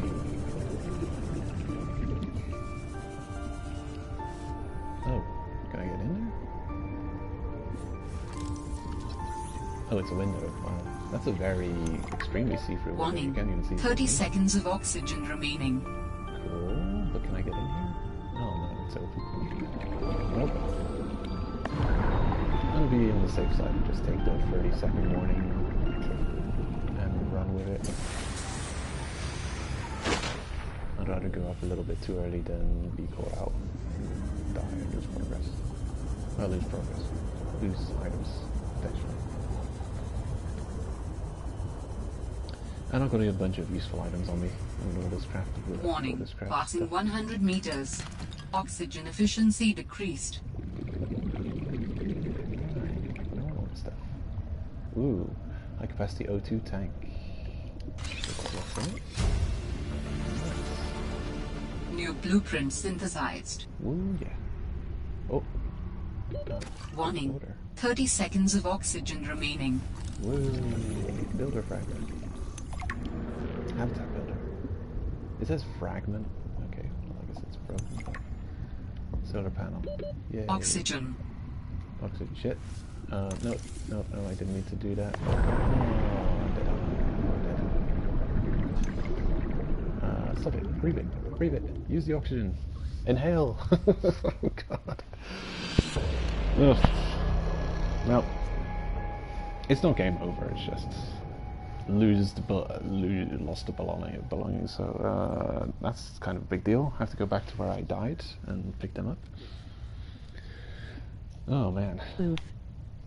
Yeah, I know. And I said I was going to be careful, but I didn't pay attention. I mean, how short is 30 seconds? Jeez.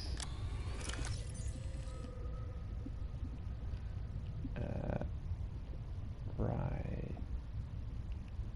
The question is, what did I lose? And how important was it? We'll never know. Maybe we will. I'm gonna go back and look for it. I know roughly where I was. Delta Station. Dropped beacon. Oh, I dropped my beacon. Well, that's good. Okay, save. Now I know where I died. Let's go. If that's the case, then that's even... I mean, I don't know if there's a drop beacon if you die, just standard. Or if you die with a beacon, there's a chance you drop the beacon and then it becomes a drop beacon. Because look at that. Okay, cool. A titanium chunk. And my filtered water. And a beacon. Nice. And I believe that's just probably all I dropped. I'm hearing something ominous.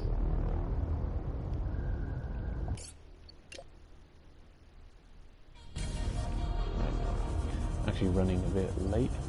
I'm probably gonna end the stream in about 10 minutes. Warning, passing 100 meters. Oxygen efficiency decreased. I know, and by how much? It's like a lot. It's by too much. Okay, so... scanning. Anything to scan? Party. Warning, 30 seconds of oxygen remaining. Yeah, they really don't want you to be below 100 without the necessary equipment.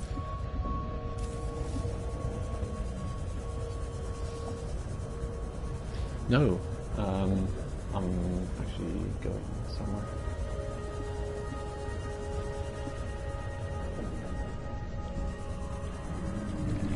Otherwise, I'd love to. Was there anything here left to pick up or do? Usually there's a whole bunch of stuff that could be... Warning, 30 seconds of oxygen remaining. There we go again. I had a feeling there was a bunch of stuff still to be picked up there, but I guess I was mistaken. Alright.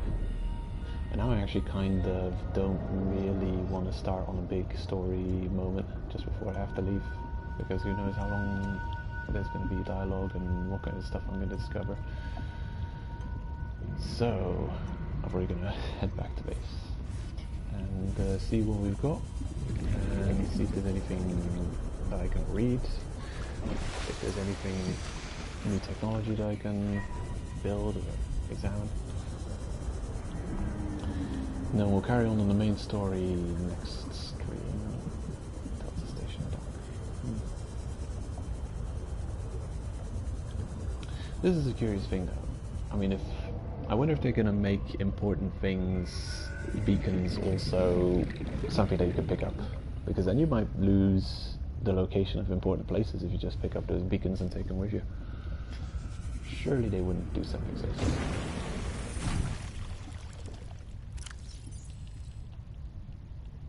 Good, so that's the item loss we had. We dropped the filtered water, titanium, and beacon, so far as I can tell. Isn't too bad. Alright, so high capacity O2 tank. Nice. Got silver ore though, so don't have that yet.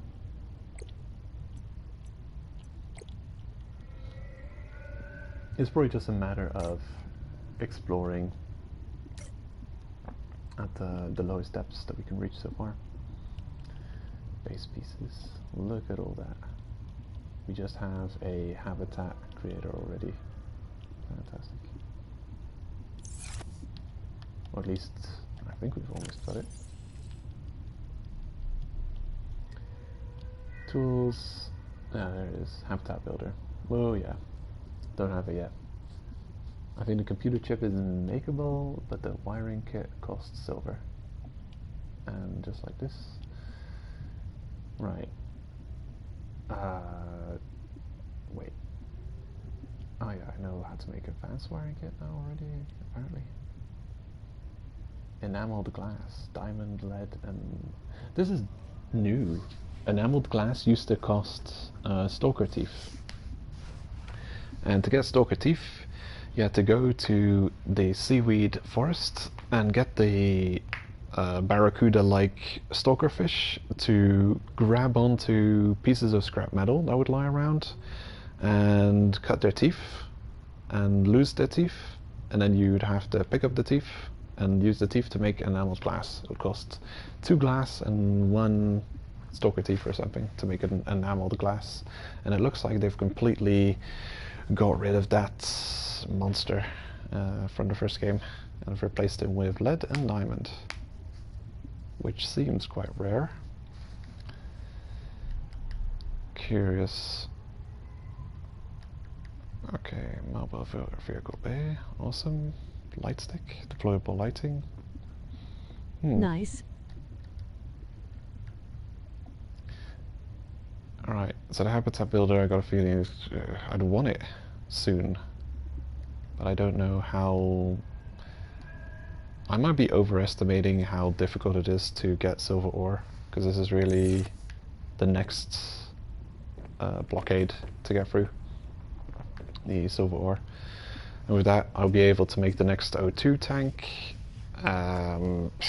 habitat creator, which gives me access to a whole bunch of better storage options that we've got.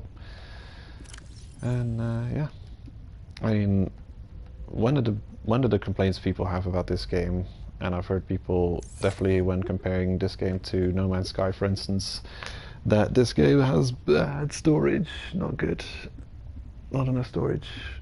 And then I'm thinking, well, you know, technically you've got infinite amount of storage in this game. In No Man's Sky, I don't think you have infinite storage. I think you don't. I mean, you can store things in your inventory. You get vehicles in which you can store stuff. But eventually, you're going to run out of storage space. There's just not... I don't think you have...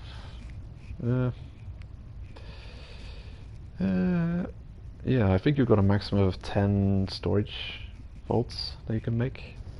And I think that's it. Not 100%. I don't know what you can do with frigates. Maybe there's an infinite storage in the form of the storage you can make on frigates. Not sure though. But yeah, it's not as bad as you think. You definitely have access to much better storage options soon in base building. Alright. I'm gonna see... What does this look like? Yeah, pretty alright looking. The mineral detector can sniff out raw materials, potentially saving you hundreds of hours of searching.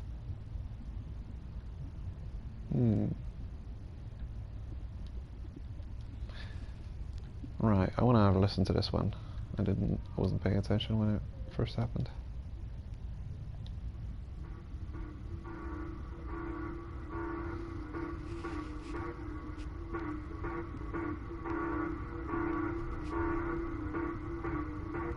That sounds like a distress call. Transmission of unknown origin. Source of transmission depth calculated at approximately 200 meters. Right. Disciplinary meeting. Personal favors. Fred, great to see you. Come on in. You don't mind if I record this, do you? Am I in trouble? No. You know me. Just a fanatic for details. And my memory's not what it used to be. I know what that's like. Yes. Is that why you've been running so many personal errands for your colleagues? We asked you to limit them. So I am in trouble. That's not how I want you to look at it. Here's what I see. You're a team player. You want to get the job done. I think I have a pretty good record there. You want people to like you. Has anyone complained? You don't mind Fred, if I record the trouble this? is, I not came in everyone is just as in time. reliable as you are. How's it going? Sometimes people need help being where they need to be and concentrating on their work. All the trips were work-related. It appears you transported tech for Lil, rather far out from her base. Well, it needed to go deep, and she needed a sea truck. Her work is currently on surface installations. She shouldn't be anywhere near the water. No No more favors to friends, agreed? Yes, sir. I keep telling you. Call me Manu.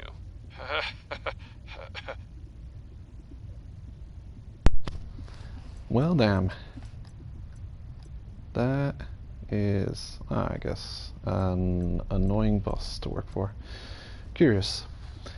Hello, welcome. Hell of a timing. I was just planning to call it a stream in a couple of minutes.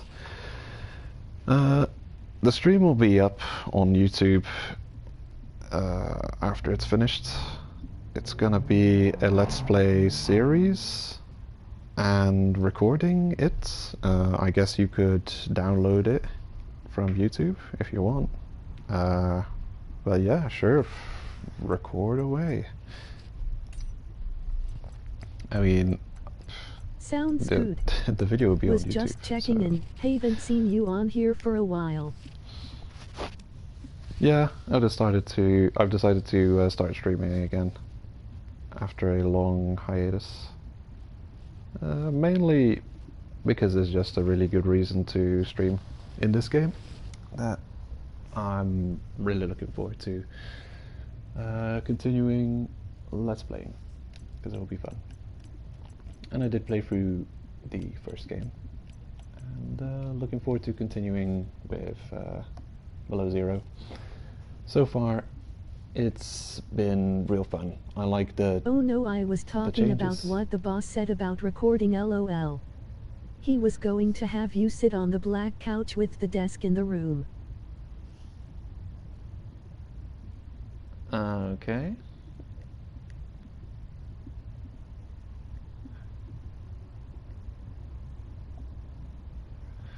Well, I'm a bit tired. I don't know what you're Nice. talking about.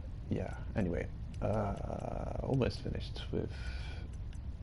I mean, I have to head off in a minute.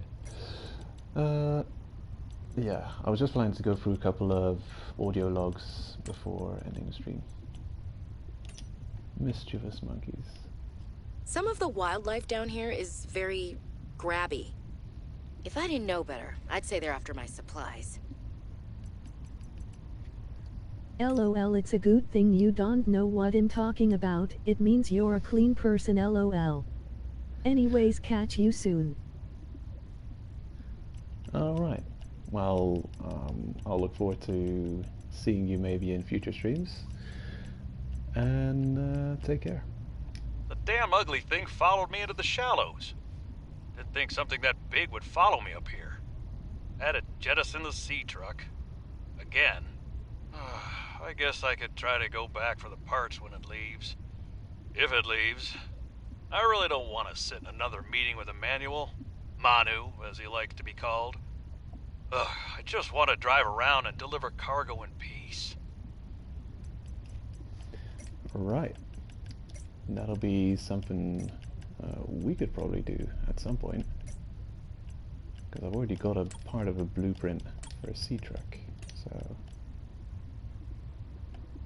Table coral, right.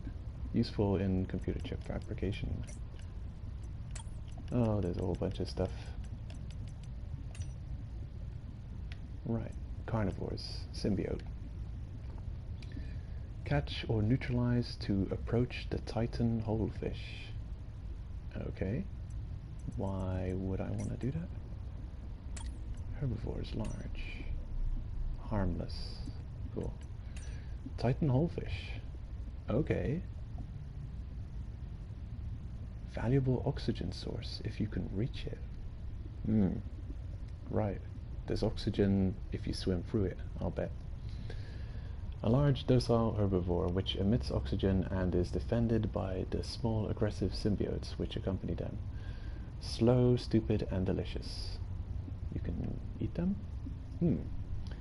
Complex gills line the inside of the hole, drawing cold water in and emitting warm, oxygen-rich water in its place. Attracts symbiotes, which make the holefish their home and fiercely ward off any approaching life form. Migrates more or less at random, feeding from nutrients deposited by the symbiotes.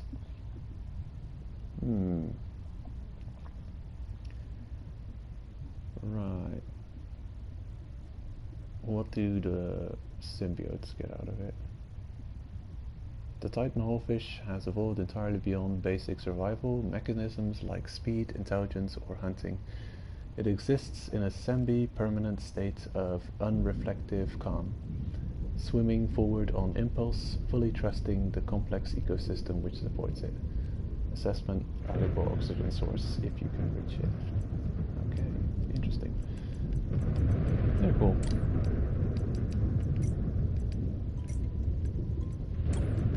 Definitely can't wait to discover all the creatures in this game. I hope there's a lot of interesting and large creatures. Wouldn't mind seeing a whole bunch of Leviathan class creatures. I know in the first game I was very excited to find new Leviathan type creatures because they're just awesome. Like large sea monsters all over the place. We'll have to wait and see. Okay. Harvestable for resource used in fabrication. Kelp roots. Okay. Damn. Okay. Underwater source of breathable oxygen. Oxygen plant. The ribbon plants. I know what you do. Hold on. The ribbon plant contains highly concentrated sulfuric acid harvested for use in battery fabrication. The sulfuric acid evolved as I don't like how it doesn't have that obvious post text that you can tell it's just a final small line of text that shows that there's something you can do with the item. Because I always usually base my assessment off of that. Like here, for instance. There, well, there, it says the assessment. This can be used for that. Obvious. It says in an extra line here, again, it says harvestable resource used in fabrication. Yeah, I don't know. I guess if I want to not miss anything, I'll have to read everything.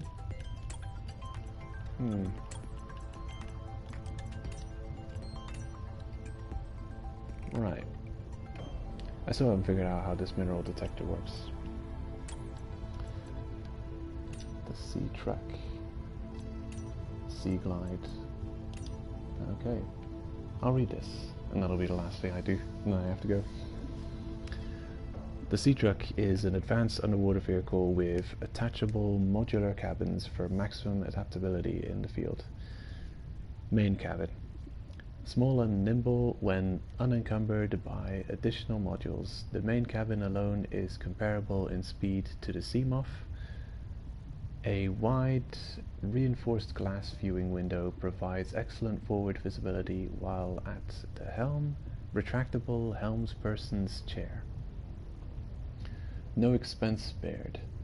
Unlike the larger Cyclops submarine, the sea truck does not support the addition of internal modules like fabricators. However, it can be upgraded to enhance its speed, towing power, and crush depth, amongst other things.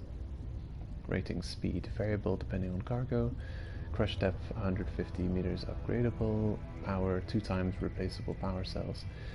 Upgrade module slots 4. Persons 1 plus. 1 plus. What does that mean? Okay. Additional modules. Bespoke cargo modules can be attached to the rear of the main cabin, providing a range of powerful benefits. Available modules include fabricators, docking stations, habitations, sections, and of course plenty of storage. Additional cargo modules reduce the sea truck's speed, maneuverability, and power efficiency. Additional modules can be jettisoned directly from the main cockpit controls to enable exploration of tight spaces or in case of emergency. The sea truck. Competing products are trucking hell. Right. I wonder if they still have the Cyclops in this game, or if they've kind of replaced it with the sea truck. Because it seems like this is a big deal. Great. I guess I want to get that pretty soon. Or as soon as possible. Seek fluid intake. Right, I'm noticing. Vital signs stabilizing.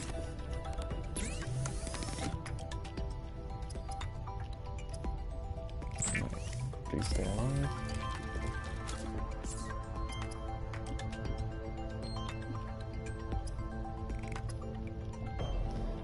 Okay, we had a couple of new blueprints. Sweet. Some good stuff.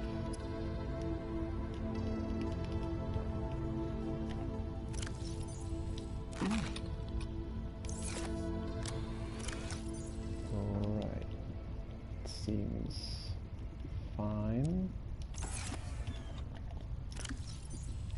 And yeah, didn't make much story progress today, but definitely got to grips with the basics of the game. Figured out and theory crafted some things.